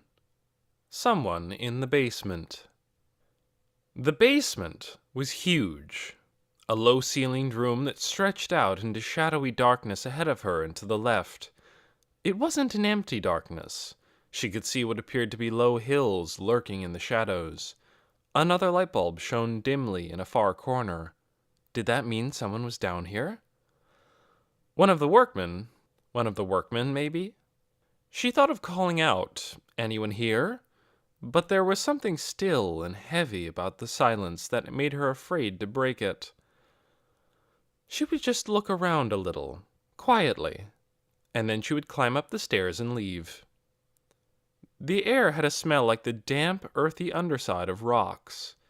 Once her eyes had adjusted to the dimness, she saw that the hills were piles of furniture, a great crammed-together mass with just a narrow passage winding through it. Tables lay with their feet in the air, and between the feet were other tables, and dining-room chairs and stools and chests of drawers, and on top of the chests were more chairs, upside down, making a nest for footstools and mirrors and lamp bases and unidentifiable things covered in sheets. Far back against the wall stood 4-poster beds, some piled with 3 or 4 mattresses, and great looming wardrobes with mirrored doors. All of it had turned the same dirt-gray color because of the dust that coated it. Cobwebs drifted in long strings from the ceiling, brushing Nicky's face as she walked by. Otis squirmed in her arms. She followed the passage that twisted through all this. It was like walking down a tunnel almost. Because the furniture was stacked shoulder high, she moved toward the light. She heard a scrape and then a rustling sound. She stopped, held her breath, and listened. Was someone in here? She bent down and peered through the forest of furniture legs, but it was too dark to see. Something stirred over by the wall. Wood knocked against wood, a head rose from the jumble of furniture, and a voice spoke. "Pa?" it said. "Is that you?" "No," said Nicky. Her heart jumped, but curiosity kept her from running away. The head ducked down again. There was more scraping and rustling, and then someone crawled out from beneath a big table. A boy with cobwebs in his hair. "I know who you are," the boy said. He held his hands cupped together as if protecting something. "The old guy's granddaughter." "Great-granddaughter," said Nicky. "And who's that?" He nodded at Otis, who was squirming in Nicky's arms. "It's Otis," she said. "I'm taking care of him for somebody. Who are you?" She couldn't see the boy's face. The light was behind him. It cast his huge, blurry shadow onto a cabinet that leaned against the headboard of a bed. "Grover," said the boy. "My pa's fixing your pipes." "But what are you doing down here?" The boy sprang toward her all of a sudden. "Lying in wait," he cried, "for unwary creatures to fall into my trap." Nicky shrieked and then instantly regretted it, because he laughed to see that he'd scared her. "I already caught one unwary creature," he said. He held up his clasped hands. "It's a prisoner now, awaiting its fate." "What is it?" He stepped toward her and she stepped back. She couldn't help it. He might have had a spider in his hands, and he might be the kind of boy who would suddenly throw it at you. "I'll show you if you're brave enough to look," he said. He stretched out his hands and opened them so she could see what he held. It was not a spider. She couldn't tell what it was. Something small and pinkish. Otis strained forward, sniffing madly. She put her hand around his muzzle. "An infant mouse!" the boy cried. "There's 8 of them in a nest down there by the heating pipe." "Let me see," said Nicky. "Hold it in the light." He did. It had hairless, almost transparent skin, tiny twitching paws, and little blind eyes. It was about as big as a quarter. "Why did you steal it?" she asked him. "I need it," he said, "for my snake." "What?" "For my snake to eat." She looked up at the boy's face, which was framed in blonde curly hair. His ears stuck out. She knew suddenly who he was. "You don't believe me?" he said. "I believe you," she said, "but I don't like it." She turned around and started back the way she'd come. He followed her up the stairs and out of the basement. She set Otis down, and he sniffed Grover's shoes with great interest. "Where'd the dog come from?" Grover asked. "I'm just taking care of him for a little while," Nicky said. "He's a secret. Don't tell about him, all right?" Grover tilted his head upward and yelled, "Hey, everybody! Guess what? There's a—" Nicky shouted, "Stop it!" He laughed. "I'll keep you secret," he said. "Now you owe me a favor." "Are you really going to give that baby mouse to a snake?" Nicky asked. "Yep." Grover stretched his mouth into a wicked grin. "Because I'm mean and evil." He gave a maniac laugh. "Worse than—" He lowered his voice to a gruesome whisper. "Hoyt McCoy. Have you heard of him?" Nicky nodded, feeling a lurch in her stomach. Well, I'm much worse than him, Grover said. You have spiderwebs in your hair, said Nicky. She turned and walked away from him, through the back door and into the house. What terrible luck, she thought. A boy right here, where she could get to know him. And he turns out to be the boy with the snakes. And on top of that, a kidnapper and murderer of baby mice. She couldn't possibly fall in love with someone like him. She went upstairs again, planning to read until Crystal got home. She switched on the lamp and picked up her great-grandfather's notebook. On the floor beside her, Otis went to sleep and dreamed, making soft little whip-whip noises and fluttering his paws. Nicky read, 1, 2. Legs very weak and painful. Spent the day reading the scientific journals, intrigued by this notion of extra dimensions, other worlds right next to ours. Had a chat with M, but of course can't understand a word. What might that mean? She knew about 3 dimensions, up, down, and sideways. What were extra dimensions? Who was M? She read on. 1, 4. Extraordinary experience last night. Went into the back bedroom to look for the scissors. Thought I saw someone in there, over by the bed. Dark-haired figure, transparent swirl of skirt. Dreadful feeling of sorrow hit me like a wave. Had to grab the doorknob. Almost fell. Figure faded, vanished. Maybe something wrong with my eyes. Or heart. He was 93 when he died. Maybe he was losing his mind a little bit, thinking he was seeing ghosts. She read on. 119. Brenda B. came by today, all worked up, trying to figure out what Althea is saying, and what to do about it. Kept talking about how she's studying every holy book she can get her hands on, aiming to understand God's word. I quoted St. Augustine to her. If you understand it, it isn't God. Gave her a cup of chamomile tea. That was interesting. But then came another mystifying one. 130. String theory. M theory? 11 dimensions. Gravity waves. Alternate universes? Possible leakage between one universe and another. Amazing stuff. M says his research is very promising. Maybe he thought he'd slipped into an alternate universe in the back bedroom and seen a ghost somehow. Which one was the back bedroom, anyhow?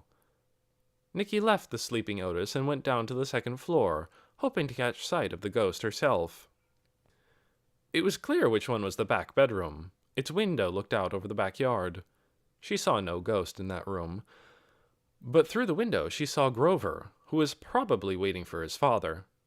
He was walking along the low wall that bordered the concrete terrace, and crouching down every now and then to study the ground, maybe looking for more creatures to capture.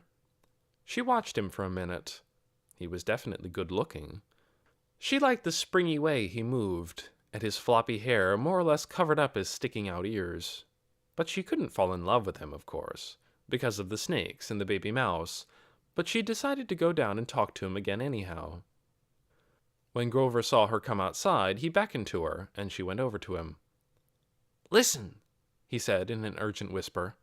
I want to show you something amazing. No human eye has ever lit on it before. Nicky was wary. Is it about snakes? No, said Grover. I told you, no one has ever seen this. Not even you? Not even me. Well, what is it? Nicky said. Grover reached into his lunch bag and brought out a small green apple. I've seen apples before, Nicky said. Yeah, but watch this. Grover took out his pocket knife, pulled the blade out, and sliced the apple in half across the middle. He pointed to the inside, the white flesh oozing juice, the 5 little seeds in a star shape. I've seen that, too, said Nicky. No, you haven't, Grover said. No one has. Not a single person has ever seen the inside of this apple until now. It is a completely new sight to the human eye. He took a big bite out of one half of the apple and stood there chewing, with a wide, satisfied smile across his face. Oh, you think you're so clever, Nicky said. She grabbed the other half of the apple out of his hand. She was annoyed at being tricked, but she couldn't help smiling a little too. What he'd said was true, after all. An idea popped into her head. I know something you've never seen before, she said. No human eye has ever seen it or ever will see it. That doesn't make sense, said Grover, munching on his apple. Yes, it does. I'll show you. But if you show me, then I will have seen it. No, you won't, said Nicky. Just wait here. I'll go get it. She ran inside, went to her bedroom, and came back out clutching a piece of paper. She held it out. Do you know what this is? Grover peered at it. It's some fake monster out of a science fiction movie, he said. Nope, said Nicky. It's a dust mite. In this picture, it's magnified many, many zillion times. You will never see it in real life because it's smaller than the eye can see. Ha, said Grover. He looked up at her and quirked an eyebrow. Where'd you get it? I cut it out of a magazine. I like strange, interesting things. You don't like snakes, though, Grover said. Probably you're afraid of them. I am not. You'd never want to see a snake eat a mouse. Maybe I would. As soon as she said this, she realized it was true. It would be a horrible thing to see, but interesting. And it might help her decide if there was something evil about this boy or not. Really? Grover looked surprised. Really? I don't believe you. You're just saying that to sound big. This was somewhat true, but Nicky wasn't going to admit it. Just tell me when, she said. I'll come and see it. So he said she should come by the next day about 3:30, and he told her how to get to his house. Just in time, she remembered not to say she already knew where he lived. Crystal got back around 5. She came in the front door, her cheeks red with cold and her eyes sparkling, talking and talking about the lovely scenery in the surrounding hills. This really is a gorgeous area, she said.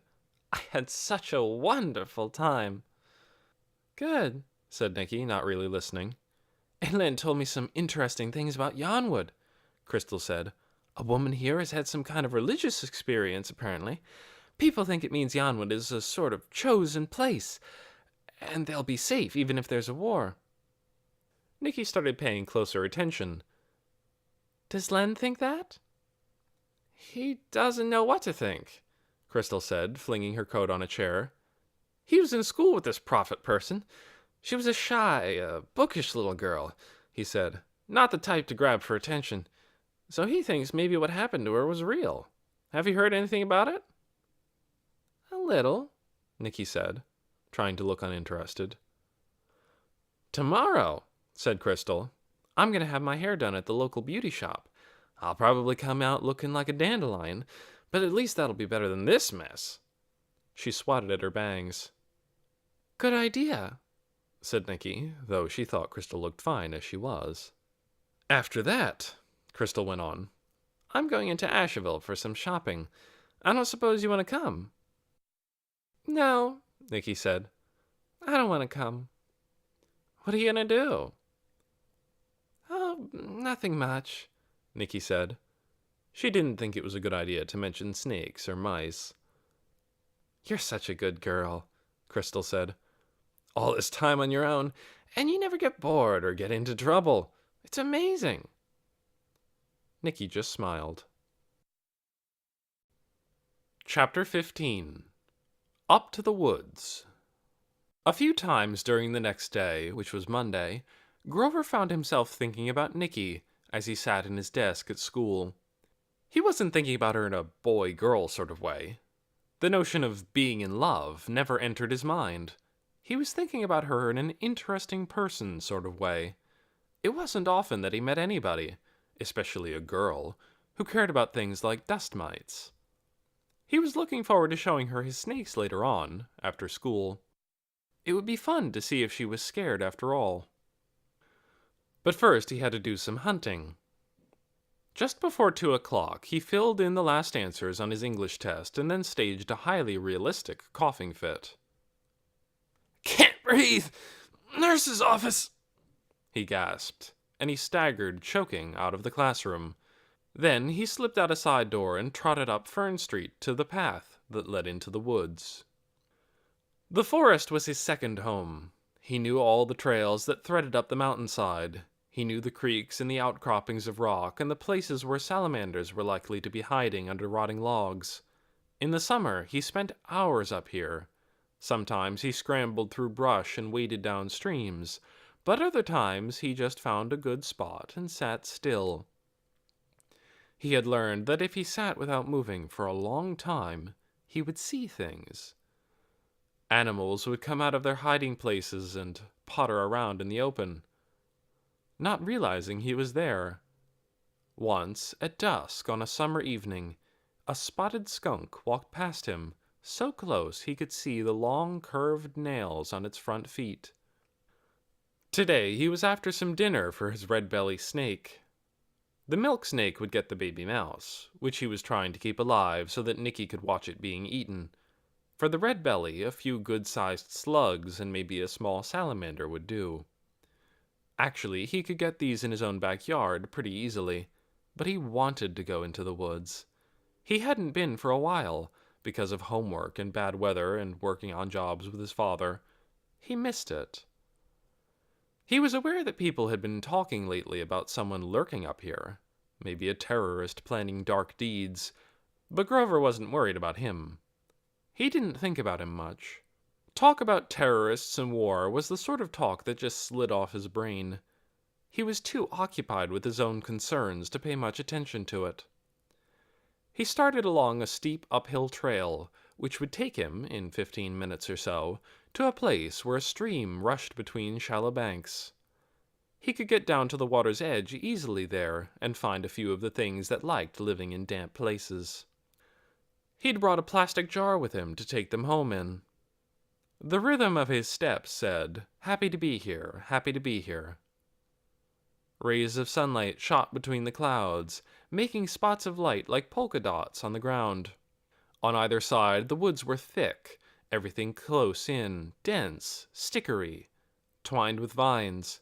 Here and there, a bare-twigged mountain ash with red berries like decorations. The whir of bird wings rushed up from bushes as he passed. He was always looking beside the trail, which grew narrower as he climbed higher, for the holes and burrows that an animal might be living in. Holes, rotting logs, sun-warmed rocks, all those were places favored by snakes, and therefore favored by Grover.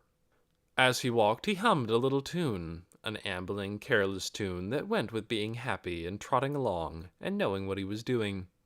And his eyes scanned the woods and the ground for anything of interest, and his mind traveled off where it usually did, to his plan to join the Arrowhead Wilderness Reptile Expedition this summer. It was perfect for him.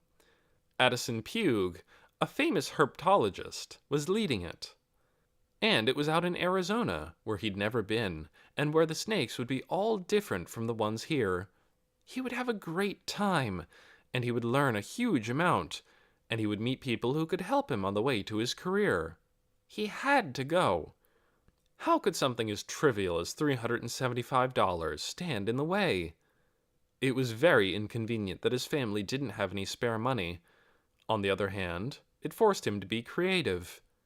He felt pretty confident about the cereal jingle he'd made up, and he'd solved the cryptogram and sent it in quickly. Sweepstakes weren't so promising, because winning was just luck.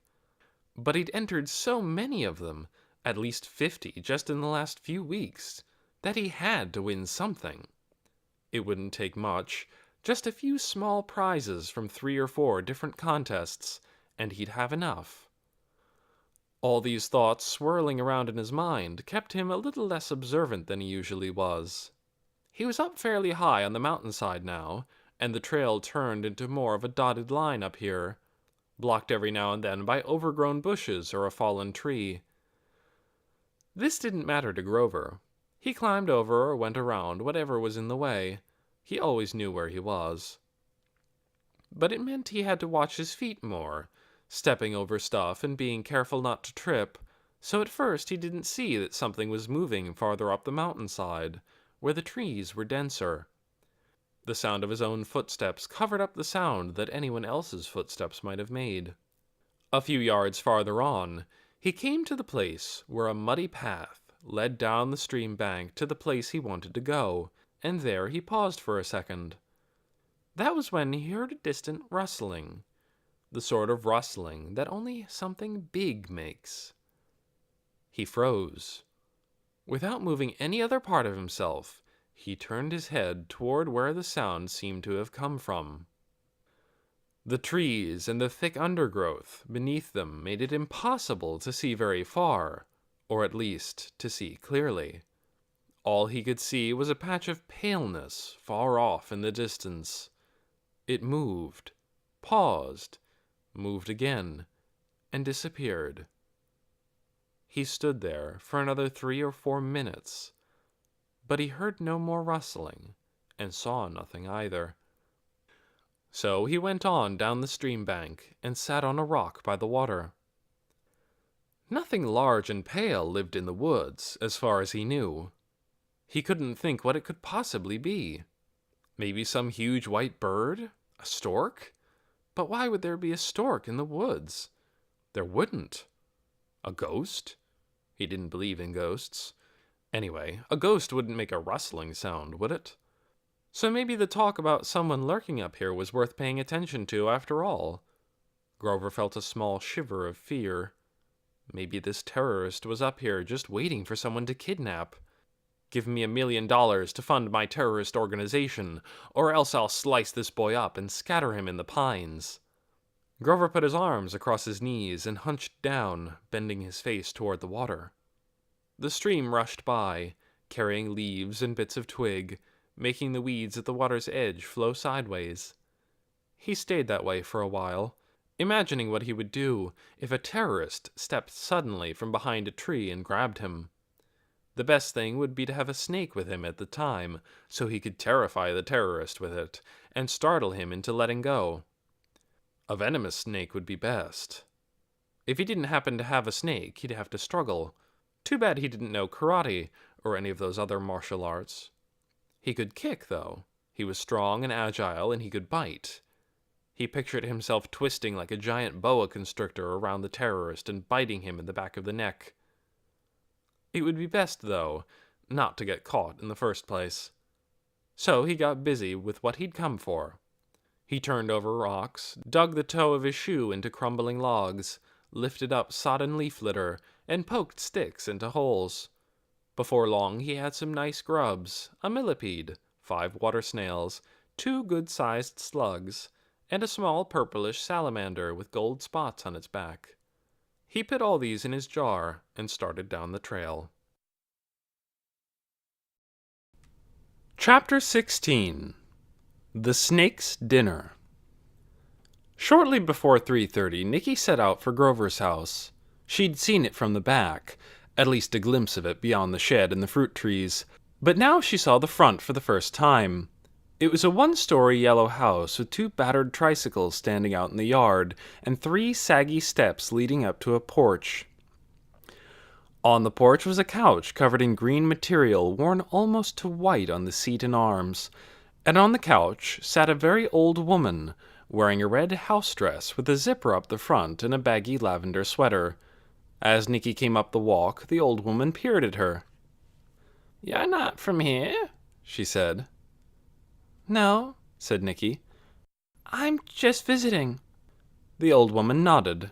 She was wearing, Nicky noticed, yellow bedroom slippers with ducks on the toes. "I'm looking for Grover," Nicky said. But Grover must have seen her coming. The door opened, and there he was. "You did come," he said. "Amazing." "Got yourself a girlfriend," the old woman said to Grover. "She ain't my girlfriend, Granny," Grover said. "Just a girl." Inside, the house was dim and crowded. The TV was on. It was the president, announcing that only 4 days remained before the deadline he'd set for the Phalanx nations. But no one was paying attention. The living room was full of sagging furniture, and every piece of furniture seemed to have a child climbing on it, or curled up in it, or crawling out from under it. They all stared at Nicky when she came in. "My Brothers and sisters, Grover said, waving a hand at them. How many are there? Nicky asked, spotting another one toddling up the hall. 6. The twins and 4 more. Plus me. I'm the oldest. He led her down a short hall that went right through the house. The walls were covered with photographs. School pictures, wedding pictures, baby pictures, some in frames and some stuck up with thumbtacks. They went out the back door, and Grover led the way across the sloping yard, over the dead grass and brown rain-plastered leaves, between the gnarled trunks of the fruit trees, down to the shed beside the alley. Nicky began to feel nervous. Her stomach clenched. Grover twirled the dial of a combination lock on the latch and opened the shed door. She followed him in. The air had an earthy smell.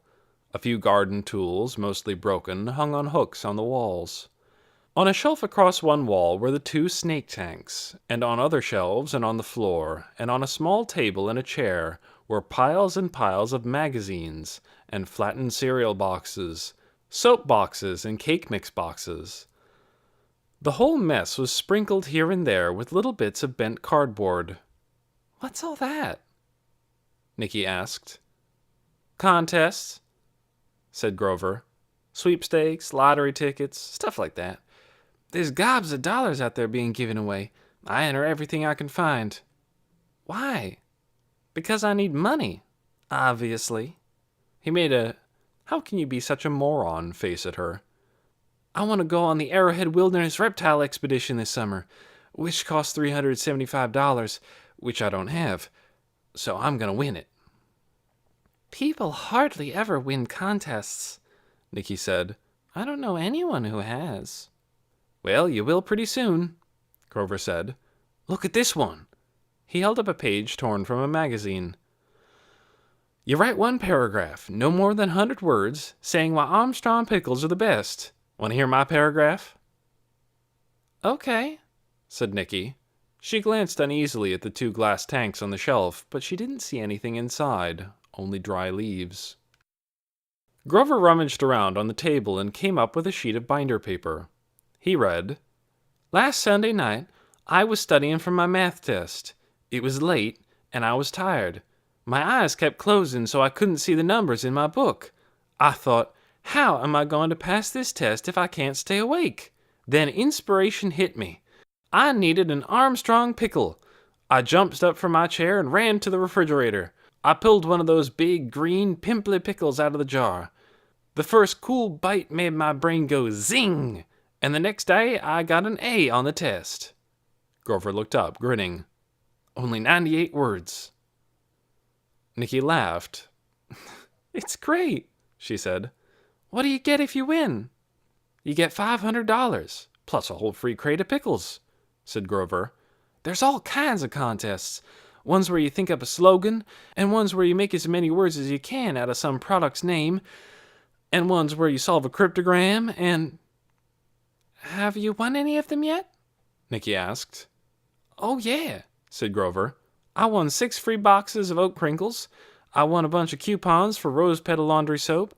Just no money yet, but that will come. He turned to the snakes. All right, he said. Time to get down to business.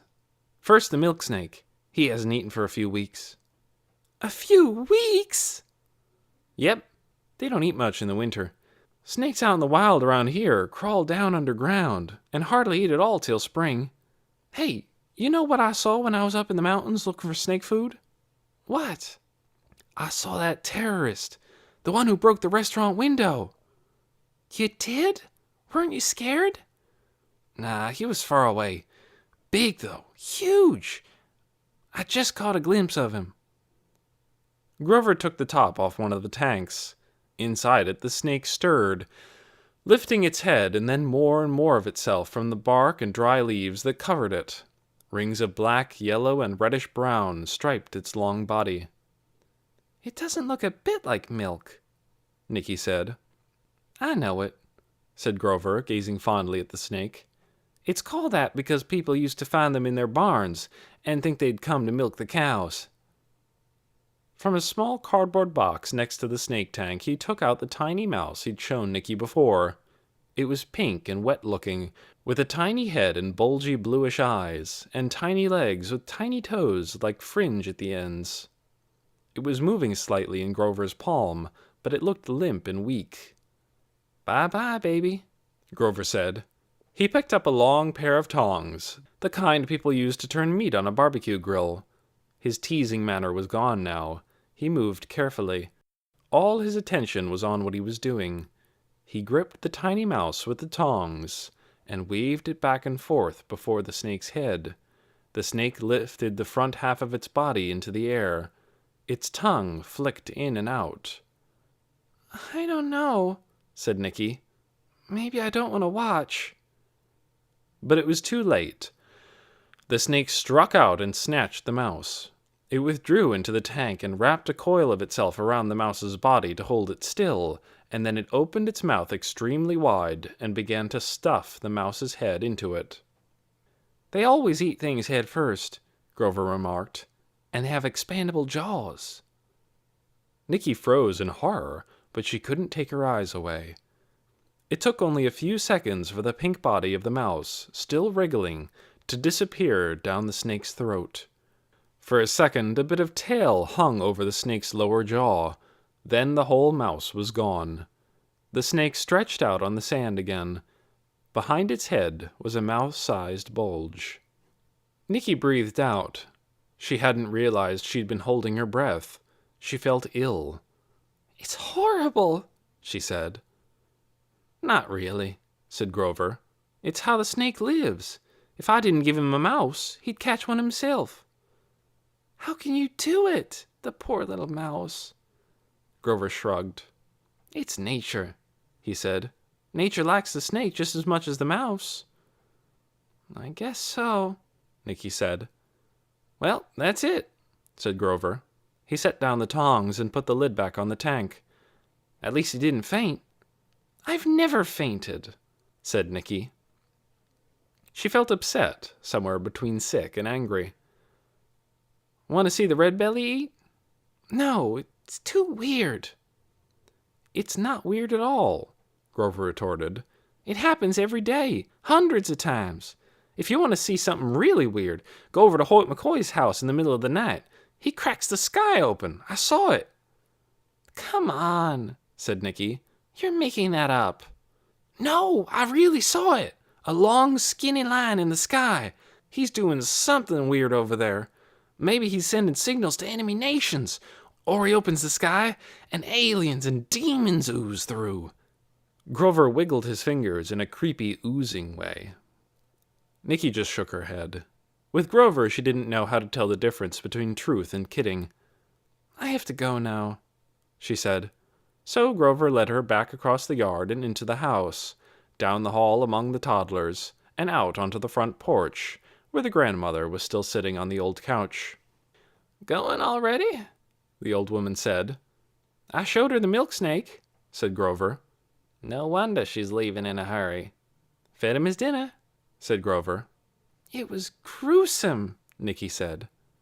"No kidding," said the grandma. She eyed Nicky with interest. "You going to introduce me to this young lady?" she asked Grover. "This is my grandmother, Carrie Hartwell," Grover said to Nicky. "We just call her Granny Carrie." He turned to his grandmother. "And this is Nicky," he said. "Nicky Randolph," said Nicky. "My great-grandfather lived here. His name was Arthur Green." "Ah," the grandmother said. "He was on the side of the angels." Nicky wasn't sure what this meant, but it sounded all right. She said goodbye and walked back out to the street. Her legs felt shaky and her stomach churned. Was it good, she wondered, to feed a baby mouse to a snake? It wasn't good for the mouse, but it was for the snake. Was it evil for Grover to do it? She just didn't know. Chapter 17. Hoyt McCoy's Horrible House. Nicky headed toward Green Haven by way of Raven Road. She hadn't really planned to go that way. Her mind was on what she'd just seen in Grover's shed.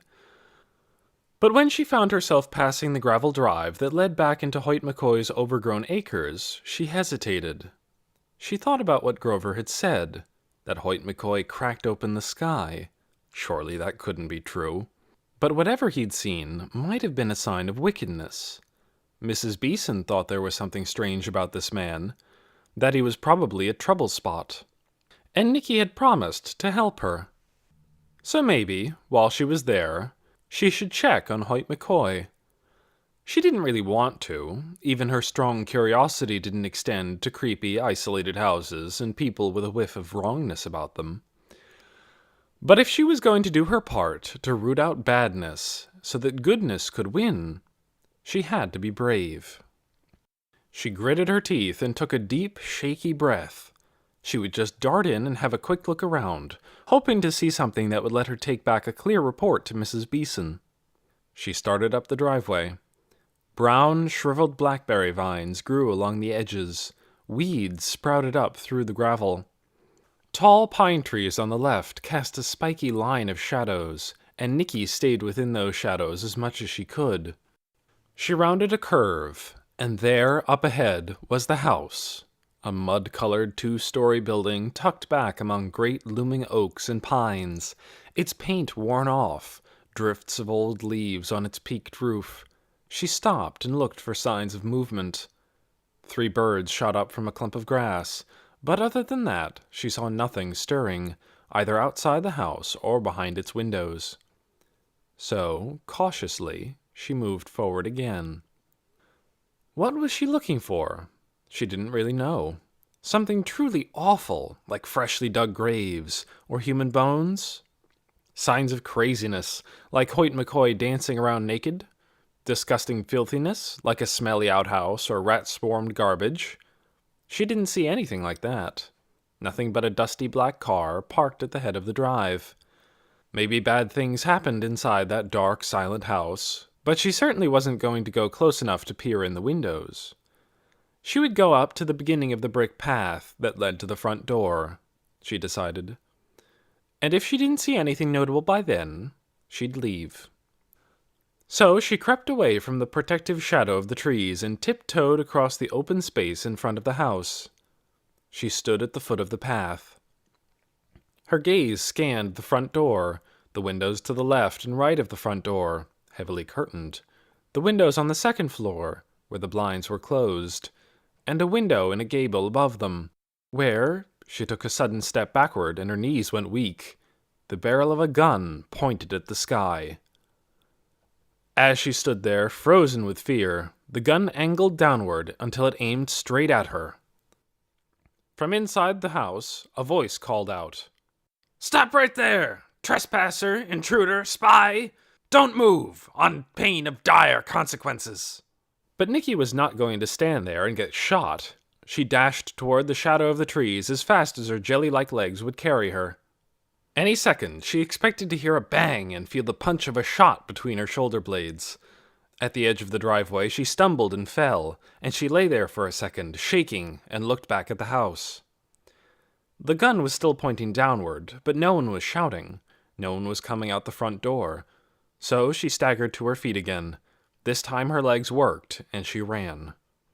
She knew Crystal wouldn't be home yet. So she ran straight to Mrs. Beeson's house, leapt up the steps, and rang the doorbell. When Mrs. Beeson answered, Nicky was breathing so hard she could barely speak. Mrs. Beeson, she gasped. That McCoy man tried to shoot me. Mrs. Beeson's eyes grew so wide that the whites showed all the way around. What? Shoot you?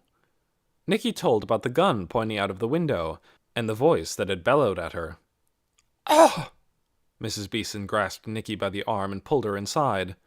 This is even worse than I thought. I must get the police. Must get them out here right now. She hurried away down the hall, leaving Nicky quivering by the door. In a moment, Nicky heard her speaking to someone on the phone. Raven Road, she said. Yes, McCoy. Be careful, he has guns. I'll meet you out there. When she came back, she was pulling on her coat. We'll bring him in, she said. Don't worry. You poor brave little thing. She gave Nicky a quick, sweet-smelling hug. I should have known. That feeling I had. Why didn't I? She clasped her hands and took a deep breath. Slow down, Brenda, she told herself. Be calm. But Nicky wasn't calm at all. She was terribly excited. There's more, she said. The boy with the snakes, he feeds them live baby mice. And that terrorist up in the woods, he saw him. And he told me Hoyt McCoy cracks open the sky and sends signals to enemy nations. Mrs. Beeson snatched her purse from a table by the door. I have to get out there right away, she said. You go back home now and keep yourself safe. Who knows, he might be... But we'll get him, don't worry. I'll come and talk to you when it's all over. Nicky went back to Greenhaven, wishing, for once, that Crystal was around, so she could tell her about what had happened. But the only sign of Crystal was a note she'd left on the hall table by the phone. Nicky, your mom called, sounded pretty tired and worried. Another postcard came from your dad. It said, Dear Nicky and Rachel, everything here is going well. We're working hard and making good progress. I hope both of you are taking excellent care of yourselves. Love, Dad. P.S. Stayed up till midnight last night reading Shakespeare. I didn't know your dad read Shakespeare. Back by dinner time. C. I didn't know he did either, Nicky thought. There was something odd about these postcards. She needed to think about them. Was he trying to send a message of some kind? He'd always liked codes and puzzles. He'd explained a lot of different ones to Nicky, and they'd had fun working on them together. Could these postcards be in code? She went up to the nursery and laid the 3 postcard messages in a row on the window seat.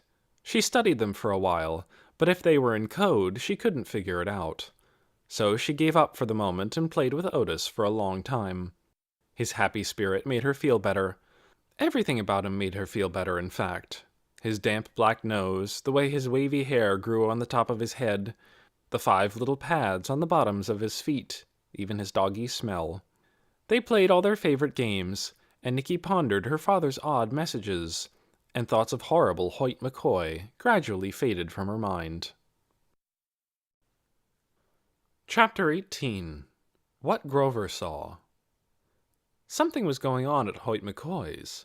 Grover, who was out by the street getting the mail just before dinner time, saw 2 cars, one of them a police car, streaking down Trillium Street and veering left up Raven Road. And, of course, he followed to see where they were going. They turned in at Hoyt's driveway. Obviously, they weren't just stopping for a friendly visit. They were going fast. Their wheels skidded on the driveway's gravel. Had Hoyt had a heart attack or something?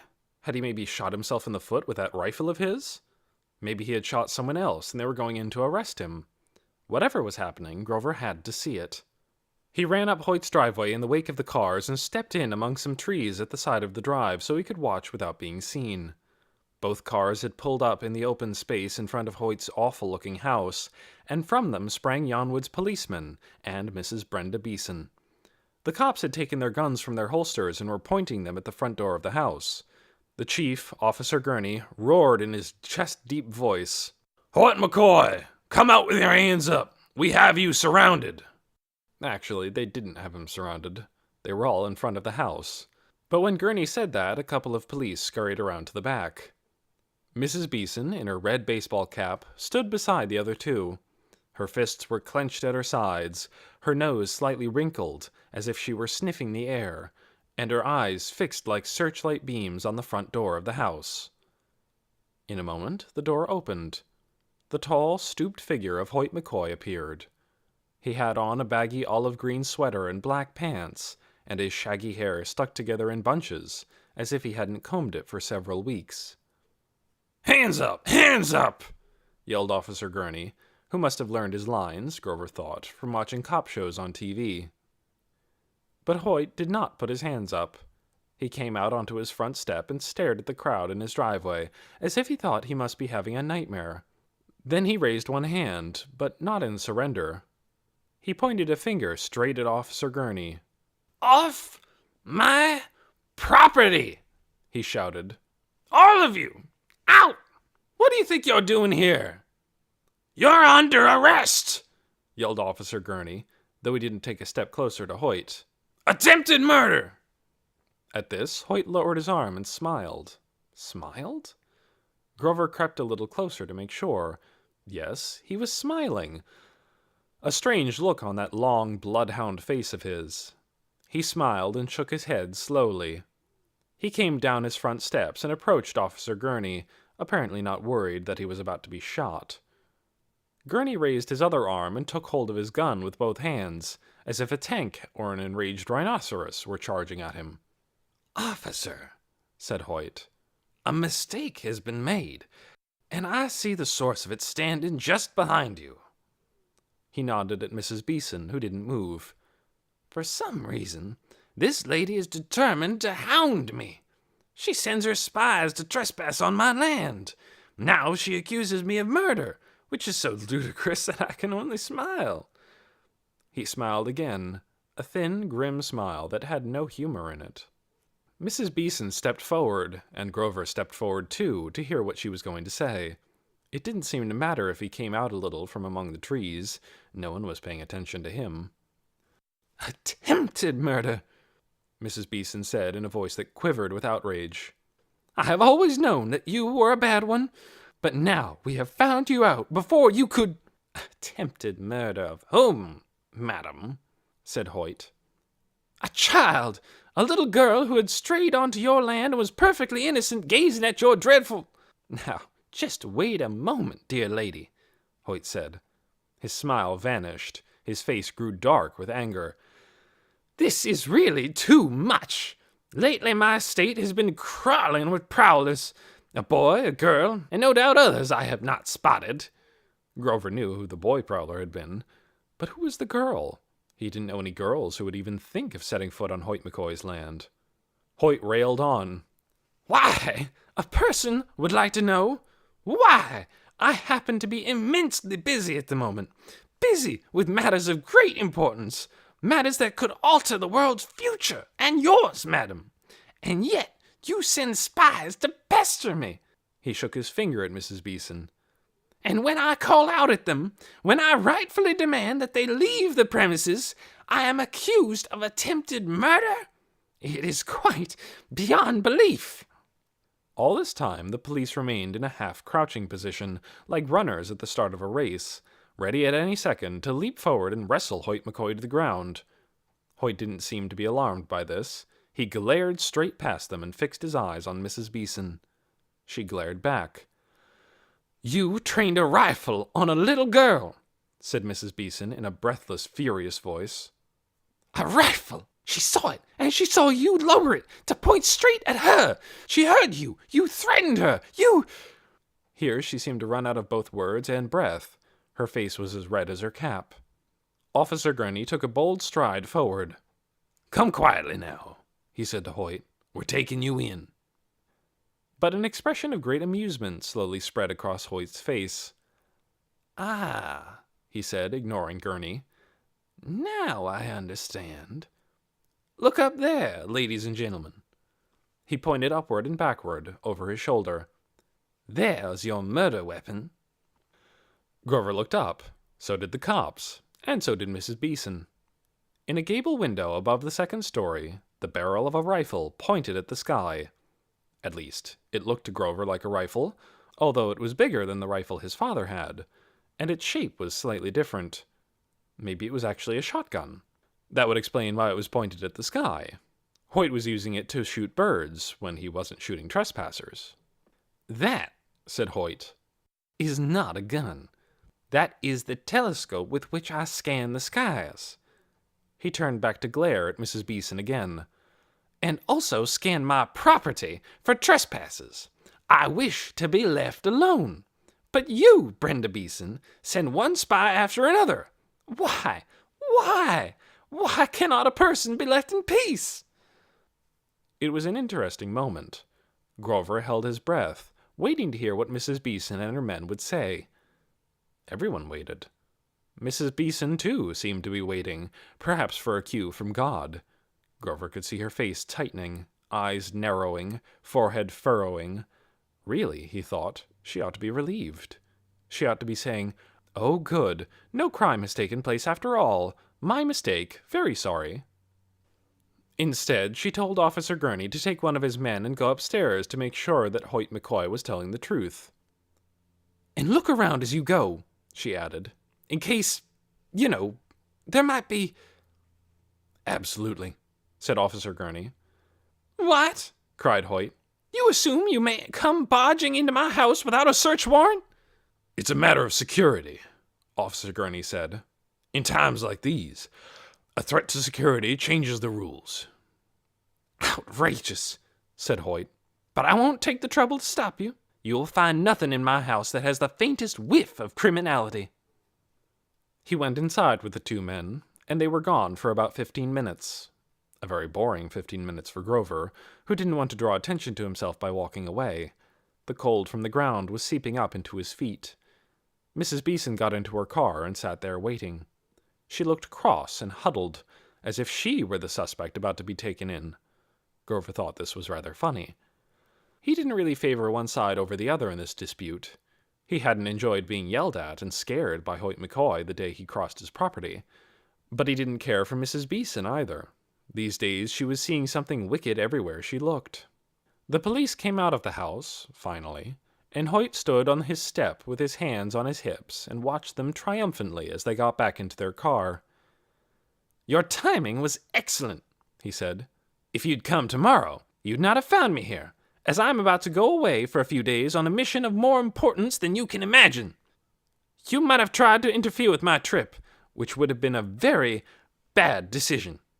As it is, we've got this little matter out of the way, and I hope never to have the pleasure of your company here again. The men weren't bothering to listen to him. Weirdest place I've ever seen, Grover heard Officer Gurney say before he slammed the car door. Messiest, too. This guy's a nutcase. The cars started up their engines and drove off down the driveway. Hoyt stood where he was, watching until both cars had turned onto Raven Road. Grover waited for him to go back inside, but he kept standing there, and finally Grover realized that Hoyt was looking right at him. I see my trespasser is back, Hoyt said. There was no anger in his tone. I'm leaving, said Grover. I just wanted to see what was going on. Since you're here, said Hoyt, let me tell you something. Uh-oh, thought Grover. Now I get yelled at. But he stood his ground. At least no one was shooting at him. Hoyt came down the steps, stalked over to Grover, and stood right in front of him. There were grease stains on his sweater, Grover noticed, and his pants were unraveling at the cuffs. He smelled like burnt toast. What Lady Brenda doesn't know, Hoyt said, is that she has the wrong information. Heaven is my territory. I know what goes on there. I know what the universe has in store for us. You do? Said Grover. Not being yelled at surprised him so much that he answered as if they were having a normal conversation. As well as anyone, said Hoyt. Well, said Grover, what does the universe have in store? Ceaseless marvels, said Hoyt McCoy. Infinite astonishment, but only for those who care to pay attention. I saw a crack of light over your house, Grover said. Aha, said Hoyt. He narrowed his eyes and looked hard at Grover. Never mind about that, he said. Why? Said Grover. Is it a secret? Hoyt McCoy ignored his question. If you were to simply ring my doorbell like a civilized person, instead of sneaking around my property, I might show you a few things, assuming you were interested. But Grover wasn't nearly interested enough for that. Maybe sometime, he said, but right now I have to go. He moved backward a few steps. Let me tell you one more thing, said Hoyt, raising his voice. You may tell this to your Mrs. Beeson, if you like, who likes everything to be neat and clean and normal. I am not particularly neat or clean. I am certainly not what anyone would call normal. But I am as good as anyone else. And very loony, thought Grover. He murmured a few more polite words and made his exit, trotting down the gravel drive and heading home with a great sense of relief. Grover couldn't sleep that night. Thoughts swarmed through his mind. He couldn't shut them off. So he got up, being quiet so he wouldn't wake his brothers. He put his clothes on and went outside. He would take a short, fast walk, just up the hill to Main Street, down a few blocks, and back home. He'd done it before when he couldn't sleep, and it usually helped. He wasn't afraid. There was nothing in Yonwood that could hurt him. unless that terrorist was roaming around town again. And if he was, Grover could watch him from some safe place and see what he was up to and turn him in. The thought was invigorating. Grover started off. He climbed the hill at a rapid pace, breathing in cold night air, looking up at the stars, wondering why he didn't do this more often. Being out alone at night made him feel free. He went up Trillium Street, around behind the cozy corner, no terrorists there tonight, and down Main Street, where the street lamps were out, as they were all over town. He saw nothing stirring, not a night watchman or an alley cat or even a spider. Until, as he passed the dark windows of the grocery store, he happened to glance up Grackle Street and saw someone about a block away. Whoever it was didn't walk purposefully, but drifted a little this way, a little that way, as if lost or looking for something. Was it a sleepwalker? Grover stopped and stared. He was too far away to be sure who he was seeing, but suddenly he thought he knew. It must be her. It was the right street. Why would she be outside? She seemed to be wearing, what, a nightgown? Something pale and floaty. He started in that direction, but before he'd gone more than a few steps, another figure appeared, a skinny girl, who dashed up behind the lost-looking one and took her arm, and led her back into the house. Grover turned downhill and headed for home. What he'd seen had given him a sad, shaky feeling. Poor Prophet, he thought. It must be awful to have God speak to you and turn your mind to ashes. Chapter 19. Blue Envelopes. Nicky woke on Tuesday morning to the sound of rain roaring on the roof and slashing against the window glass, coming in gusts as the wind blew one way and then another. It was the sort of day when you want to stay inside, make a fire, and sit by it with your cup of hot chocolate. But of course Nicky had given up hot chocolate, so she drank mint tea that morning instead.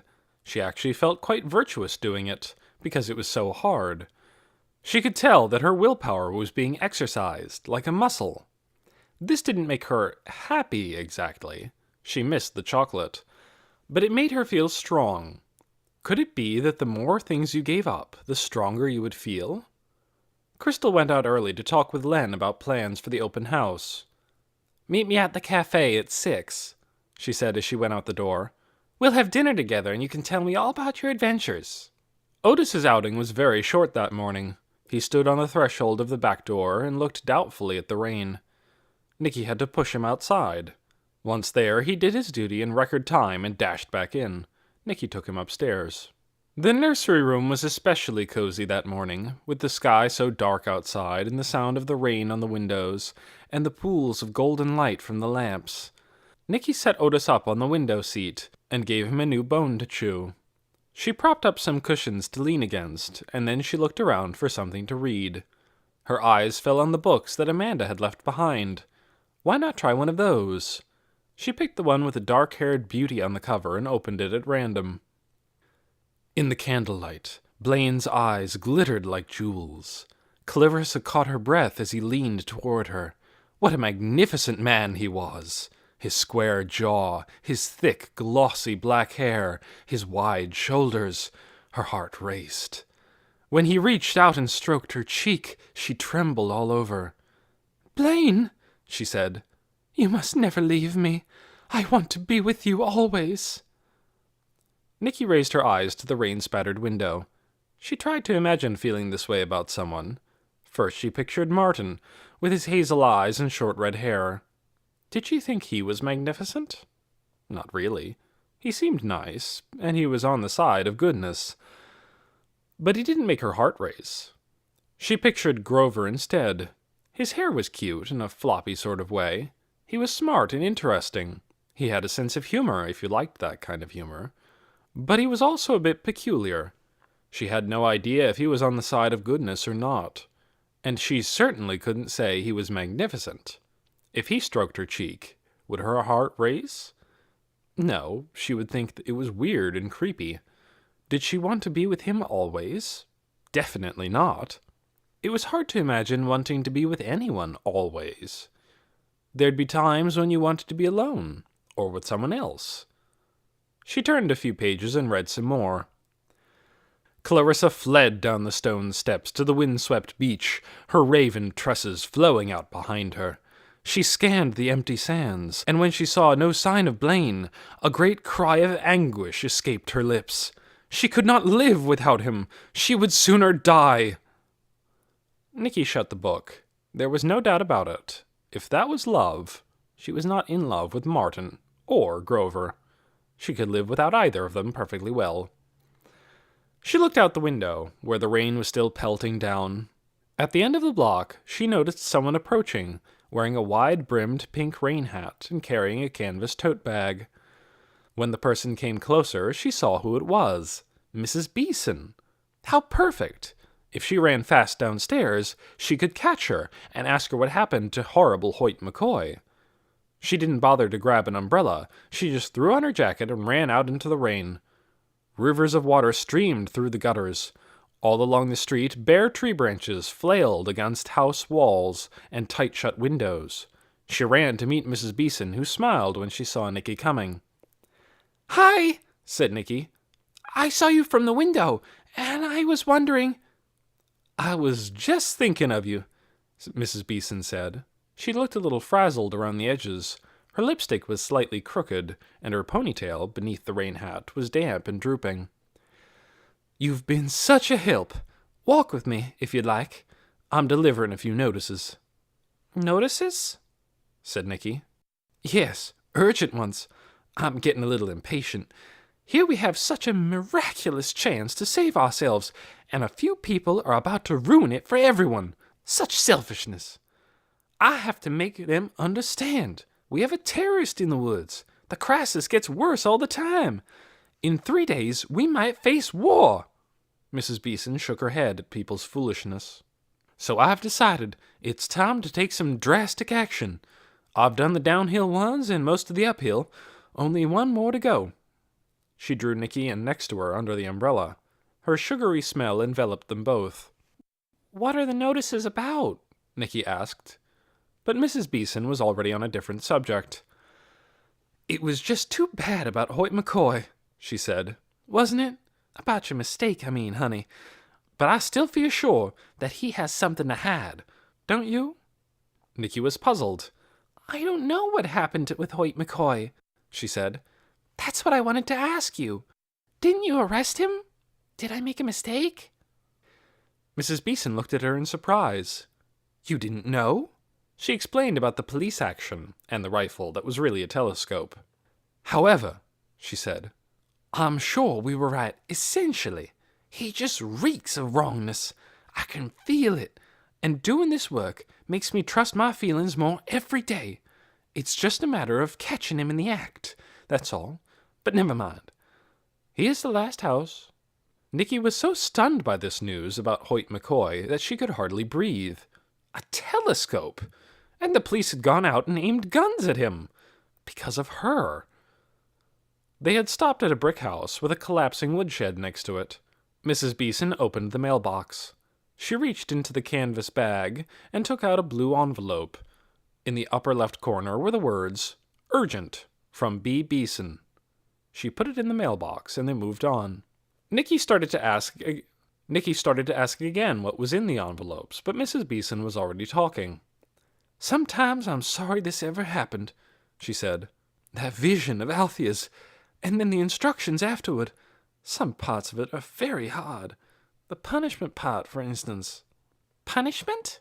said Nicky. Mrs. Beeson turned a corner and headed up Fern Street, walking so quickly that Nicky kept getting left behind. "Yes, for people who just won't cooperate," Mrs. Beeson said. "We can't allow that, can we? It would be letting down everyone else in Yonwood."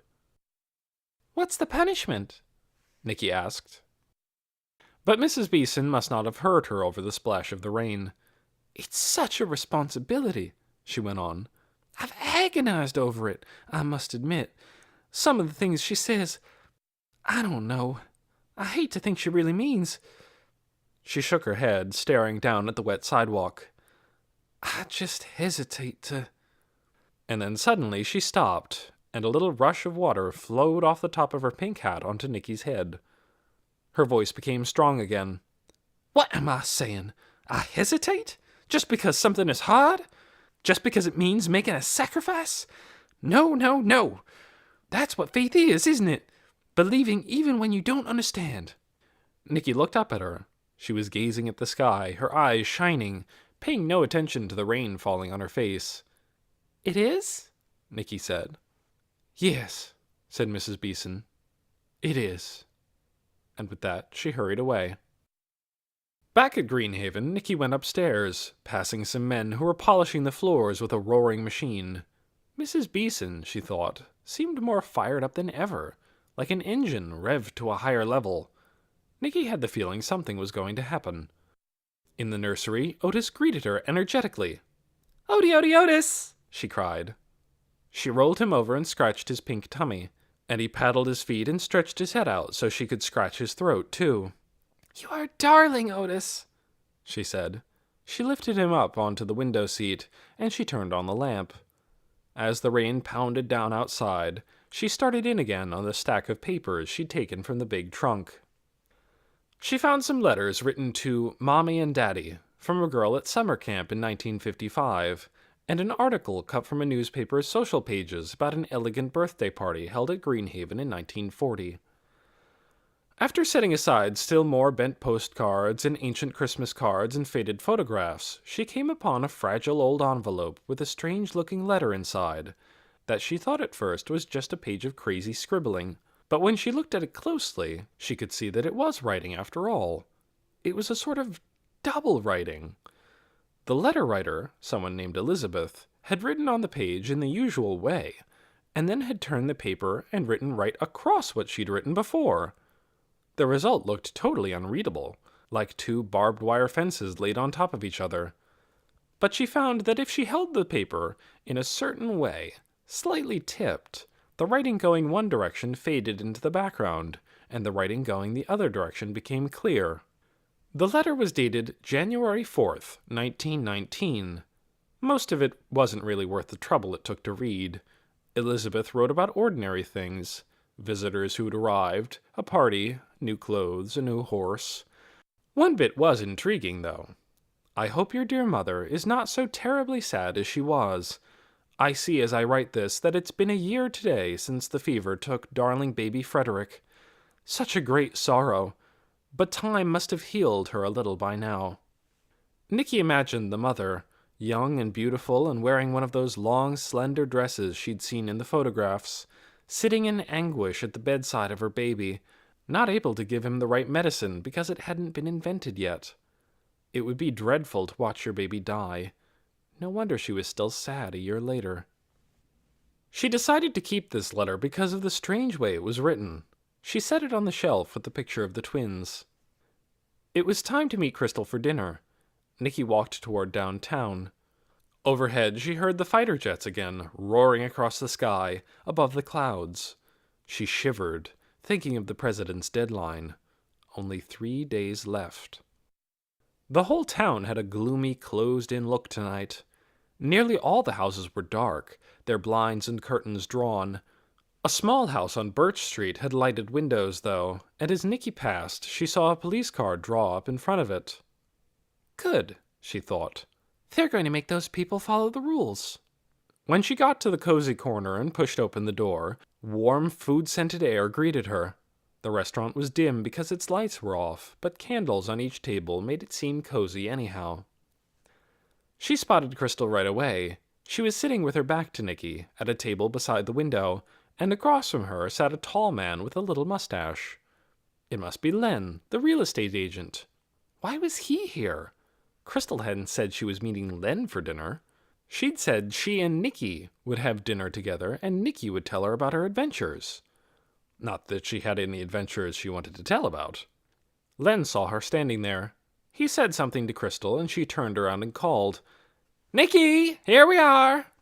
When Nicky sat down, Crystal said, "I talked to your mother today. She got a card from your father.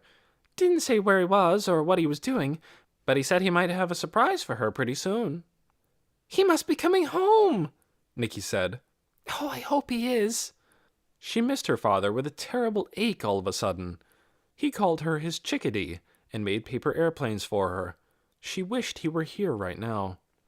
She wanted to ask her mother if he had said anything else, but Crystal had moved on to another subject. "We've been planning," she said. "We're thinking this Saturday for the open house."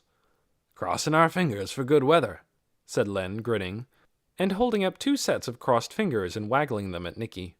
"That means a lot of work has to get done during the next 3 days," said Crystal. She sounded quite cheerful about it. She took her notebook out of her purse, and she and Len started in on still another to-do list, as if it were the most fun thing in the world. Nicky ordered her soup and stared out the window. The last of the sunlight edged the top of the mountain in gold. Someone in a "Don't Do It" t-shirt walked by, and someone else with a cell phone clapped to her ear. Across the street, a black car pulled into the gas station. Hoyt McCoy got out of it. Just the sight of him made Nicky feel guilty. She watched as he filled up his gas tank, and she was glad when he drove off, heading down the road that led to the highway. Dinner took forever. Crystal's to-do list got longer and longer, and every item had to be discussed in tedious detail. Now and then Nicky commented on something, but no one paid attention to her. She was just about to say she was going back to Greenhaven when there was a loud tap on the window next to her. Startled, she turned. Outside stood Grover, his eyes round and worried-looking. "Who's that?" said Crystal. "The handyman's son," Nicky said. "I sort of know him." She laughed, thinking he was joking around as usual, but instead of breaking into a smile or a maniac face, Grover shook his head and beckoned to her. His mouth moved, making exaggerated words. "Come out!" Nicky's smile froze on her face. What was wrong? She stood up from the table. "I have to go ask him something," she said, and before Crystal and Len could say a word, she dashed out the door and hurried after Grover.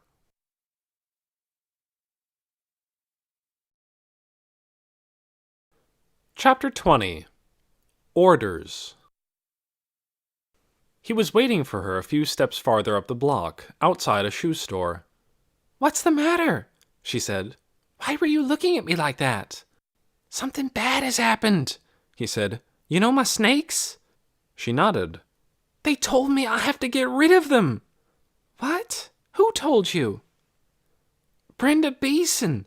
I went home for lunch, and there was a note for me in the mailbox. It said snakes are touched with evil, and it isn't good to keep them, and I have to get rid of them." "Oh," said Nicky, with a shock of dismay.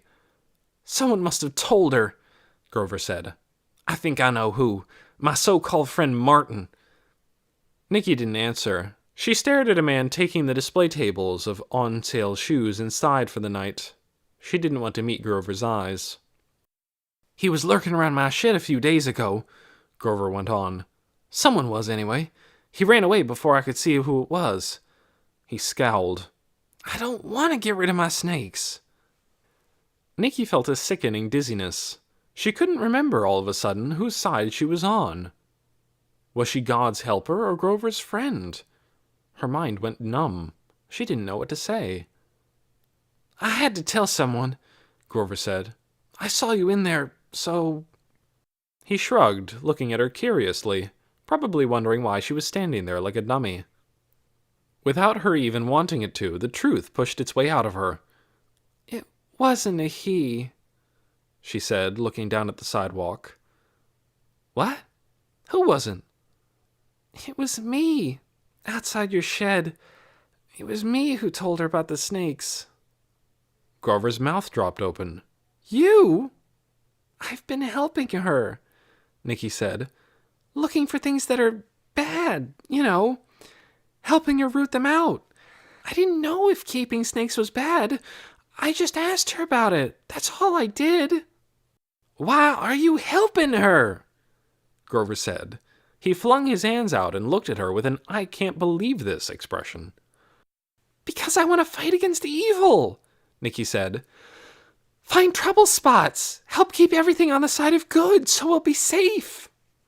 "You know what they're going to do if I don't get rid of my snakes?" Grover said. "What?" "Put one of those bracelet things on me." "Ha!"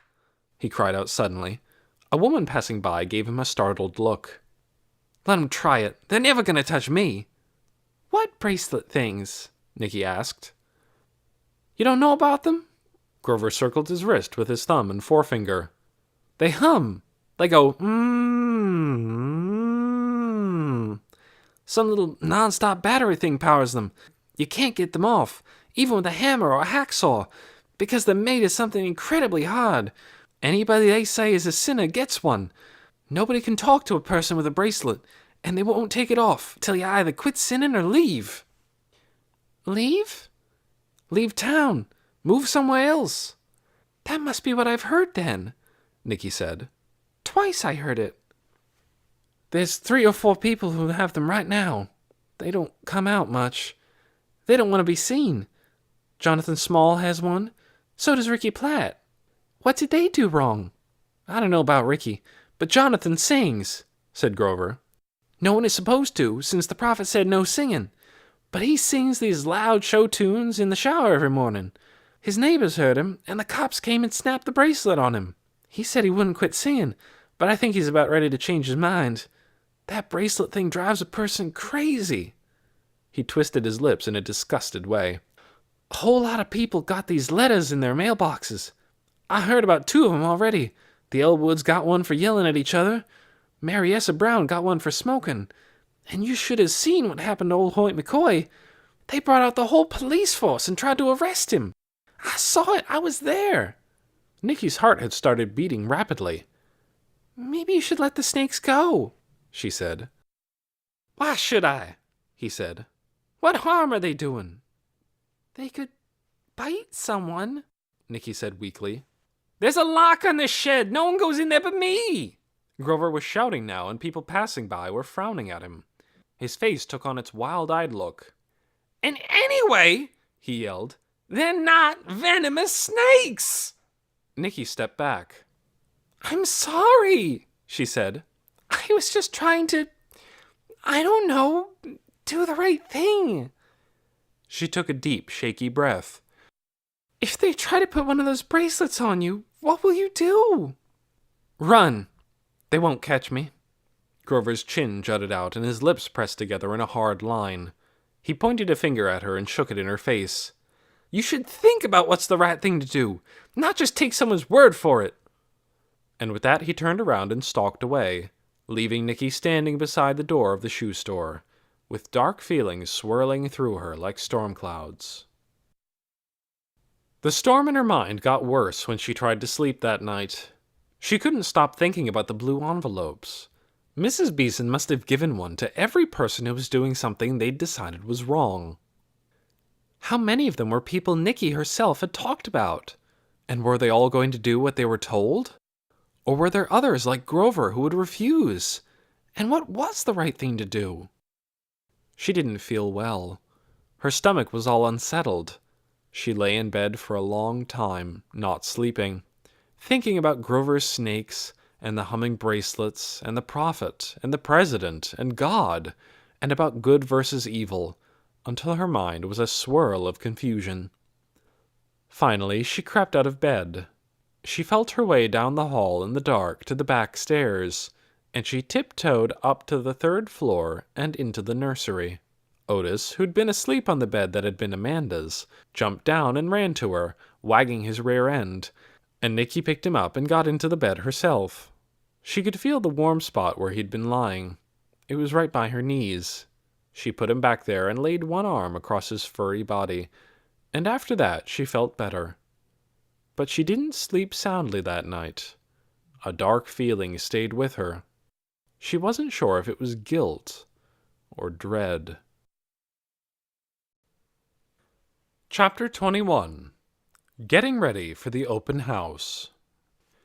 For the next 2 days, Wednesday and Thursday, Nicky worked with Crystal at Greenhaven, helping her get ready for the open house. Crystal gave her the assignment of cleaning and neatening the rooms on the 3rd floor. We won't bother to make those rooms beautiful, she said, but they can at least be presentable. Get rid of the mess and cobwebs, sweep up the dead bugs, take extra furniture down to the basement, that sort of thing. She cast her critical gaze around the front parlor where they were standing. The rest of the house, she said, has to be as elegant as possible. I think we can manage it. The house has good bones. Once each day, Crystal came up to the third floor to see how the work was going, and Nicky had to quickly close Otis into the hall closet and put the radio on loud to disguise any sounds he might make. Luckily, Crystal wasn't very interested in the rooms on the third floor. All she wanted was for them to not look too awful. She glanced in, said Nicky was doing a good job, and went back downstairs. As she worked, Nicky turned over the problem of goodness in her mind. As they were sitting in the kitchen having a dinner of canned soup and soda crackers, and listening to the news on the radio, she asked Crystal her question. Crystal, she said, how do you tell if something is good or bad? Crystal was exhausted from rearranging furniture and hauling boxes of stuff down to the local thrift shop. You mean like a good or bad book? She said. A good or bad movie? No, Nicky said. I mean like something you do. How do you know if it's a good thing to do or not? On the radio, the news announcer broke off in the middle of a sentence, and there was a sudden silence.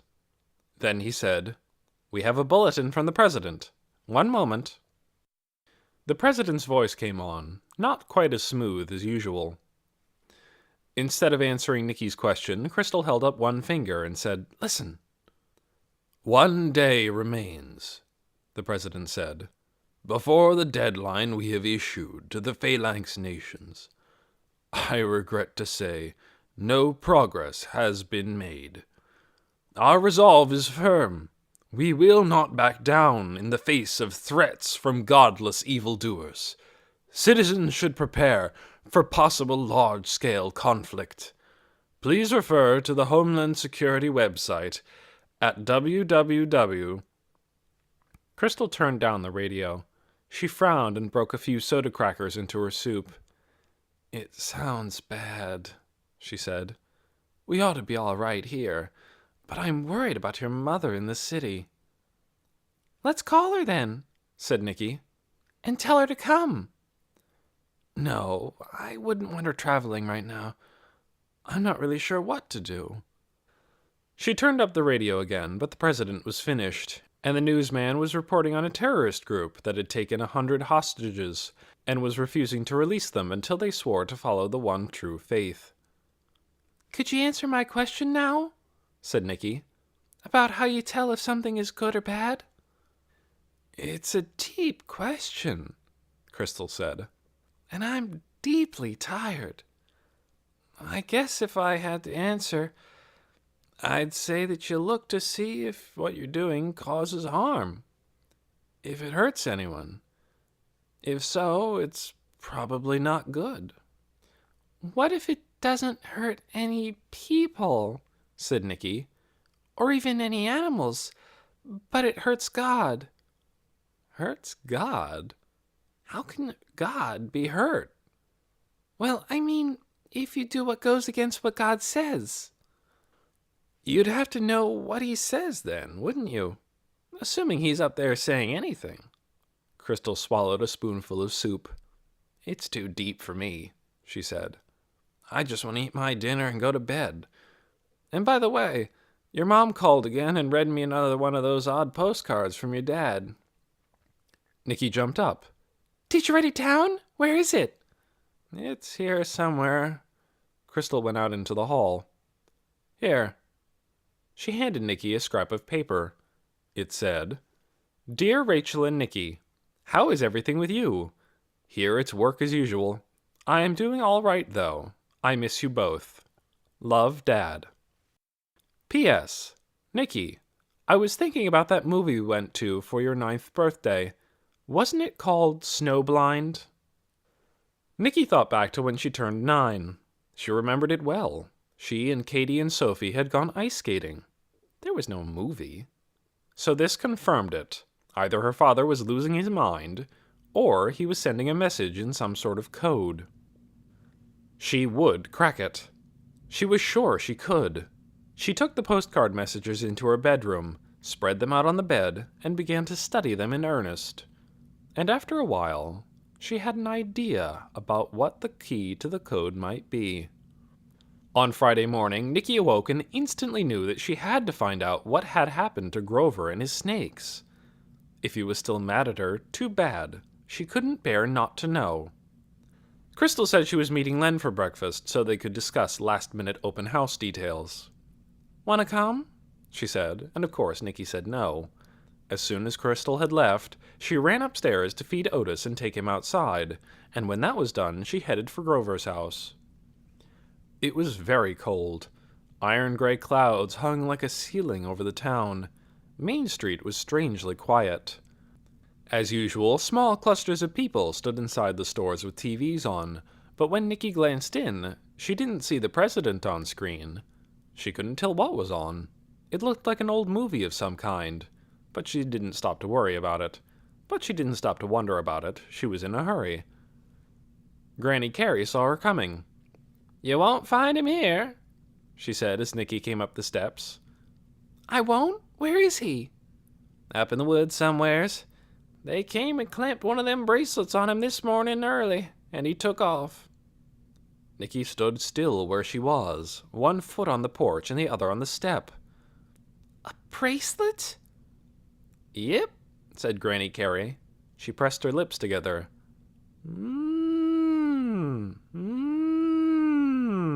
She said. "Nasty thing." "He didn't go to school?" "I doubt it," said Granny Carey. "With the noise that thing was making, they'd have probably thrown him out." "So he didn't let his snakes go then," said Nicky. "Said he didn't see why he should." "How did they catch him? He said he'd run." "Ambushed him," said Granny Carey. "Teddy Crane and that old Bill Willard jumped on him from behind the garage when he set out for school. Then he ran off, and the two of them came here and told us what they'd done." "I'm gonna go find him," said Nicky. "Better not," Granny Carey said. "His pa's already gone up there after him. No point in you going. You don't know your way around in the woods. He could be anywhere." "But that terrorist is in the woods," Nicky said. "So I've heard," said Granny Carey, frowning and rocking. "It does make a person worry. We've got a lot to worry about today." She waved a hand toward the window, from which came the sound of the TV. "That deadline the president set is up. We're waiting to hear if there's going to be a war." Chapter 22. An Indoor Universe. Nicky turned away from Grover's house with her mind whirling. The president's deadline! That's why people were gathered around in the stores. They were waiting to hear his announcement. Why was an old movie on, though? Had they started the war without telling anyone? She glanced at the sky, almost expecting to see bombers streaking overhead. She didn't know what to do. It was true that there was no point in trying to find Grover. Even if she did find him, how could she help? And she certainly couldn't keep a war from happening. Her goal number 3 seemed silly now. How could she possibly do anything to help the messed up world? She was just a kid. She walked down the road, hardly noticing where she was going, staring down at the pavement, kicking now and then at a rock. She thought of Grover, a humming bracelet clapped onto his wrist, fleeing up into the mountains, where probably a dangerous person was hiding out. She thought of Hoyt McCoy, accused by police of something he hadn't done. These things were her fault. Somehow she had done wrong by trying to do right. She trudged on until she came to Raven Road, and there she turned left. She hadn't planned to go this way, her feet just seemed to carry her. When she got to Hoyt McCoy's driveway, her feet stopped. She stared at his no trespassing sign. She gazed up the driveway, past the row of looming trees to the place where the drive curved around toward the house. Part of her wanted to hurry on past, but another part thought she should go in there and tell him she was sorry for what had happened. Was she brave enough? The very thought of it made her stomach shift and her hands get clammy, but she started up the driveway anyhow. She would just knock on his door, apologize very fast, and come away. She was brave enough for that. The house was as dark and silent this time as it had been before. From a distance, she checked the gable window. It was closed. Nothing that looked like a gun or a telescope stuck out of any of the house's windows. This gave her courage. When she got closer, she realized Hoyt's car wasn't there. Good! Now, if she just had a bit of paper and a pencil in her pocket, as she usually did. But behind her, she heard the sound of an engine and the crackle of gravel.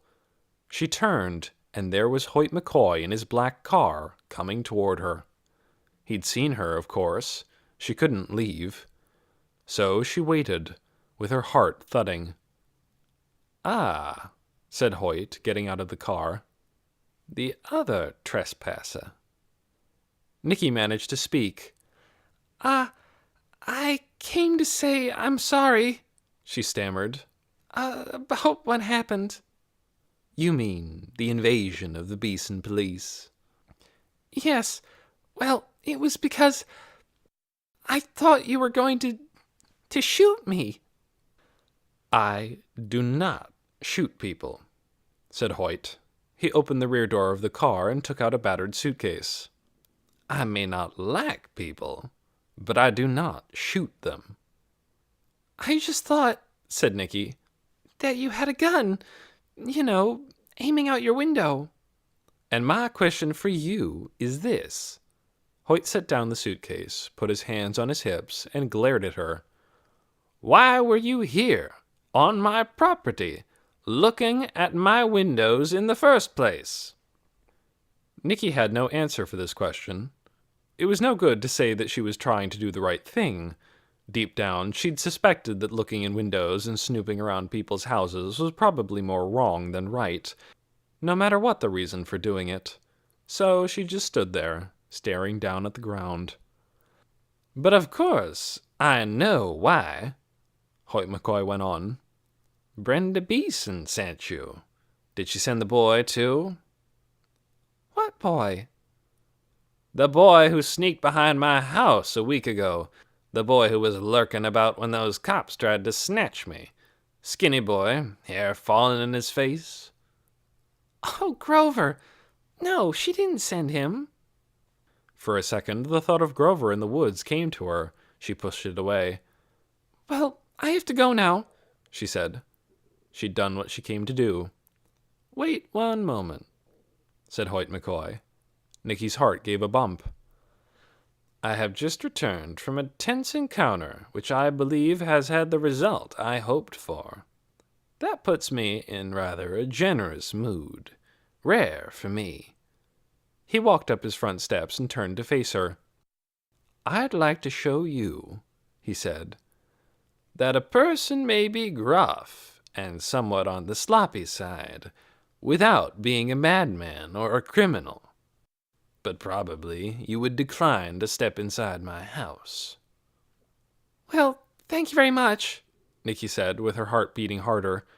"But I really have to go." "I thought so," said Hoyt. "A wise choice in general, though in this case unnecessarily cautious. Still, you might be willing just to look in from where you are." He took his keys from his pocket, opened the door, stepped in, and stood to the side, so that Nicky could look past him. She saw a wide hall. On either side was an arched opening that led to a room, and down at the end the hall opened into still another room. Even though it was daytime, all the windows were covered with blinds and curtains. Dim electric light bulbs filled the rooms with a yellowish gloom. Signs of careless housekeeping were everywhere. In the hall, she saw stacks of books on the floor, clothes hanging from doorknobs, a table strewn with loose change and bits of hardware and scraps of paper. From what she could see of the other rooms, they were just as messy. But why was he showing her all this? Shouldn't she turn around and run? She took a few steps backward, but somehow curiosity held her there. "I am not interested," said Hoyt, "in the dull, daily world of chat and tidiness, of keeping up appearances, of being nice and polite and well-groomed. No one who doesn't like my looks or my house need ever come near me, and that will suit me well. My world is the heavens, both by day and by night." He raised a hand and turned slightly. "Watch," he said. Nicky heard the snap of a switch. Instantly the lights in the house went out, leaving a darkness that would have been complete, except for the light from the open front door. Again a bolt of fear shot through her, and she skittered backward a few more steps. Was he going to come out from his strange den and grab her? But a moment later she stood still again, because she saw something happening in the darkness. The walls and the ceiling had begun to glow. Gradually they changed from black to a deep midnight blue, as if they were made of not plaster, but of glass, like a television screen. Tiny points of light appeared, first just a few here and a few there, and then more and more, until the signs of an untidy daily life receded into shadows, and the rooms of Hoyt McCoy's house became star-spangled chambers of night. "The effect is better, of course, if the front door isn't standing wide open," said Hoyt. "You may come in and see if you like, but if you're still afraid of me, I won't insist." Nicky just stood there, staring and speechless. "It took quite a while to customize this house," Hoyt said. "People used to peer over the fence wanting to see how I was remodeling. They were dismayed when the house looked exactly the same after the work was done as before." He laughed, a dry heh. "The heavens are my habitat," he said. "Also my job, though as a rule I do not speak of it." This reminded Nicky of what Grover had said. "Do you crack open the sky?" she asked. Hoyt raised his eyebrows. "Who told you that?" "Grover. He said he saw it." "Ah, yes, so he did." Hoyt smiled dryly. "He's an observant sort. Most people simply write it off as lightning." "What is it, then?" "Not something I choose to speak of at this time," said Hoyt. "I have been extraordinarily busy these last few days, involved in some very delicate, high-level conversations. Right now I am satisfied, but exhausted. Far too exhausted to explain anything." "Well," said Nicky, pointing in through the door, "all that is really beautiful." It was. It was as if Hoyt's front door had become a porthole to the universe. She longed to step inside and see it up close, have it surround her, as if she were floating in space. But she still didn't feel quite brave enough. If only Hoyt had been like a kindly old uncle, then she would have. But he was so big and rumpled and shaggy and grouchy, she was still afraid of him, though it did begin to seem that she needn't be. "Thank you," she said. "I love seeing it. Is it the whole universe?" "Oh, no," said Hoyt. "Just a small portion of one universe. Ours. If I had several billion more houses, I might have room for a few other universes as well." Other universes. Nicky thought of her great-grandfather's notes, but she could barely get the idea of one universe into her mind, to say nothing of others. "I'd like to see it," she said, "but maybe I'll come some other time." "Simply ring the bell," said Hoyt. "Trespassers are not welcome. Certain selected visitors are. You may include yourself among them." With a brief nod, no smile, he closed the door, and the universe disappeared.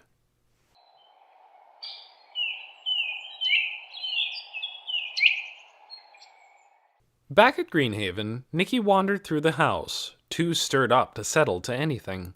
She gazed at the ancestors in their gold frames. She ran her fingers along the curves of the banister. She stared at her reflection in the great dining-room mirror. Up in the nursery, she rocked in the rocking chair beneath the glow of the lamp, holding Otis on her lap and running her hand from his head to his tail over and over.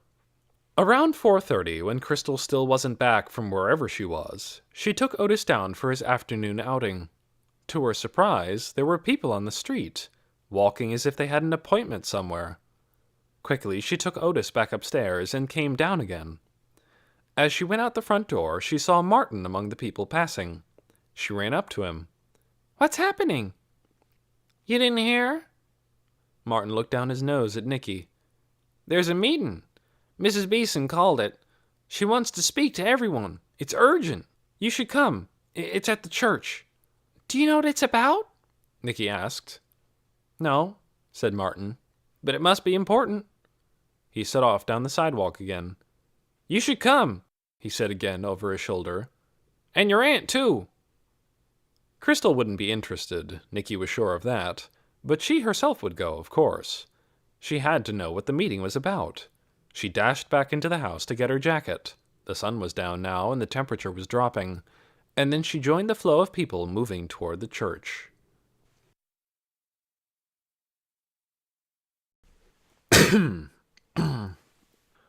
Chapter 23. The Emergency Meeting. From the uphill and downhill neighborhoods, people converged on Main Street. Frowning, worried-looking men, mothers holding the hands of young children, other children following along, unusually quiet. Everyone was unusually quiet, in fact.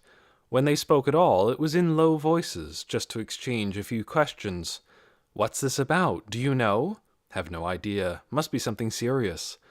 "Maybe something new from the Prophet." "Maybe so."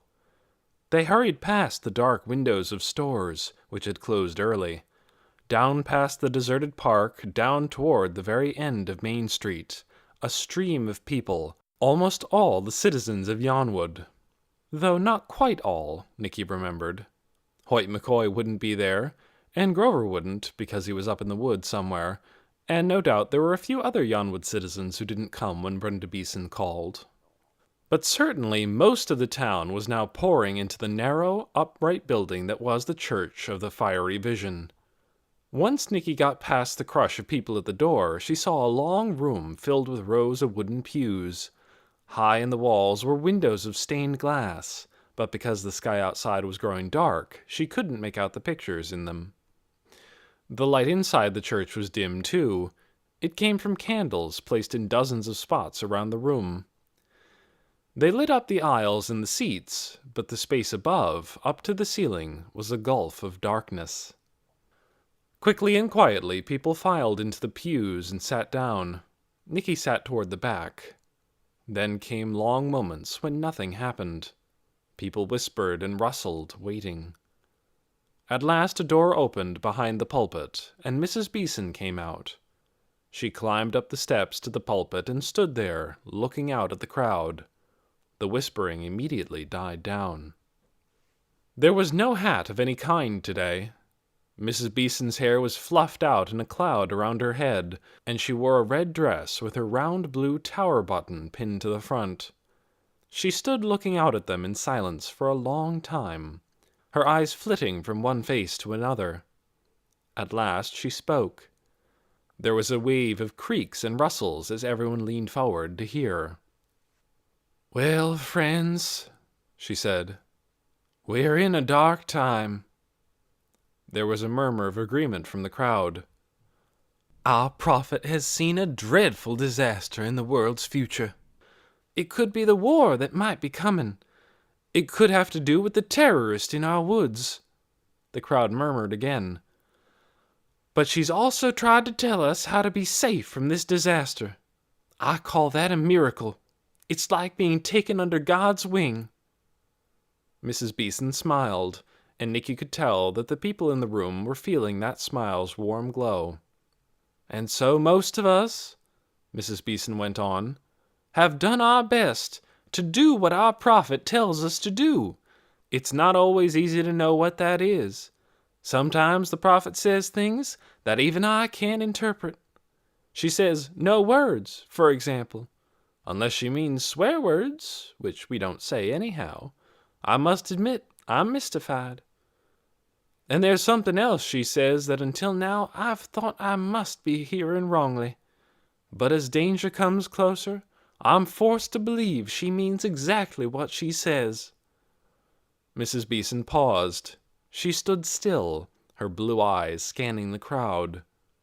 She looked like a queen, Nicky thought, in her ruby-red dress, with the light from the candles gilding her hair.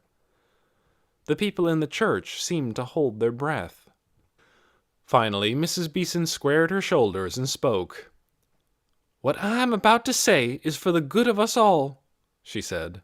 "We must be obedient, whether we understand or not. God's ways are beyond our knowing." She paused again for a long time. Tension twisted in Nicky's stomach. People sat so still that the whole room was utterly silent. When Mrs. Beeson spoke next, her voice was hardly above a whisper, but it was so fierce that you could hear every word. "Althea has said it over and over, but I haven't wanted to hear it. No dogs, she says. No dogs. It's quite clear. Somehow, our dogs are standing in the way." "What?" cried a woman a few rows up, but someone else shushed her. Mrs. Beeson's voice rose. "Yes," she said. "I see it now. I see it in myself, in my own feelings for my little sausage." She leaned forward, gripping the pulpit with both hands. "Why should we give an animal love that should go to our families? Why should we give an animal love that should go to God? We have to act, my dear friends. I know it's hard, but the dogs, all of them, must go." Nicky's heart started rapid-fire beating. Dogs must go? What was she saying? A clamor arose from the people in the church. Voices cried, "What?" and "No!" But Mrs. Beeson spread her arms out and stood like an angel about to rise. "Listen!" she cried. Everyone grew silent again. "It's painful, I know," she said, "but terrible times demand extraordinary sacrifices. Seems to me what the prophet is saying to us is this: the more we say no to the things of the world, all those things we are too attached to, the more we can say yes to God. It's what I've told you before. When you have faith that you're right, you know it from the bottom of your soul, you're willing to do anything for it. Anything." At that, the people grew silent again. A few stood up and left the church. One man shouted, "She's wrong!" as he went out the door. But all the rest stayed. Nicky saw some of them look at each other with stern, brave looks and nod. Then they looked back at her again, waiting for instructions. "It will be like this," she said. "The day after tomorrow, I will send a bus to all dog-owning households. You will put your dog aboard the bus, and the driver will take the dogs to a wild place many miles from here, where the dogs will be free to go back into nature, where they belong. No animal will be harmed. And we here in Yonwood will have followed our instructions to the letter. We will be free to love God with all our hearts." Nicky felt as if she'd been set on fire. "They won't take Otis," she thought. "Never." But she realized after a moment that she didn't have to worry about Otis. No one knew that Greenhaven was a dog-owning household. The only people besides herself who knew about Otis were Amanda and Grover, and they wouldn't hurt him. She would keep him safe. She'd be extra super careful when she took him out to pee, and when the house was sold, she'd take him away with her, back to the city. Because she knew now that she would fail at her goal number 1, which was to live at Greenhaven with her parents. She still loved Greenhaven, and Yonwood too, but she no longer wanted to live in a place where Mrs. Beeson and her prophet delivered instructions from God. Chapter 24. The Bracelet. On Friday morning, as Grover was on his way to school, 2 men had jumped him as he passed the car repair garage. They'd been standing behind a gate that led into an alley beside the building. And when Grover came past, they simply stepped out into his path and blocked his way. Before he realized what was happening, each of them grabbed one of his arms. One of them whipped the bracelet out of his pocket, snapped it around Grover's right wrist, clicked a button on a remote control, and the bracelet was activated. It started up its noise.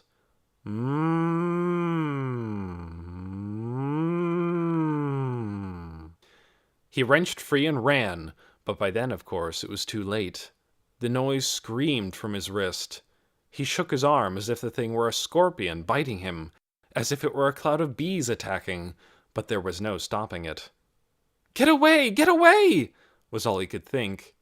He ran around the far side of his house and down Woodfield Road, where there were fewer people, though the few he passed stared at him in horror. He didn't look at them. Get away! Get away! He ran past the school, staying far out at the edge of the playing fields, past the end of Main Street where the windows of the Cozy Corner Cafe were still dark, and then, all the time with the noise streaming out behind him like a kite tail, he ran up the path into the woods. When he'd run uphill for 10 minutes or so, he stopped. The whine of the bracelet.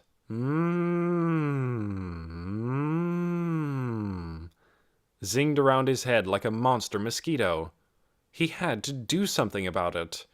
Though the morning was cold, he was warm from running, so he took off his jacket and the sweatshirt he was wearing underneath it. He put his jacket back on, and he wrapped the sweatshirt around his wrist, tying it as tightly as he could by the sleeves. It made his arm into a sort of club, with a great lump at the end. The sound was deadened, but not silenced. He could still hear it, and of course anyone walking in the woods, human or animal, would be able to hear it too. So he unwound the sweatshirt. He took off his jacket and his t-shirt, put his jacket back on, because he wouldn't be able to once he'd made his hand into a club, and wrapped the t-shirt around the bracelet as a first layer. Then he wrapped the sweatshirt around that. This made a wad as big as a soccer ball. His arm looked like a giant lollipop. It might make a good weapon, he thought. Too bad Teddy Crane and Bill Willard weren't around for him to clobber. The double wrapping muted the noise of the bracelet down to a faint hum. It was good enough. Grover strode on. What he was going to do, he didn't know. He had no plan, other than to escape the town and all the pitying, tut-tutting faces that would be trained on him. People on the street, his teachers, other kids at school. No. He would figure out a way to get the thing off. He wouldn't go home until he had. He climbed fast, fueled by rage. After half an hour or so, he came to the place he'd been a few days before, where the path led down to the stream. This was a good spot to stop for a moment, he thought. He was thirsty. He'd have a drink. As he knelt by the stream and splashed water into his mouth with his left hand, he remembered the person he'd seen moving through the woods when he was last here. The pale patch off in the distance. For a second, with water dripping down his chin, he stopped moving and listened for footsteps. But as soon as he wasn't making the noise of footsteps himself, crunching over twigs, rustling in the leaves, all he could hear was the thin whine of the bracelet sounding through its wrappings, like a faraway siren. So he wiped his wet hand on his pants and walked on. He thought of singing really loud to cover up the noise, but if there was some evil person lurking up here, singing would just attract his attention. He tried to tune his ears to the tweeting of the birds instead. The path wound up the mountainside. Every now and then he came to a place where the trees thinned out and he had a view over the town below. School would have started by now. They'd notice he wasn't there. Would Bill and Teddy have gone to his house after they'd clapped the bracelet on him and told his parents? Would anyone come looking for him? By midday he was close to the top of the ridge, and he was starting to feel hungry. He happened to have a couple of stale crackers in his jacket pocket, so he ate those. But it wasn't much of a lunch. At this season of the year, he wouldn't be able to find much in the woods that he could eat. The berries would be gone, and although there were lots of mushrooms, he didn't know enough about them to tell the edible ones from the poisonous. He'd just have to be hungry for a while, that's all. Good thing he'd had a big breakfast. When he came to a small open field, he decided to stop for a while and attack the bracelet. There was a shelf of rock at the edge of the field, large and low. Here he sat down. He unwrapped the sweatshirt from around his wrist, and then the t-shirt. The hideous noise wailed out into the air. Grover winced.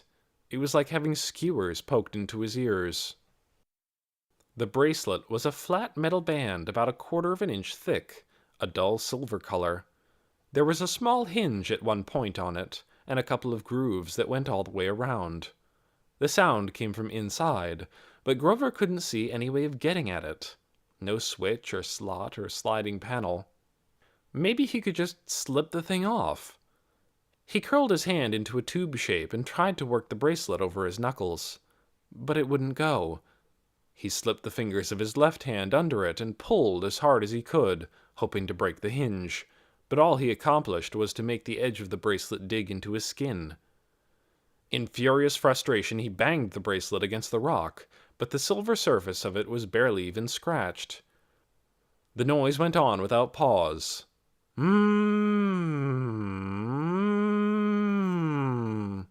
Making him want to scream. One more try. He found a rock about the size of a baseball, and, placing his wrist on the bigger rock, smashed at the bracelet over and over. After 5 minutes of pounding, he'd made a tiny dent in the bracelet's surface, and a sizable scrape on his hand. With a yell, he flung the rock away and gave up. He put the wrappings back on his wrist. Failure. He lay back on the warm rock and stared at the sky, where a hawk was circling far, far above. What had he done wrong? Nothing. Who was he hurting? No one. So why was he being tortured? He didn't know. Had Althea Tower muttered something about snakes? Was there a law against snakes in some holy book? He didn't know. And he didn't know what he could do about any of it. Stymied, he closed his eyes. The sun shone on him, and he grew sleepy and dozed off. When he woke up, he could see that it was late afternoon. The shadows of the trees crept across the field, and the air had grown chillier. Grover felt bleak. What was he going to do when night came? What would he do tomorrow? He was hungry, and he was cold, too, because with his t-shirt and his sweatshirt wrapping up his wrist, all he had on was a flannel shirt and his jacket. Which was better, to be warm and have that noise screaming at him, or to be cold and without the noise? He decided to be cold, at least for the moment. For the first time, he realized that he was going to spend the night up here. He hadn't really thought about it before, when all he wanted was to get away. But he saw that he would have to. Darkness would fall before he could get down the trail, and he didn't want to be back in town anyway. So he'd better use the daylight that was left to get ready. He'd make himself some sort of den to sleep in, and he'd look as hard as he could for some nuts or shriveled-up berries to eat. First, the den. He wanted to be in among the trees, not out in the open. So he crossed to the west side of the field and made his way into the thicket of undergrowth, stamping down brush and breaking off twigs that got in his way. It was like burrowing through barbed wire, he thought, so many stickers and scratchers. Underfoot, the ground was leaf-littered and rocky and uneven, and damp. It wasn't a great place for a camp-out. But after creeping around for a while, he found a sort of scooped-out place in the ground, surrounded by a group of pines. The pine needles were thick on the ground, and he mounded them up to make a mattress. This wouldn't be too bad, he thought. Now for food. A few rays of sunlight still fell across the top of the mountain and lit up the trees on the other side of the field. Grover started to make his way out of the woods, back through the brush the way he'd come. But just as he got to the edge of the clearing, he saw, within the trees on the opposite side, something white moving. He stood still. The trees would hide him, he thought, if he didn't move.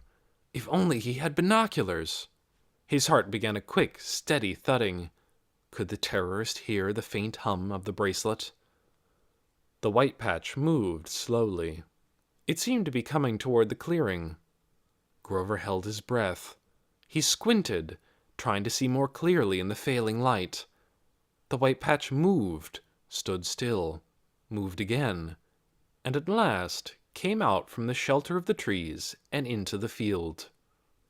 And Grover's heart gave a great lurch. This terrorist was not human. And it was not a terrorist either. It was a bear.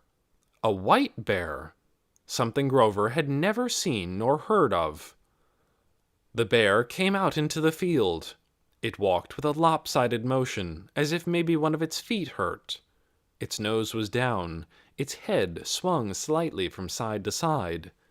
Its coat, Grover could see, was not pure white at all. It was a dirty cream color, smudged with gray. It came closer. Grover held his breath. He didn't really think the bear would attack him. He'd caught sight of bears up here before, and he knew that the main thing was to not take the bear by surprise. Make a noise, let it know you were there, and it would turn around and shuffle off. Still, he was nervous. It was almost night, he was all alone, and he was making a strange noise the bear would soon start to hear. And as soon as he had that thought, the bear lifted its head. It stopped moving and looked straight toward Grover. The last rays of the sun shone on its small round ears, turning them pink. So Grover did what he knew he should do. He stepped out from the trees and stood in the open. He raised his right arm, so that the humming ball at the end of it stood up in the air like a stop sign.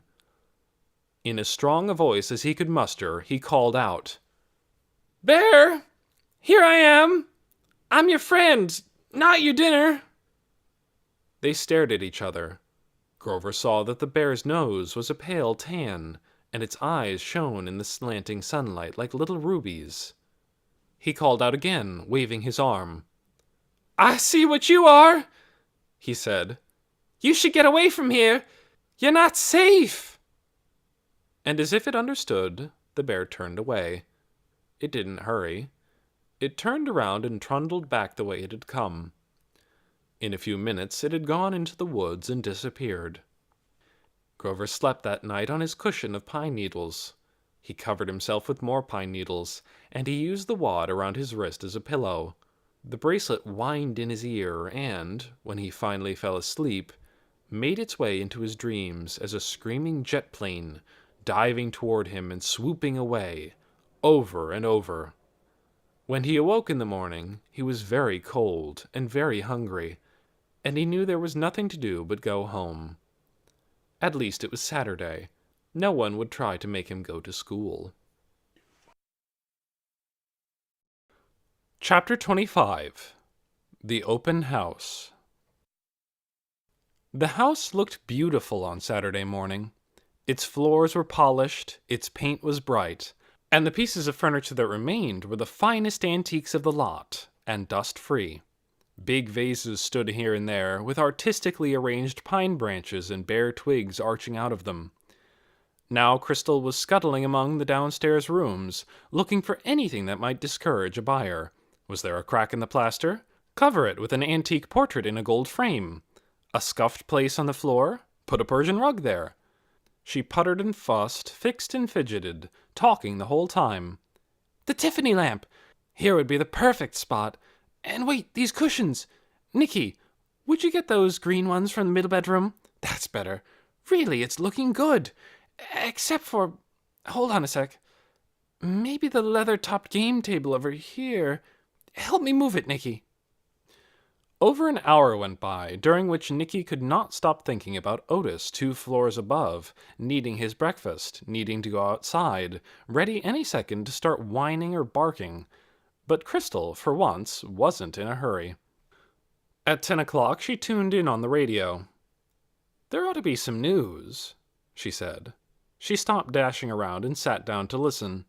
Nicky listened too. "We are expecting an announcement from the White House at any moment," said the newscaster. "The president's deadline ran out yesterday, but so far there has been no word on the status of the situation." They kept listening, but no announcement came. There was a report about an earthquake somewhere, and a riot somewhere else, and then something about 2 movie stars getting married, and finally the announcer came back on and said that there was still no news about the tense international situation and that people should stay tuned. "It's odd," said Crystal, flicking off the radio. "But at least it's not war. Not yet." She went back to work. For another half hour, she wandered around, adding final touches here and there. Finally, she flopped down on the red plush sofa in the front parlor and surveyed what she had done. "Not bad," she said. She checked her watch. 10:42. "We open at 11. Len should be here any minute." "Do you need me any more?" Nikki asked. No, said Crystal, waving a hand. "You go off and play." "Okay," Nikki said. "I just have to get some stuff from upstairs first." Crystal nodded. She reached for a spray bottle and squirted a fine mist at a potted fern. Nikki dashed up the stairs. Poor Otis. Poor Otis. If he'd made a puddle on the floor, she wouldn't say a single scolding word. She burst through the door at the top of the stairs, closing it behind her, flung open the nursery door, and there was Otis scrambling backward, yelping and squealing with a desperate tone in his voice. He'd been standing right there, she could picture it, nose to the place where the door would open, waiting for her. She scanned the room. Only one small puddle, which she quickly mopped up. "Okay, Otis," she said. "Just a couple more minutes. I'll be really quick." Otis jumped up and down beside her leg. "I know you're hungry, but we have to get out of here first. You have to be incredibly quiet." She hooked Otis's leash to his collar and wound it once around his muzzle so he couldn't bark. Then she picked him up and carried him down the hall and down the stairs. She paused at the second floor, listening for Crystal. Heard nothing. Went down the next flight to the door that led to the hall behind the kitchen. Listened again. This time she heard voices. "Looks great," said Len's voice. "You do, too." "Well, thanks. You're such a sweetie." That was Crystal. They were by the front door, Nikki thought. Good. She darted into the kitchen, grabbed an apple and a muffin from the bowl on the table, opened the door to the back garden, and shouted, "Bye, I'm leaving, good luck!" Before anyone even answered, she shut the door behind her and took off. It was not a beautiful day for a walk. Gray clouds hung low and dark in the sky, and the air was cold enough to bite. Nikki had on her warmest jacket and a thick knitted scarf around her neck, and a knitted hat that came down over her ears, and she was still chilly. She'd warm up as she walked, probably, but it would be nice if the wind would die down. She snuggled Otis's head up under her chin. At the end of the block, she went around the corner, turned onto Fern Street, and started up the path that led in among the trees. A few yards along, she stopped and set Otis down on the ground. Instantly, he pulled the leash tight, making a beeline for the base of a tree, where he lifted his back leg and sent a stream of pee against the bark. "Good boy," said Nikki. Suddenly, she felt happy and free. The cold didn't matter. The woods stretched before her, mysterious, unexplored. No danger of running into the dog-napping Prophet out here, or any of her spies.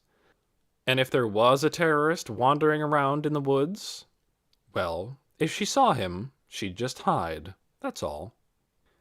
So they hiked, Nikki striding along on legs that felt strong and glad to be exercised, and Otis zigzagging across the path from one fascinating smell to the next. The ground crackled underfoot, icy dead leaves, brittle twigs, dirt hardened by cold. In all directions stood the endless ranks of gray-brown tree trunks, their bare branches making a dense weave that reminded her of the cross-hatched writing on the old letter. Wind rattled the branches against each other, and here and there a few last rags of leaf fell down. It was a little after 11 o'clock. In a while she'd find a place to sit, and she'd eat the muffin and the apple she had with her. But now all she wanted to do was walk, and walk fast. The trail wound back and forth, always sloping upward, but never very steep. Most of the time, all Nicky could see was the deep forest on both sides. But after a while, she came to a clearing where the trees thinned out on the downhill side, and she could look down the mountain and see the roofs of the town below. It looked small and peaceful from here. No people were visible. She tried to make out which house was Greenhaven, but she couldn't tell. It made her a little sad, this view of Yonwood. The place where she had been sure she wanted to live. In her imagination, it had been so perfect, peaceful and beautiful, safe from the trouble of the cities. If someone had told her then that Yonwood was working to battle the forces of evil by building a shield of goodness, she would have been happy to hear it. Those things were exactly what she wanted. How strange that it would all turn out so differently. She walked on. It wasn't a steady walk, because Otis had to stop every few yards and thrust his nose beneath a bush or into the leaf litter that covered the ground. Some spots were so interesting that he had to snuffle in them for quite a while. During these times, Nicky stood still and gazed around her. Birds flitted among the branches, twittering in a muted way. Overhead, clouds moved slowly across the sky, so the forest was sometimes in shadow, sometimes in sunlight. When the sun shone down, crystals of frost and patches of ice glistened like glass. When she'd walked for an hour or so, she started thinking it was time to rest, and time to eat. She looked for somewhere to sit down. A few yards farther on, she came to a fallen tree that lay alongside the trail, covered in a tangle of brown stickery vines and furred with green moss along the top. She tore the vines away to make a clear space, and she tied her end of Otis's leash to the stump of a branch sticking up from the log. Then she sat down, took the muffin and the apple out of her paper bag, and ate them both, except for the last chunk of muffin, which she gave to Otis. She crushed the paper bag into a ball and stuck it into her pocket. That was when she heard the footsteps. There was no mistaking them, firm and steady, a tramp, tramp, tramp, that came from above her on the trail, not far distant. Nicky's heart started racing. Could she duck behind a tree? Crouch down behind this fallen log? But Otis had heard the footsteps too, and after a moment of cocking his head and pricking up his ears, he let out a string of loud barks. So there was no use in hiding. Whoever was coming would have heard them already. He would come around the bend in a moment and see them, and Nicky would just have to hope that if it was a terrorist, or some other sort of wild person, he would have more important things on his mind than a girl eating lunch. So she sat frozen on the ground and waited, and in a few seconds the person came around the bend, and it wasn't a terrorist. It was Grover. "Hey!" he cried when he saw her. He stopped and stared. Then he made a face of extreme horror, pulling down the corners of his mouth and making his eyes bulge out. "Aye!" he yelled. "It's a terrifying terrorist and a savage monster! Save me! Save me!" "Stop that," said Nicky. Relief swept through her, and she grinned. Otis bounded over to Grover and stood up against his legs, and Grover stooped to pet him, with his left hand, because his right hand was bundled up in a clump of clothes. When he came closer, Nicky could hear the hum of the bracelet. "Mmm. Can I see it?" she said. $5 per view," said Grover. "Come on."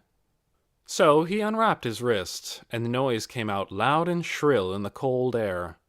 Nicky peered at the thing. "It's awful," she said. "You can't break it with a rock or anything?" "Not without breaking my arm, too. I tried." He wrapped it up again.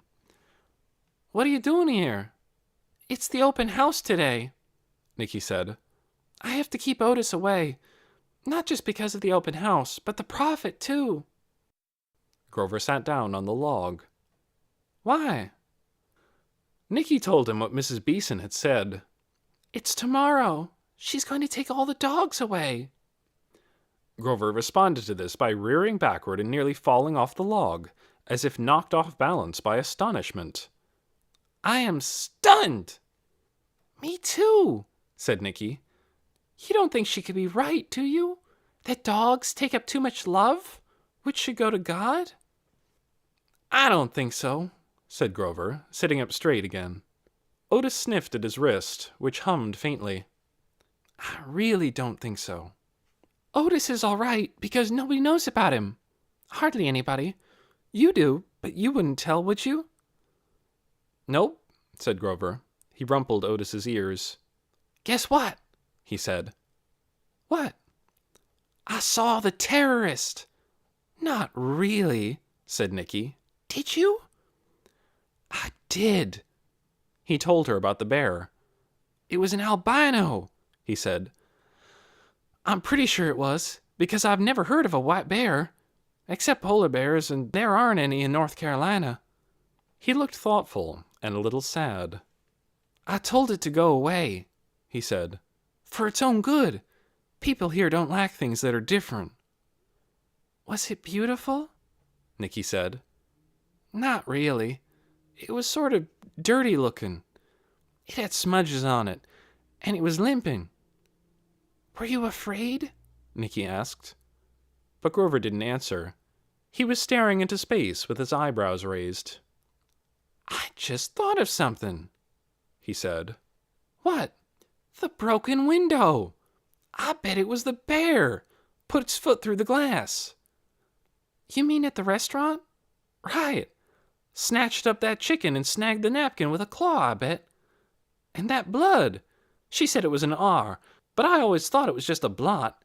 It was bear blood. I bet you anything. He explained, and Nicky listened. Bear blood, she said wonderingly. No one guessed. They sat without talking for a few moments. The bracelet hummed beneath its wrappings. You have to get that thing off you, said Nicky. What are you going to do? Grover stood up. The wind was blowing harder now, and dark clouds were coming in from the east. It doesn't matter about my snakes, I guess. I can let them go. I studied them a lot already, and in the summer, when I leave, I was going to let them go anyway. Nicky looked up in surprise. You mean you made enough money? I will, said Grover. I made 97 words out of Sparkle Wash for Dishes. That ought to be enough to win. They walked back down the trail together. Grover talked about albino animals most of the way, how rare they were, how he'd never heard of an albino bear before, how some people had considered them sacred in other times and places. Nicky listened with half her attention. A sadness had come over her. She was sad that Grover probably wasn't going to win his contest and go on his expedition, and she was sad that Greenhaven might have a new owner by now, some stranger who wouldn't love it as she did. She felt tired and sad and cold. Overhead the clouds had gathered and darkened, filling in the whole sky. Looks like it's going to snow, said Grover. Chapter 26. Catastrophe. How was the open house? Nicky asked. Lovely, said Crystal. And did anyone want to buy the house? Well, we have an offer, said Crystal. She didn't sound as happy as Nicky thought she would. From who? A couple named Hardesty. Retired, children grown. Looking to start a senior health center. Vitamins, herbal remedies, exercise equipment. A library with books about how to cope with hair loss and stiff joints and swollen ankles and that sort of thing. Crystal looked dispirited. I don't love the idea, she said. But they offered a good price, and they're ready to sign as soon as they sell their house in the city. I called your mother about it. She thinks we should accept. So it was over. Goal number 1 lost. No hope at all. Once again, that night, Nicky crept upstairs after Crystal had gone to sleep and spent the night in the nursery with Otis. He curled up close under her chin. His fur smelled of the woods. In the morning, Nicky got up while the sky was still dark. She took Otis out, stood with him in the cold while he did what he needed to do, and took him back upstairs. Then she climbed into the bed in her regular room to wait for the light. As soon as a gray streak showed in the gap between the curtains, Nicky got up and got dressed. She moved quietly. In the chilly kitchen, she made herself some toast and drank a glass of milk. Then she went out to see what was going to happen when Mrs. Beeson's helpers came to get the dogs. She didn't know when or where the dog pickups would start, but as it turned out, it was easy to find them. As soon as she got down the hill, she saw a school bus moving slowly down Main Street. There were no children in it. At Trillium Street, it turned right. A blue van behind it made the same turn. On the van's side, in white letters, was printed, Church of the Fiery Vision. In the front seat, next to the driver, Nicky saw Mrs. Beeson. Other people were in the van, too. It was full. Nicky followed the bus, walking fast. The bus and the van pulled up at a small brown house. Out of the van climbed Mrs. Beeson and several men, including all 4 of Yonwood's police officers. One of the policemen knocked on the front door of the house. A man came to the door, leading a medium-sized brown and white spaniel. He patted the dog twice and then went quickly back inside and shut the door. The policeman led the dog to the bus and lifted it inside. Everyone got back in the van, and it moved on. This is how it went. Nicky followed and watched it all. Other people trailed after the bus, too. She saw Martin among them, nodding sternly as he watched the dogs being collected. How could she ever have thought she liked him? All around her, people commented on what was happening. Most of them had decided, it seemed, that Mrs. Beeson was doing the right thing. "It's hard, of course," said a stout, middle-aged woman in a green knit hat. "But doing the right thing just is hard sometimes, isn't it? I don't have a dog myself, but if I did, I'd give it up in a heartbeat." A bald man in round glasses nodded. "I know a lot of people who had trouble with this," he said. "But once they make the decision, they were proud of themselves. They felt strong. You know what I mean?" Nicky thought of how giving up hot chocolate had made her feel. Strong, yes, and proud of herself for doing a hard thing. But how could you feel that way about your dog, who was going to be thrown out into the cold? It wasn't just you giving something up. You were making the dogs give up their home, and maybe their lives. The woman in the green hat nodded. "We have to trust in our Prophet and put aside our own selfish feelings," she said, "for the good of all." But it was hard for Nicky to see the good in what was going on. At each dog-owning household, the bus stopped. The police went to the door, knocked, and then waited while the people inside put the leash on their dog and brought him or her out. Some people put on a brave or saintly face like the first man. They simply patted the dog once or twice on the head, and then went back inside and closed the door, and did not watch the men lead the dog away. At other houses, there were scenes, especially if children lived there. Loud crying came from inside, and some children even broke away from their parents and ran out and grabbed their dog's collar, screaming, "No, no, you can't take him!" And the policeman had the sad duty of uncurling the fingers from the collar, and the parents had to wrestle the child back inside. A very few families refused to open their doors at all. Mrs. Beeson wrote down their addresses.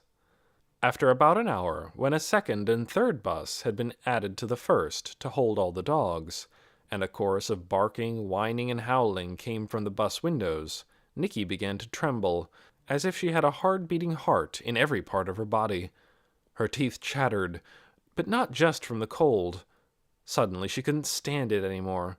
She ran, heading back home to get Otis and hide him where no one could find him, just in case,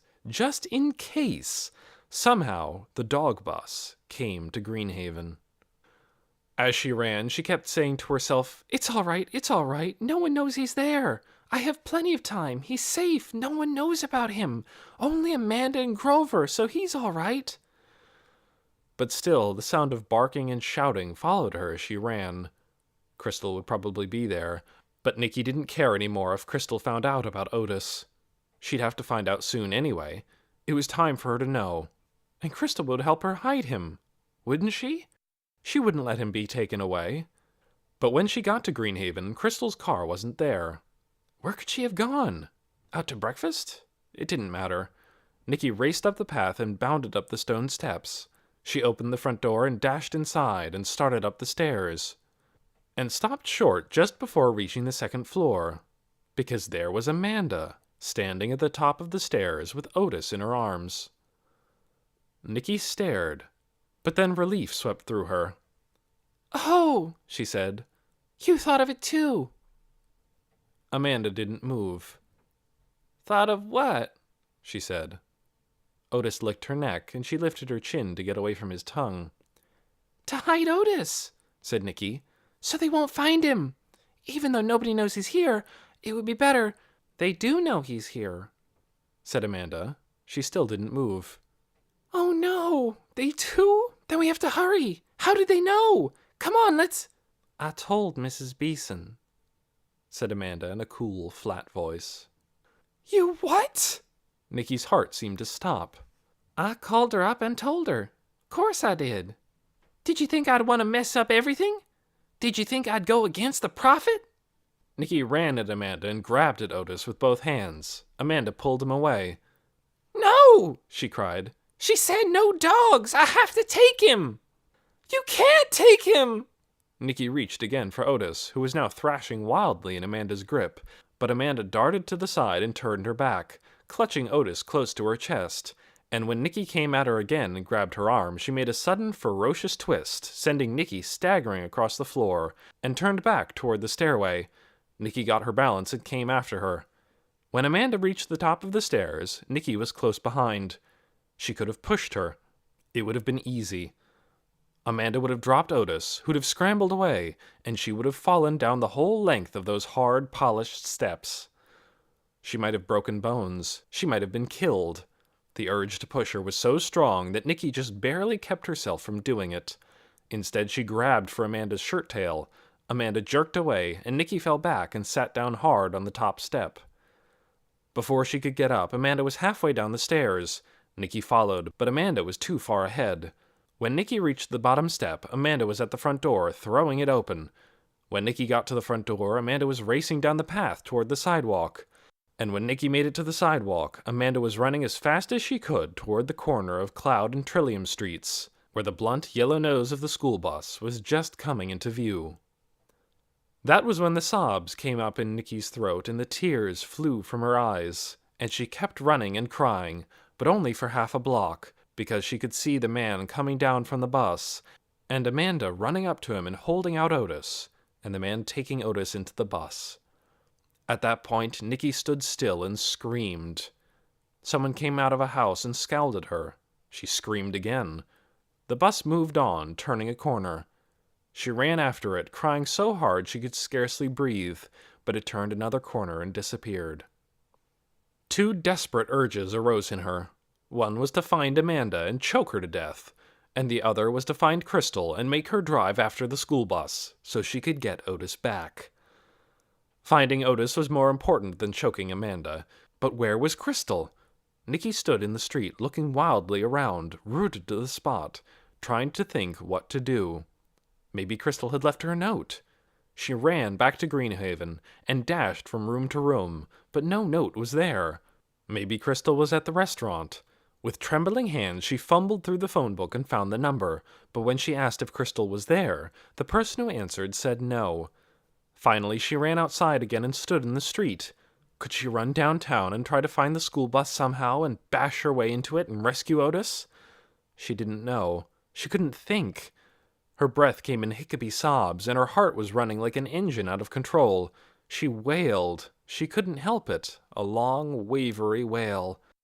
And in that moment, Crystal's car came around the corner. It drove up the street and pulled in at the curb, and instantly Nikki was beside it, pounding on the window, which Crystal rolled down. "They've taken Otis!" Nikki cried. "Amanda, she betrayed me and stole Otis, and he's in the bus with all the other dogs. You have to help, please, please. If we follow the bus, we could get him." Crystal gaped at her. She had a paper cup of coffee in her hand. A white bakery bag was on the seat beside her. "What in the world are you talking about?" she said. They're taking the dogs! Nikki cried. There's no time to explain. Please, please, can you just drive me? And I'll tell you about it while we go. Nikki's frantic face must have persuaded Crystal. All right, she said. Jump in. Chapter 27. The Chase. As fast as she could, in a few short sentences, Nikki told Crystal everything. Crystal kept interrupting, turning to Nikki with wide eyes and a dropped jaw. You mean you've had a dog up there all this time? There was a girl in the closet? You've been battling the forces of evil? She says dogs are doing what? But all Nikki wanted was to find out where the buses had gone. Never mind, never mind. She was still having trouble talking because of breathing so hard and shaking. I'll tell you later. Go that way. She pointed down Cloud Street. That's where Amanda gave... But then it turned a corner, I think onto Birch Street. And that was maybe 5 minutes ago, or 10, so I don't know where the bus is now. Crystal headed down Cloud Street. Where did this prophet woman say they were going to take the dogs? Into the woods, she said. Far away, into the woods where they belong, and then let them go so they can be wild the way they're supposed to be. Odd, said Crystal, driving through the neighborhood as fast as possible without actually squealing the tires. Dogs haven't been wild for several 100,000 years. Not most dogs, anyway. They need us. And we need them, Nikki wailed. I need Otis. They curved up onto Spruce Street but saw nothing. No one was in the street. A few snowflakes sifted down from the sky and landed on the car's windshield. Crystal put on the wipers. She headed down Grackle Street and turned onto Main Street. Nikki shouted, Look! And pointed ahead. Far down at the other end of Main Street was a patch of bright yellow. The bus! But a moment later it turned off Main Street and was gone. It went to the right, said Nikki. It went to the right, said Nikki. That's High Peak Road. It goes up the mountain. So that means they finished collecting the dogs, and they're taking them away. Can we go faster? Crystal stepped on the gas. If we do catch up with the buses, she said, what happens next? We just follow them till they stop. Nikki was leaning forward, both hands gripping the dashboard. Then when they let the dogs out, we grab Otis. What about everybody else's dogs? I don't know. I wish we could save them too. What if the people on the bus refuse to let us have Otis? I don't know, said Nikki. Let's just go really fast. They turned up High Peak Road. It was a narrow, winding road with the ranks of trees standing close on either side. The snow was falling faster now, whirling toward them, making it hard to see. Crystal slowed down. There was no sign of the buses. I don't know, said Crystal. This might not be a good idea. Nikki said nothing. She kept her eyes glued forward, staring through the spinning whiteness. How would Otis survive in a snowstorm? He was little. He didn't know how to get his own food. Crystal glanced over at her. Why didn't you tell me about this dog before?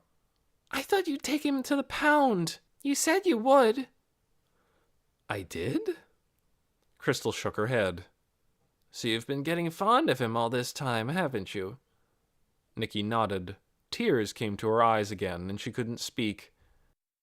I don't get it, Crystal said.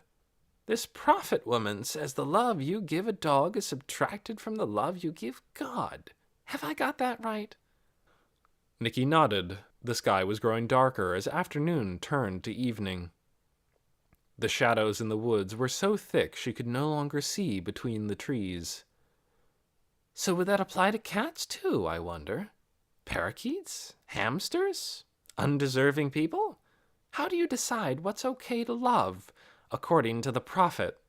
I don't know, said Nikki. She didn't want to talk about this now. She just wanted Crystal to hurry up. The car was going slowly around the curves. Crystal had turned on the headlights, but they brightened the spiraling snow more than the road ahead. Nikki's neck hurt from craning forward, trying to see. Love is love, seems to me, said Crystal. As long as what you love isn't armed robbery, or bombing airplanes, or kidnapping little children. Can we go faster? Nicky asked. Not without sliding off the road. Crystal shook her head. We're gonna have to give this up, I think. It's dangerous. She slowed down even more to go around a bend in the road, and then suddenly she stamped on the brakes and the car slid sideways. Careening toward them out of the blinding whiteness was something big and yellow. The bus! Screamed Nicky. It's coming down! Crystal pulled over and stopped. Behind the first bus was another one, and another, each one furred with white on top. They passed by and trundled on downhill. But are the dogs still in there? Nicky said. Or did they let them out? Crystal pulled the car back out onto the road. My guess is that those bus drivers didn't want to drive in this weather any more than I do. I bet they just dumped the dogs and turned around. Then let's keep going, Nicky cried, bouncing frantically in her seat. We can find them. Crystal drove on, but she was frowning at the road and was going slower than ever. After about 10 minutes, they came to a place where the trees thinned out, and on the right was an open field, lightly dusted with snow. Nicky could see a dark mush of tire tracks here. Stop! She cried. I think this is where the buses turned around. Can we get out and see? We're turning around too, said Crystal, but she stopped the car. Nicky flung the door open and jumped out. She ran toward the tire tracks and scanned the field. At the far edge, where the forest resumed, she saw something moving. A dog, no, 2 dogs, or 3, leaping across the snow-dusted ground, heading for the trees. Otis! Nicky shouted, though the dogs she saw were too big to be Otis. Otis, Otis, come back! But the dogs disappeared into the woods. If they heard her at all, they paid no attention. It was just an adventure to them, a thrilling freedom, at least at first. They didn't understand yet that there were no food bowls in the woods, no warm fires, no people. Crystal came up and stood beside her. I want to go after them, Nicky said. Will you wait for me? I'll just run across there and call Otis again from where he can hear me. We've got a snowstorm starting up, Crystal said, and it's almost dark. I can't let you go plunging around in the woods. I'm afraid we're too late. No, cried Nicky. It's just over there, she said, pointing across the wide field to where the trees made a dark line in the distance. Otis! She screamed again. But nothing moved out in the field, and the snow whirled faster, filling the air until the trees had vanished behind a blur of white. We have to go, said Crystal. Her voice was sad and kind. All the way back down the mountain, Nicky said hardly a word. She sat staring through the passenger side window at the tree trunks ghostly in the snow, knowing it was too dark to see anything moving among them, but unable to make her eyes look anywhere else. She felt as if 100 stones had collected inside her. Crystal pulled up outside Greenhaven.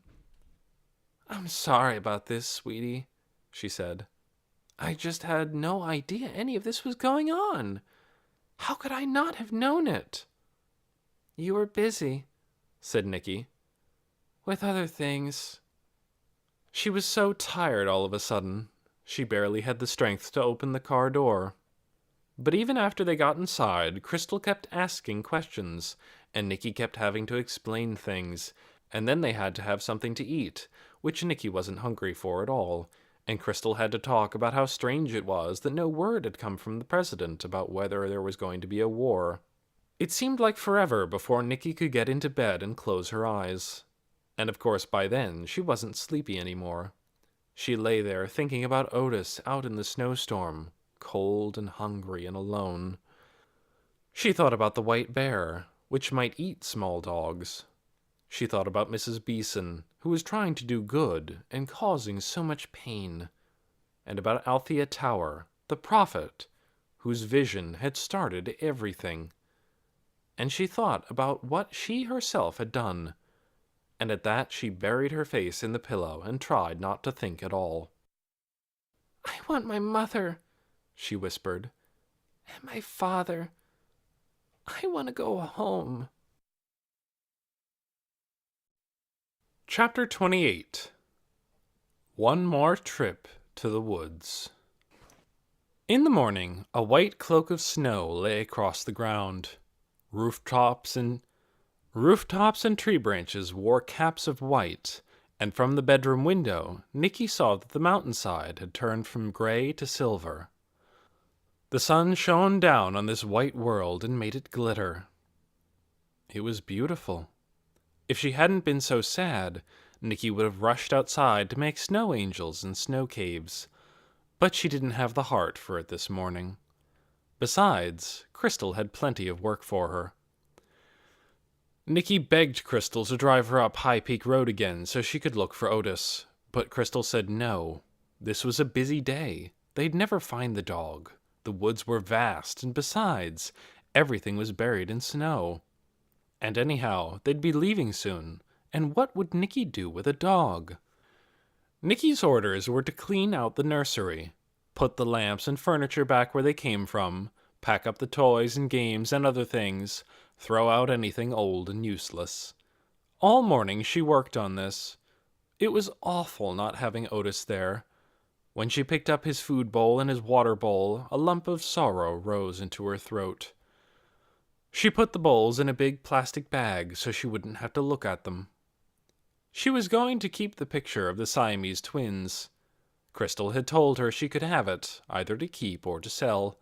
She'd called an antique expert and asked about it, and he offered to pay $350 for it, sight unseen. But Nicky wanted to keep it, along with the cross-written letter. After all, these were among the few souvenirs she'd had from this whole trip. She put them carefully at the bottom of her suitcase. She'd asked Crystal if she could keep her great-grandfather's notebook, too. She felt as if he'd kept her company, a little, while she was here in his house. Now she picked up the notebook and riffled the pages, thinking again about the mystery they contained. The professor had encountered a pool of sadness in the west bedroom, and he had seen something there, too, or thought he had. She sat down on the window seat and flipped through until she found that entry. 1-4. Extraordinary experience last night. Went into the back bedroom to look for the scissors. Thought I saw someone in there, over by the bed. Dark-haired figure, transparent swirl of skirt. Dreadful feeling of sorrow hit me like a wave. Had to grab the doorknob, almost fell. Figure faded, vanished. Maybe something wrong with my eyes. Or heart. Reading this again, she remembered something. The long-ago death of a child, and the mother's grief. And the dates. January 4th for the death. January 4th for the echo her great-grandfather had felt. If that's what he'd really felt, an echo. Could it be? When the child died, the mother would have felt such a knife-like sorrow that it might have left a scar somehow beside the bed in the west bedroom. A scar so deep it could last through 100 years and more. And the old professor, near death himself, might have felt it, might have even caught the merest glimpse of the grief-stricken mother as she stood there on that awful day. Or, thought Nicky, closing the notebook and staring outside at the light on the snow. Maybe the professor had read about this tragedy somewhere and forgotten that he knew it. Maybe he just imagined what he saw and what he felt. Or maybe he'd made it all up to go with the theories of parallel worlds that he was interested in, those leaks between the past and present and future. Had he really caught a glimpse of the past? Did the prophet catch glimpses of the future? There was no way to know. She put the notebook in her suitcase with the photograph of the twins and the cross-hatched letter, and she went back to work on the nursery. When she was finished, the room looked just the way it had when she'd first seen it. Empty, except for the rolled-up rug and the rocking chair and the iron bed, with a slanted rectangle of sunlight on the wooden floor. What would this room be when the new owners moved in? She hated to think of it filled with dumbbells and stationary bicycles. It wasn't meant to be that kind of room. She just knew it. It wasn't meant to be someone's office either, full of humming computers and gizmos with little flashing lights. It was meant for children. After that, she went down to Grover's house to say goodbye. A snowplow had cleared the streets, pushing the snow in lumpy banks to either side. Already the snow was starting to melt. Trickles of water ran down into the street. Nikki heard bits of conversation as she passed people. Mostly it was about the silence from the White House. No declaration of war. No declaration of peace either. Just nothing. The nothingness seemed to upset everyone. They argued about what it meant. Good news or bad news? Nikki couldn't worry about it. Her mind was full of so much else that the question of war seemed far away. She headed down Trillium Street. No one was sitting on the porch when she got to Grover's house. It was much too cold. She knocked on the door, and Grover's grandmother opened it. "Hi," Nikki said. "Is Grover here?" "Down in his snake shack," said Granny Carey. "They came and took that thing off of him," she added. "Good," said Nikki. "That woman has her notions," Granny Carey said. Nikki figured she meant Mrs. Beeson. "She wants the town to be perfect," she said. "In this life," said Granny Carey, "you don't get to have things perfect. Life is messy. No way around it." She beckoned Nikki into the house, and Nikki went down the hall and out the back door and across the slippery yard to the shed. Inside, Grover was stacking the empty glass cases. "Hi," said Nikki. "Hi," he said. For once, he didn't make a comic production out of it. "I came to say goodbye," Nikki said. "We're leaving the day after tomorrow." "Wish I was," said Grover. He put the cases on a lower shelf and started to spread out some magazines in the empty space. "Did your dog get taken?" Nikki nodded. She still couldn't talk about it without crying, so she changed the subject. "Did you find out yet if you won any of those contests?" "Not yet." "I hope you did." "I probably didn't. I'll probably be stuck here forever." "You don't know. Anything could happen." Grover made a round-eyed, open-mouthed, fake excited face. "Right," he said. "All kinds of possibilities. I could get a great job waiting tables at the cafe, or I could go be a soldier, or, oh boy, the world could blow up." "I don't think any of those will happen," Nikki said. Actually, it seemed to her that any of them might, but she could see that Grover was discouraged, and she wanted to cheer him up. "I think you're going to get to go on your trip." "Huh," said Grover. "You're just saying that to cheer me up." "No, I'm not," said Nikki, because an idea had hit her. A really good idea. And all at once she was telling the truth. "I can see into the future," she said, "and I know it's going to happen." "Well, fine," said Grover. "And you're going to be president of the world." Nikki just smiled. "You'll see," she said. "It's been nice knowing you." And she walked back to Greenhaven, feeling, for the first time in 2 days, a little bit good. The next day the sun shone brightly again. Nikki stood on the sidewalk in front of Greenhaven and watched as a crew of burly men carried one piece after another of heavy, dark, carved wood furniture down the steps and down the path, grunting and swearing, and heaved the beds and sofas and sideboards into the truck bound for the auction house. She saw the lamp go, the one with the parchment shade. The rocking chair went, too, piled into the back of the truck like a prisoner being carted off to jail. When that truck was full, another one arrived.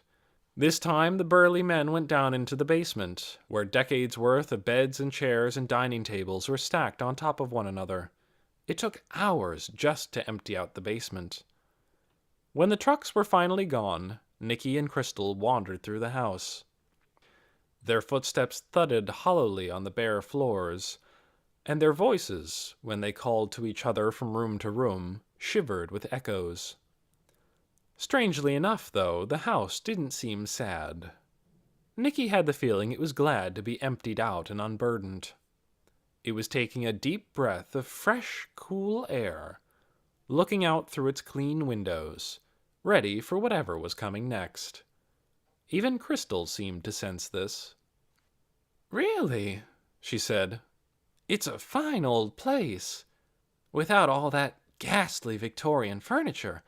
It's much improved. You could put, for instance, a white couch right there by the front parlor windows, and a glass-topped coffee table. She held out her arm and tilted her head to one side, imagining it, and then wandered into the dining room. And then, of course, a total kitchen remodel. A slate floor would tone in well, and maybe cabinets in birch or white pine to lighten the look. She stopped in the kitchen doorway, and her arm dropped to her side. But what am I thinking? It's going to be senior haven. She sighed. Nicky sighed, too. It was sad the way things had turned out. Losing Otis was the worst, but she hadn't achieved a single one of the goals she'd set for herself either. She wasn't going to live here with her parents after all. She hadn't fallen in love. She hadn't done a single thing to make the world a better place. She'd be going away from here next morning, probably forever, so she decided to go up into the woods and look for Otis one more time, and say goodbye to Yonwood. With the last of her money, she bought herself a snack at the cafe, a bag of corn chips, 2 peanut butter cookies, and a bottle of grape juice. She put these in her backpack, along with a small plastic bag full of dog crunchies and Otis's food and water bowls, just in case. She set off up the trail and was soon in the woods, where the sun striped blue tree-trunk shadows across the snow. The sun was warm on her face. She walked with stubborn energy, and every 5 minutes or so she stopped and called for Otis. But she heard no distant barking, no sound at all, except for the patter of melting snow dripping from the branches. She came to the log where she'd sat with Grover 3 days before. Here she looked out over the view of the town. The sky was deep, deep blue, an upside-down ocean of air. Was God up there somewhere, looking down on the whole world at once? Deciding who was good and who wasn't, figuring out what was normal, planning to sweep everything clean? She wanted to know. She wanted to be sure. But this was one area where her overactive imagination didn't seem to work. She simply could not figure out how a being in the sky, no matter how vast he was, could see everywhere. She didn't see why God would say one thing to the Prophet of Yonwood and another thing to another prophet halfway across the world. Because clearly, not all these people who said that God spoke to them heard the same thing. All the fighting nations said God was on their side. How could God be on everyone's side? Nicky could only think that either there were lots of different gods, all saying different things to different people, or that God didn't really speak to people at all, or that people thought they were hearing God speak, when really they were just hearing something else.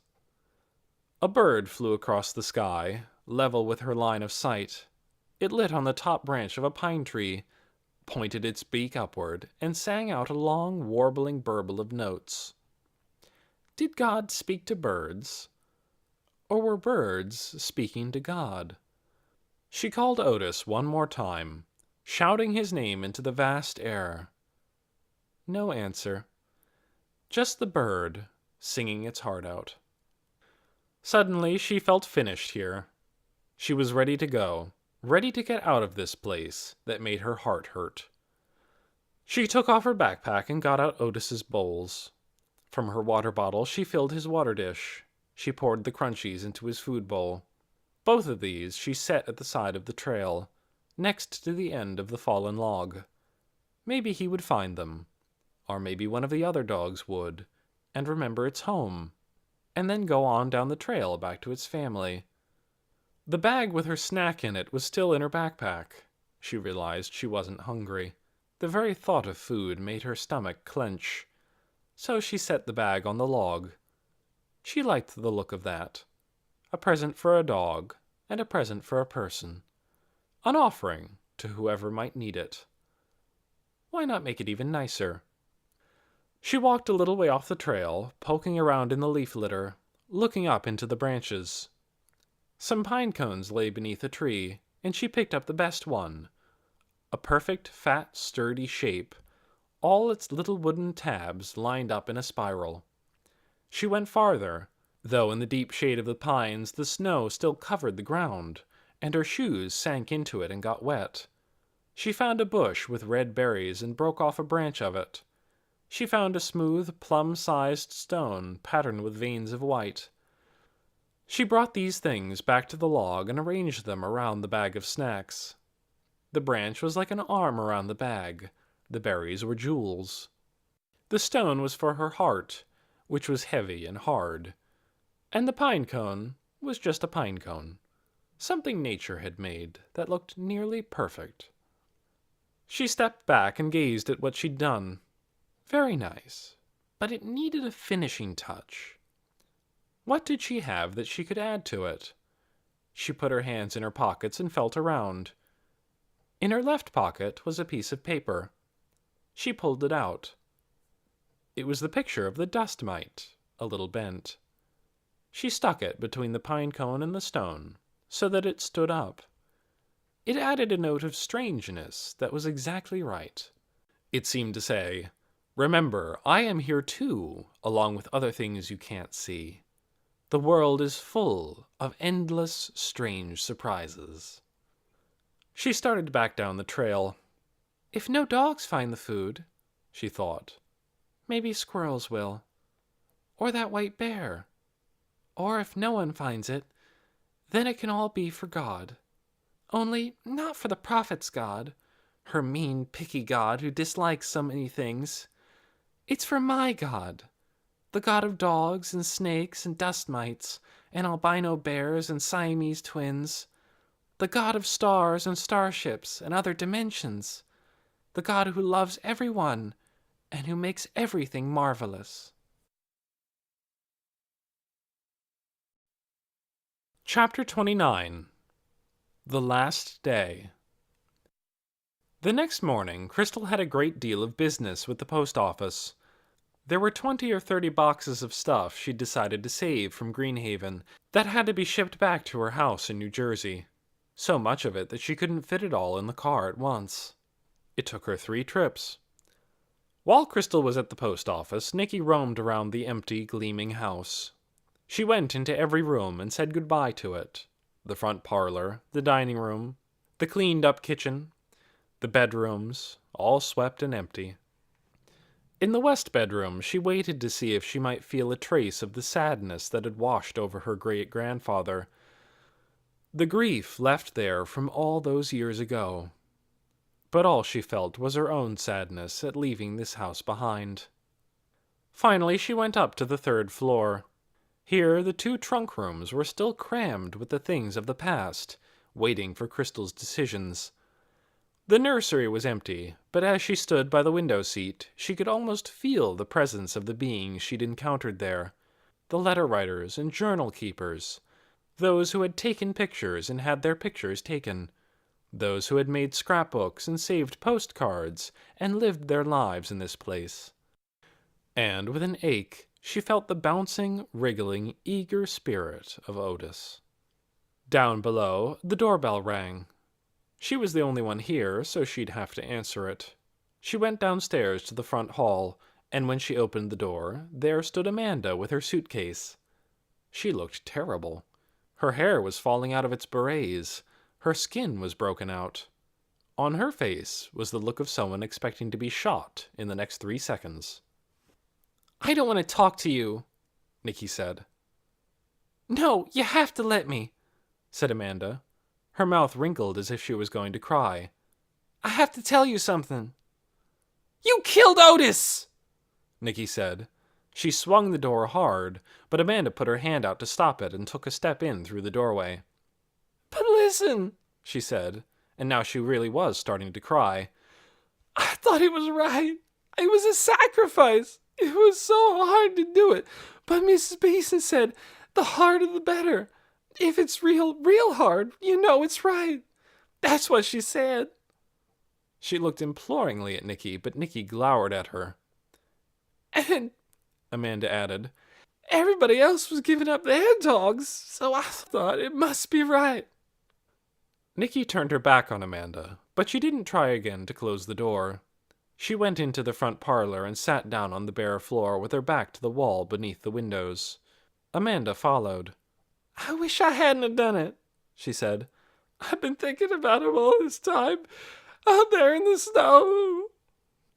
She actually said snow-o-o because a sob came up inside the word. She lifted up the hem of her sweater to wipe her nose. Well, how come you changed your mind? Nicky said. Because I couldn't stop thinking about Otis, said Amanda. And because I found Mrs. Beeson's list. What list? Amanda sat down on the floor facing Nicky. She took off her jacket. The sun was warming the room now, and Nicky saw that she looked thinner than ever. It was this piece of paper in Althea's kitchen, Amanda said.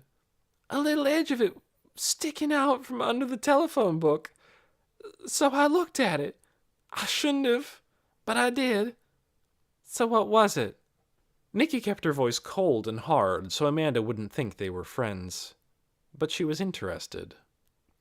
Names, said Amanda. About 50 of them.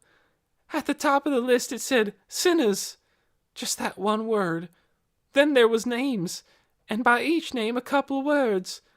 Like Chad Morris, defiant, surly. And Linda Bell Truefoot, sluttish. And Morton Willsnap, queer. And then Amanda Stokes. You? Nicky forgot to stay cold and hard, she was so surprised. Yeah. And after my name it said disobedient. How could that be true?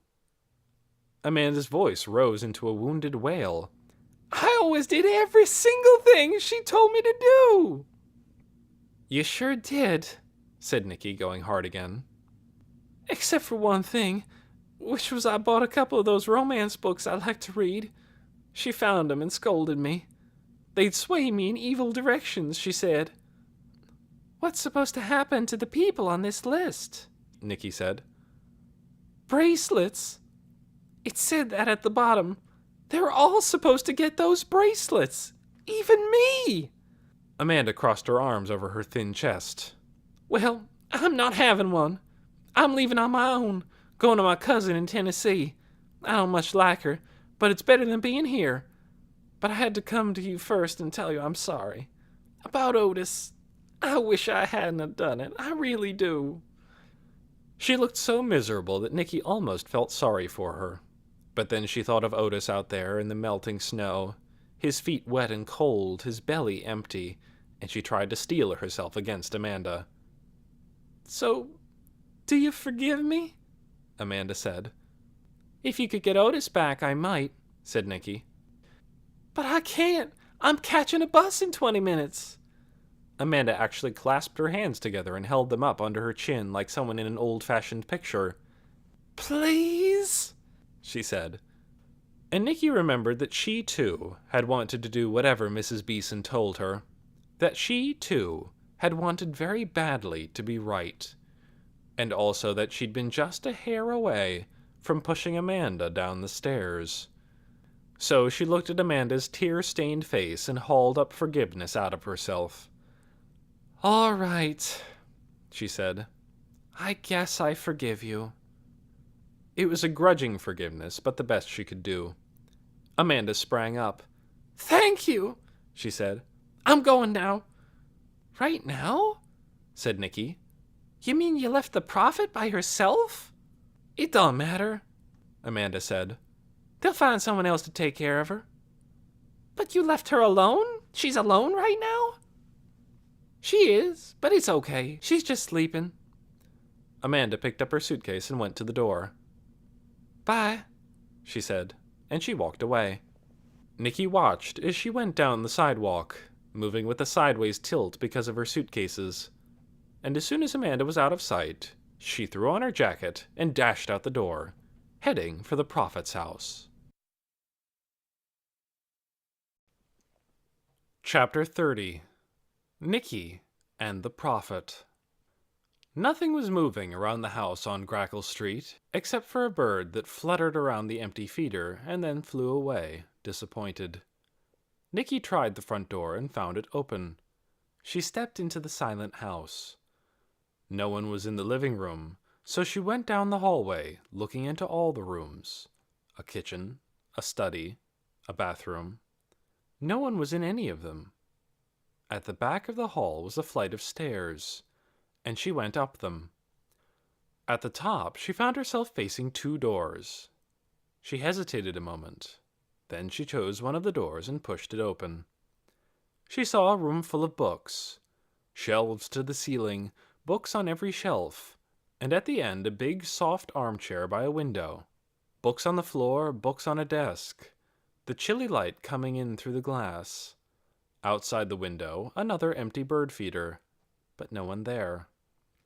So she backed out and tried the other door, and when it opened, she saw that she had found the prophet's room. What had she expected? A dark den? Something like a church with holy paintings and statues of angels? It wasn't either of those. It was an ordinary room, with a bed beside a tall window. The window was closed. The air was stale. In the bed was a woman with ripply light brown hair spread out against a pile of white pillows. Her face was small and pale, and her huge, frightened-looking gray eyes seemed to be staring past Nicky, or through her. Her mouth was partly open, but she didn't speak. Nicky stepped in. Her heart was pounding like a drum. She hadn't thought about what she would say when she saw the prophet, and now her mind went blank for a moment. "Miss Prophet," she said, "I have to ask you," she began. The prophet didn't move. Was she listening to her? Did she even see her? Nicky started again, louder this time. "Miss Prophet, I'm Nicky. I have to talk to you." The prophet's hands fluttered on the covers, but she said nothing. So Nicky hurried on. "It's about the dogs," she said. "Why did you say no dogs? I have to know." The prophet's eyes came together in a puzzled frown, as if she were hearing a foreign language. She gazed down at her hands. Her lips moved, but no sound came out. Nicky spoke more loudly. "They took the dogs," she said. "Did you know it? It was because of you. They took Otis. He's up in the mountains. He's gone. And they took Grover's snakes. Why? I have to know why." The prophet's mouth opened. She looked confused or afraid. Strands of hair fell across her face, but she didn't brush them aside. Suddenly, Nicky couldn't bear it.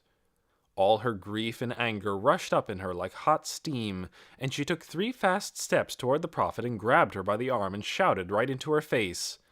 "Talk! Talk! You have to tell me why they took the dogs! You have to!" At that, the prophet finally spoke. "Dogs?"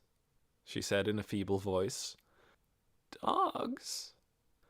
"Yes!" cried Nicky, shaking the prophet's arm. "Mrs. Beeson told us the dogs had to go. She said we shouldn't love dogs. We should love only God. I don't understand it. I want you to explain it." For a second, the prophet gazed at her with burning eyes. Then she sank back onto her pillows and went silent again. Nicky let go of her arm. It was hopeless. Maybe the prophet's mind had been vaporized by her vision. Maybe she couldn't communicate with human beings anymore, only God. So Nicky turned away. She went to the window and looked down. There was the backyard where, she'd heard, the prophet had had her vision. It was such an ordinary backyard. A small brownish lawn, a chair, some trees, a few birds fluttering around. Nicky pushed the window open, and a draft of cool air flowed in, along with a few notes of birdsong. She stood there staring down, breathing the fresh air, feeling sort of empty, like a sack that everything's been spilled out of. Behind her, the bed creaked. Nicky spun around. The prophet was sitting up. Her hair fell over her white nightgown, tangled and long. She pushed her covers away, swung her legs over the side of the bed, and stood next to it, trembling all over. She was hardly taller than Nicky. When she spoke, her voice was soft and raspy, as if she hadn't used it much for a long time, but her words were clear. "I forgot to fill the bird feeders," she said. "When did I last feed them?" I don't know, Nicky said. Months ago. Months? The prophet passed a hand over her eyes. How could it be months? It was, said Nicky. The prophet just shook her head. You were saying something to me, she said. I didn't understand. Tell me again. So Nicky explained again about how they'd taken the dogs. And what else? They stopped the church choir and radios and movie musicals because you said no singing. It was God's orders, Mrs. Beeson told us. God's orders? Said the prophet. Yes, Nicky said. And you said no lights, so people turned all the lights off. The prophet swept tangles of hair from her face, stared at the floor, wrapped her arms around herself, and shivered. She stood without speaking, and Nicky thought maybe she had gone back into silence. But abruptly she raised her head again, and this time when she spoke her voice was stronger. Listen, she said. I've been ill. I have been ill and heartbroken, and drowned in my vision. It's time for me to come back. Will you help me get dressed? So Nicky did. She brought clothes from the dresser in the closet, gray pants and a thick white sweater, and she helped the prophet put them on. When she was dressed, the prophet sat back down on the edge of her bed, tired. Explain it again, she said. Brenda Beeson, what has she been saying?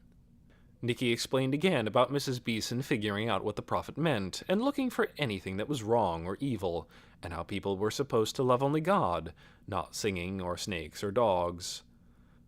And while she was talking, the prophet's great gray eyes filled with tears, and the tears rolled down her pale cheeks. I understand now, she said. She made a mistake. It was what I was seeing. That's what I was talking about. The vision. I couldn't stop seeing it. It was dreadful beyond words. A world burned and ruined. A world with no cities. Everything gone. All gone. All gone. You said sinnies. Mrs. Beeson thought you meant sinners. But you meant cities? Yes. The city is all destroyed. People gone. No singing or dancing. No lights. No animals. No dogs even. All gone. It was what I saw. It wasn't orders from God. Nicky was so astonished that her mouth fell open, and she forgot to close it for a second. It wasn't? She said when she could find her voice. The prophet shook her head. It was just me. Oh! Nicky stood still, feeling stunned to let this sink in. She thought of something else. Why did you say no words, no words? That was when Mrs. Beeson couldn't figure out. No words? The prophet put a hand to her forehead. I don't know. Why would I say that? She murmured, no words, no words. Then she looked up, and tears sprang to her eyes again. Oh, she cried. It must have been no birds. No birds. Think of a world without birds. It's not bearable. She picked up the nightgown lying next to her and wiped her eyes. Maybe your vision wasn't true, Nicky said. She felt sorry for the prophet, who seemed so frail and sad. She wanted to comfort her. Maybe it won't happen. Maybe not, said the prophet. I don't know. I keep having these terrible dreams where my vision starts up all over again.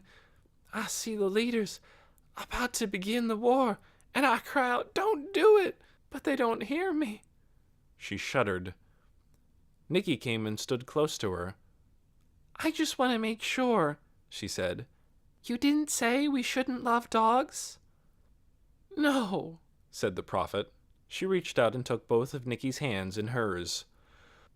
Oh, no, she said, softly but very clearly. No, I would never say that. I love dogs. I love the whole world. All of it. For the first time, she smiled. Well, good, Nicky said. I guess I'll go then, if you're all right, Miss Prophet. Oh, please, said the prophet. Call me Althea. I don't want to be a prophet. And what shall I call you? Nicky said her name. Thank you, Nicky, said Althea. I believe you've wakened me up. She stood up rather unsteadily and immediately sat back down again.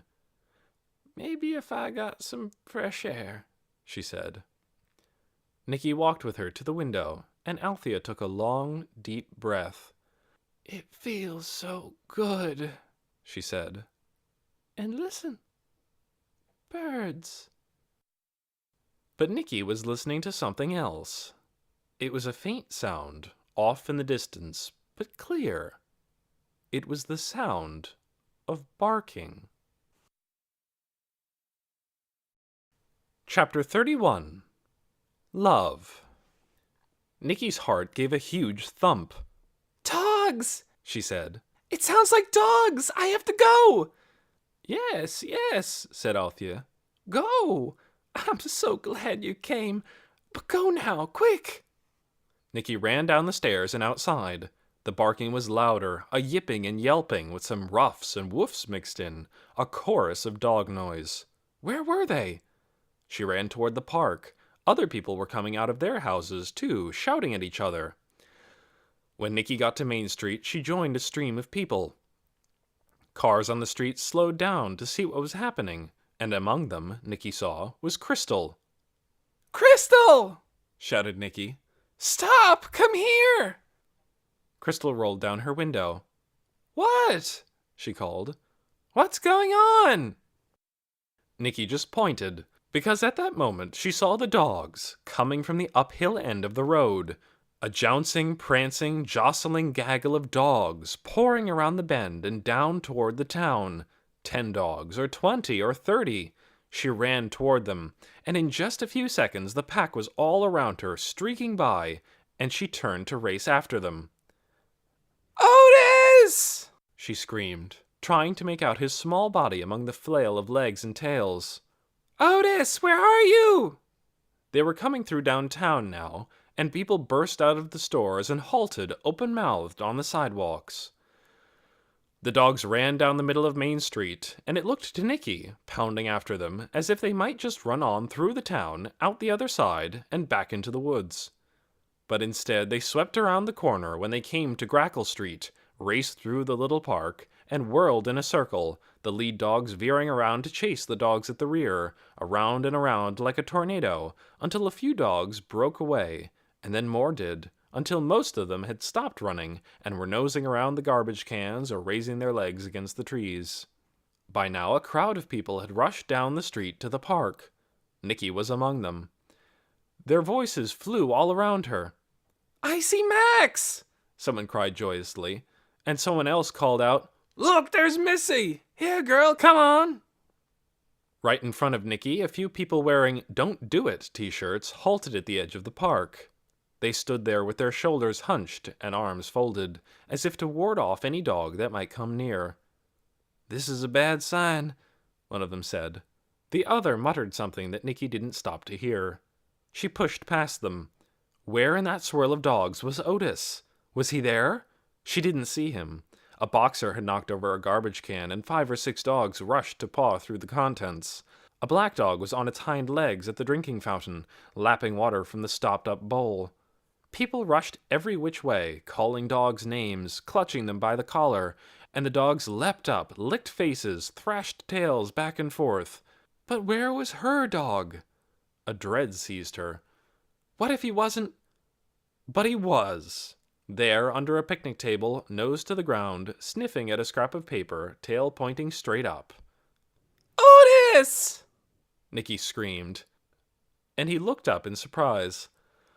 When he saw her, he cocked his head, stared a moment, and then ambled toward her with the scrap of paper sticking to his nose. She caught him up in her arms, squeezed him tight, rumpled the top of his head, and told him how happy she was over and over. He wiggled. He licked her chin. Twigs and burrs were tangled in his coat, and his feet were wet and packed with mud between the pads. He smelled like earth and rot and dog dew. He was a mess. Then a sharp voice rang out above the noise of the crowd. "Wait! Wait!" it cried. "This is wrong! We mustn't do this! We can't take them back!" And Nicky saw Brenda Beeson standing at the edge of the park, wearing her red baseball cap and waving her arms above her head. A few people turned to look at her. A few of them paused. Then a dark-haired woman bent down, scooped up a small dog, and took it over to Mrs. Beeson. It was Sausage, Nicky saw, with her droopy ears all stuck with burrs. Mrs. Beeson stared at Sausage. She reached out, and then pulled her arms back. She turned away. She turned back again. And finally she just stood frozen, with a look of desperate confusion on her face. And at that moment, a gasp arose from the Grackle Street side of the crowd, and all heads turned. Down the sidewalk, slowly and slightly tippily, came Althea Tower. She was wrapped in a voluminous gray cape, and although she had tried to fasten her hair back with a ribbon, most of it had come loose, and the breeze made it float around her head. She was so short and slight that she looked almost like a child.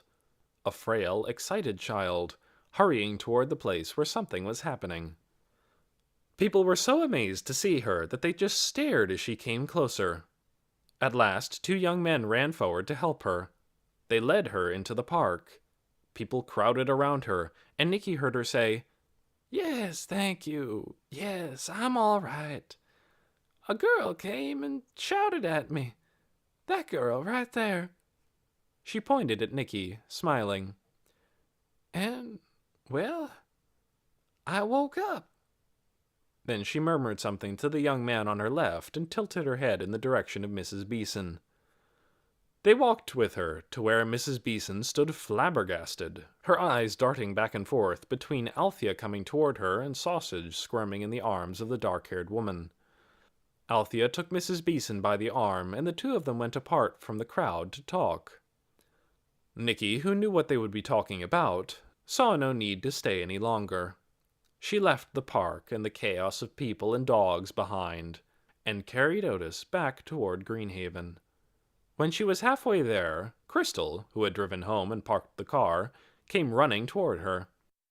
"What in the heck is going on?" she said.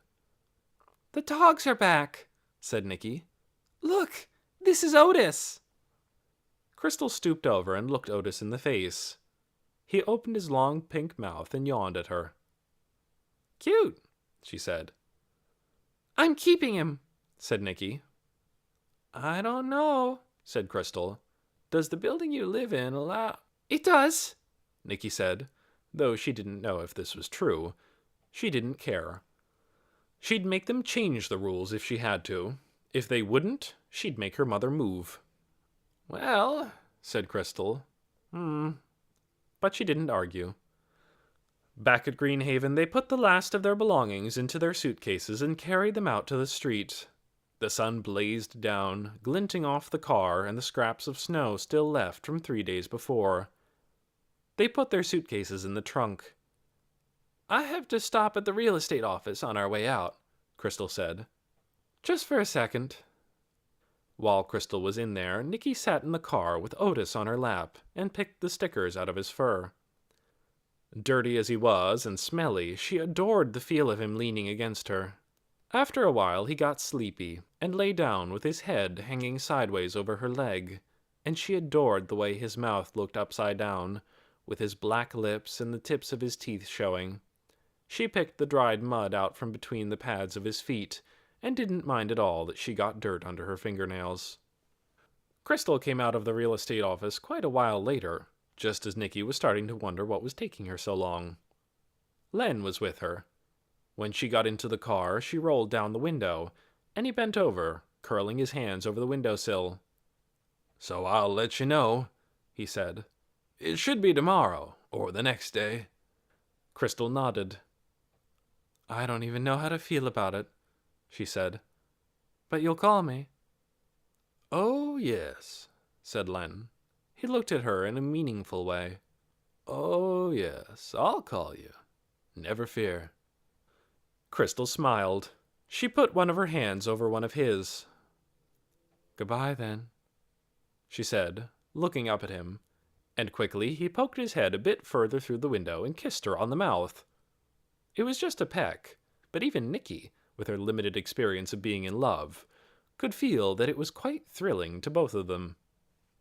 Crystal pushed the up button to close the window. She put on her sunglasses. She stepped on the gas. They sailed down Main Street and out of Yonwood. What's he going to call you about? Nicky asked as they rounded the curve toward the highway. The offer on the house. Looks like the Hardesties are vacillating. They found another place they think might be better for their purpose. They might withdraw their offer. Then what? Said Nicky. I'm not sure. Crystal accelerated and merged with the traffic on the freeway. It depends on... I don't know. We'll see. They rode in silence for a while. Nicky worked on getting a twig untangled from Otis's ear hairs. Then she said, Len sure likes you. A small smile appeared on Crystal's face. I know, she said. I like him, too. Is he going to come to New Jersey and be your boyfriend? Oh, heavens, said Crystal. I don't think so. She stepped hard on the accelerator and passed 2 slow trucks. Still smiling that small smile, she glanced over at Nicky, who was working very slowly on the twig, trying not to pull Otis's hair. I think you're in love, she said. Nicky looked up, startled. With that pup, said Crystal. And with a sort of shock, Nicky realized it was true. She had definitely fallen in love with Otis. This was being in love, wasn't it? Looking forward to seeing him every day, feeling like a hole was ripped out of her heart when he was gone, jumping for joy when he came back, not minding if he smelled bad, wanting to take care of him, actually liking the dirty and funny-looking parts of him. Surely it was being in love. It was true that she hadn't fallen in love with Grover, the obvious candidate. She'd fallen in love with a dog instead of a person. But that didn't matter. It was still love.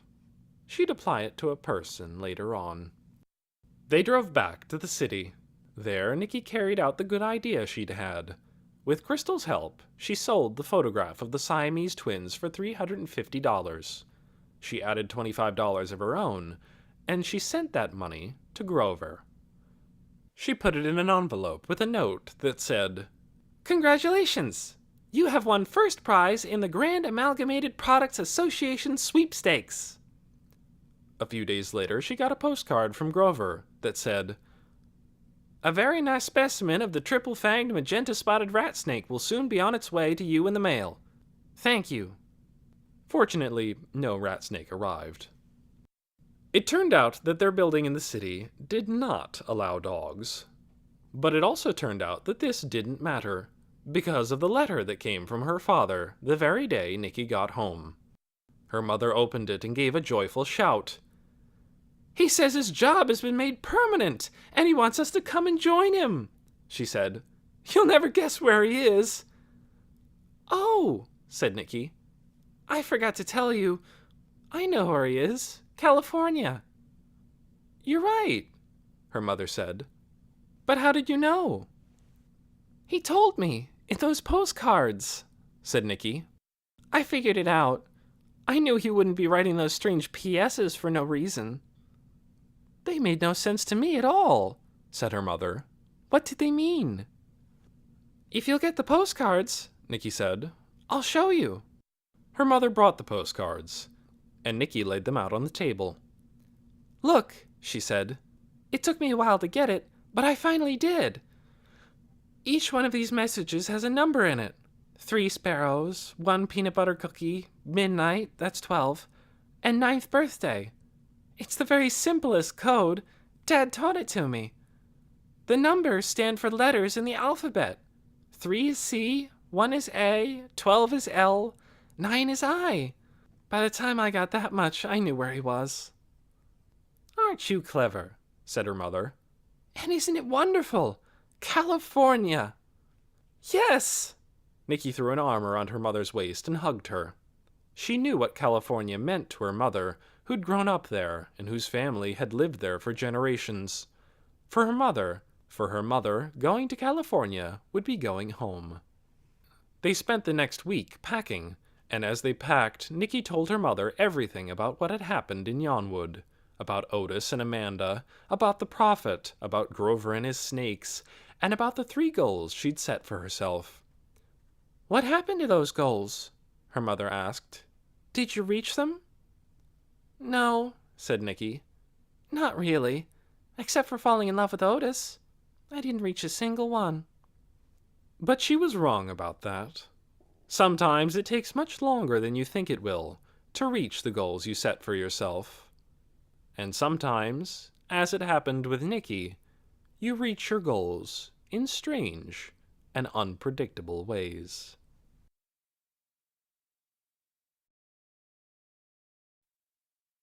What happened afterward? The house in California was on a farm that spread out at the foot of low green hills. There were acres of land for Nicky and Otis to wander in. Nicky loved living there. Snow fell in the winter, and in the summer the fields were full of butterflies. Crystal went back to New Jersey. Len came to visit her there, and she went to Yonwood sometimes to visit him. And it didn't take long for them to decide they were meant for each other and should get married. Luckily, the Hardesties decided to withdraw their offer on Greenhaven, giving Crystal the chance to make the decision that had been slowly growing in her mind. She took Greenhaven off the market, and she and Len moved into it themselves, filling its rooms with the kind of plushy, pale furniture Crystal liked. 4 children followed, a girl and 3 boys, who used the 3rd-floor nursery room for games, puppy training, movie watching, and bouncing on a small trampoline. 2 parakeets lived there and 1 hamster. For the next 5 summers, Nicky flew across the country and spent a month at Greenhaven with her small cousins. And in this way, she fulfilled, more or less, her first goal. The summer Nicky was 12 and Grover was 14, the 2 of them paid a visit to Hoyt McCoy, and he showed them the universe that shimmered on the walls of all his downstairs rooms. Then he took them upstairs and showed them his telescope and whole rooms full of astronomical equipment. "I search for signs of extraterrestrial life," he told them. "It's difficult to search in this universe because everything is so far away. 50 years for light to get here, even from the nearest star. Ridiculous! But other universes, which might be right next to ours, closer than that chair there, that's something else again." His eyes gleamed. "Imagine a rift, a crack in our universe that gives us access to another one, only for an instant, just long enough to see that it can be done. Would you believe such a thing possible?" They said they didn't know. "I know," said Hoyt. "Not that I can begin to explain it to you. But that winter you were here, Nicole, well, I will just say that certain people in Washington were astounded by what I told them." "Washington?" said Grover. "Astounded?" "Quite. Astounded enough, at a crucial moment, to put aside certain dire plans. Astounded enough to think that perhaps it was better to explore the world than destroy it. But I am saying too much. Never mind. They pestered him with questions, but he would say no more. Nicky always wondered, after that, if Hoyt McCoy had had something to do with preventing the war. People had waited for over a week after the president's deadline, with nothing but rumors in the news. Finally, there came an announcement. An agreement had been reached with the Phalanx nations after all. War had been averted. No country set off its arsenal of bombs, and the terrorists seemed to fade back into whatever dark corners they had come from. For a while, there were wild rumors that the government had received messages from an alien starship that taught the leaders how to solve their problems. But that was never proven, and hardly anyone believed it. Most people thought that they'd come through all right because God was on their side. Brenda Beeson was extremely upset to discover that the prophet's blurry words had not been orders from God. In fact, she couldn't quite believe it. She warned people not to lose faith, and to keep up their battle against evil. She pointed out that although the war hadn't come, the terrorist was still up there in the woods. Then one day that spring, a young photographer named Annie Everard took her camera up the trail to take pictures of wildflowers, and came back instead with a fairly clear shot of a white bear. Everyone was relieved.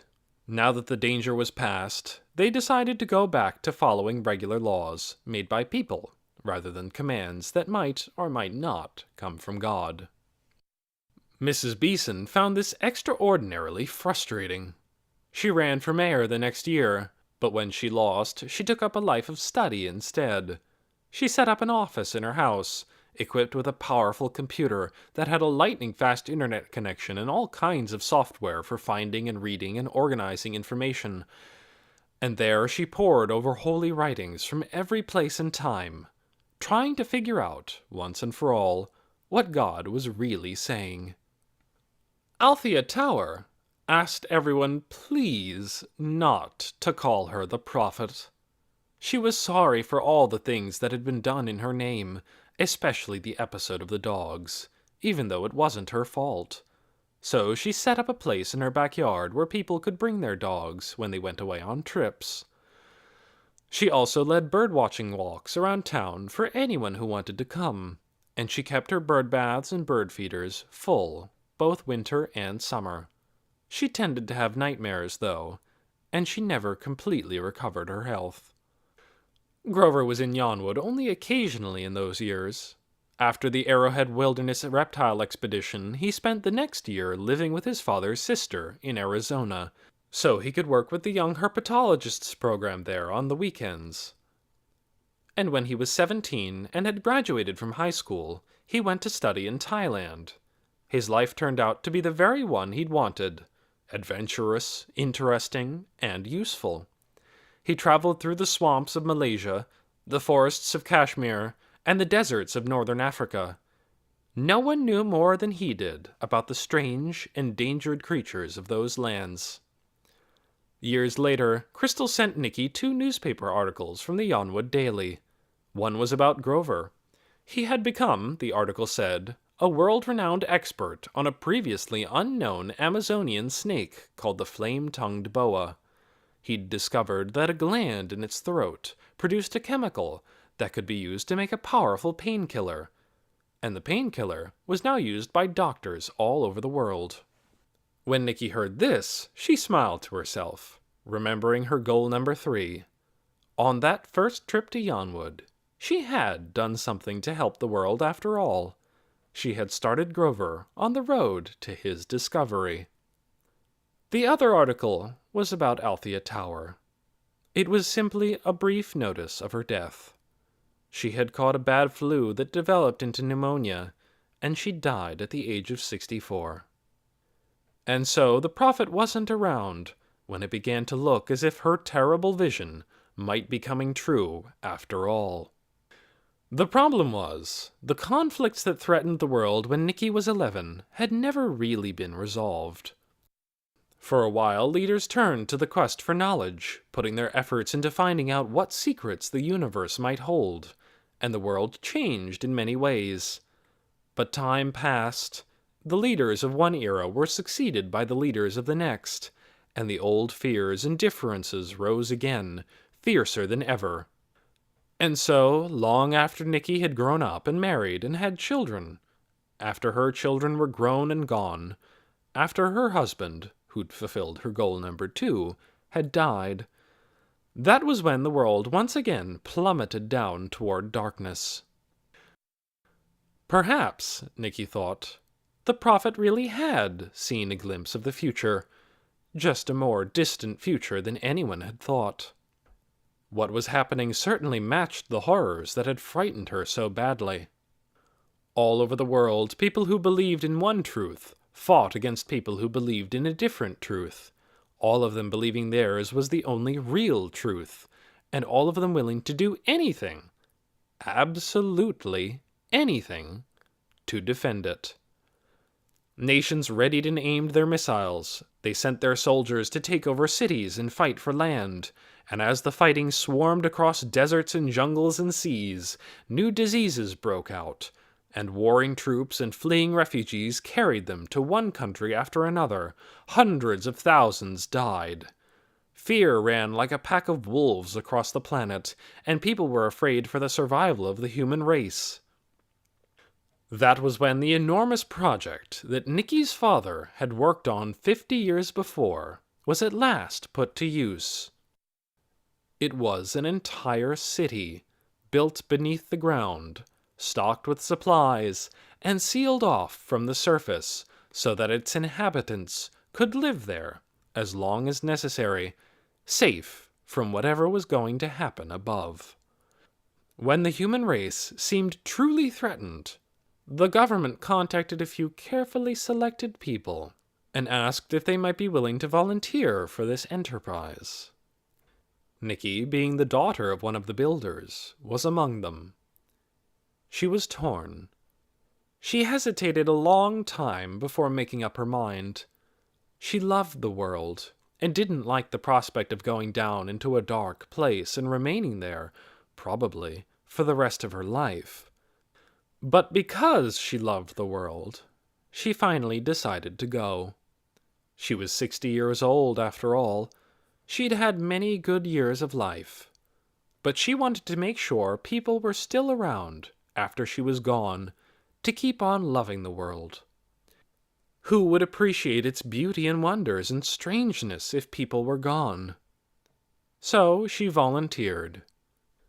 And as she sent off her letter of acceptance, she remembered her long-ago goal number 3, to do something good for the world. She'd tried her best to help the world during her life, doing the small things that came along. Maybe this was a big thing for her to do, the biggest and the last. Besides, she was curious. What would it be like to live in an underground city? When the day came, she was both sad and excited. On the train, she began keeping a journal, but when the travelers got to the cave entrance and had gone down a long tunnel to the river that would take them to the city, she was afraid the leader would catch her writing. It was against the rules. So she wrapped her journal in a green plastic rain hat, wound a narrow belt around it a couple of times to hold the plastic on, and stashed it behind a rock. Maybe someone will find it someday, she thought. It will be a sort of letter to the future.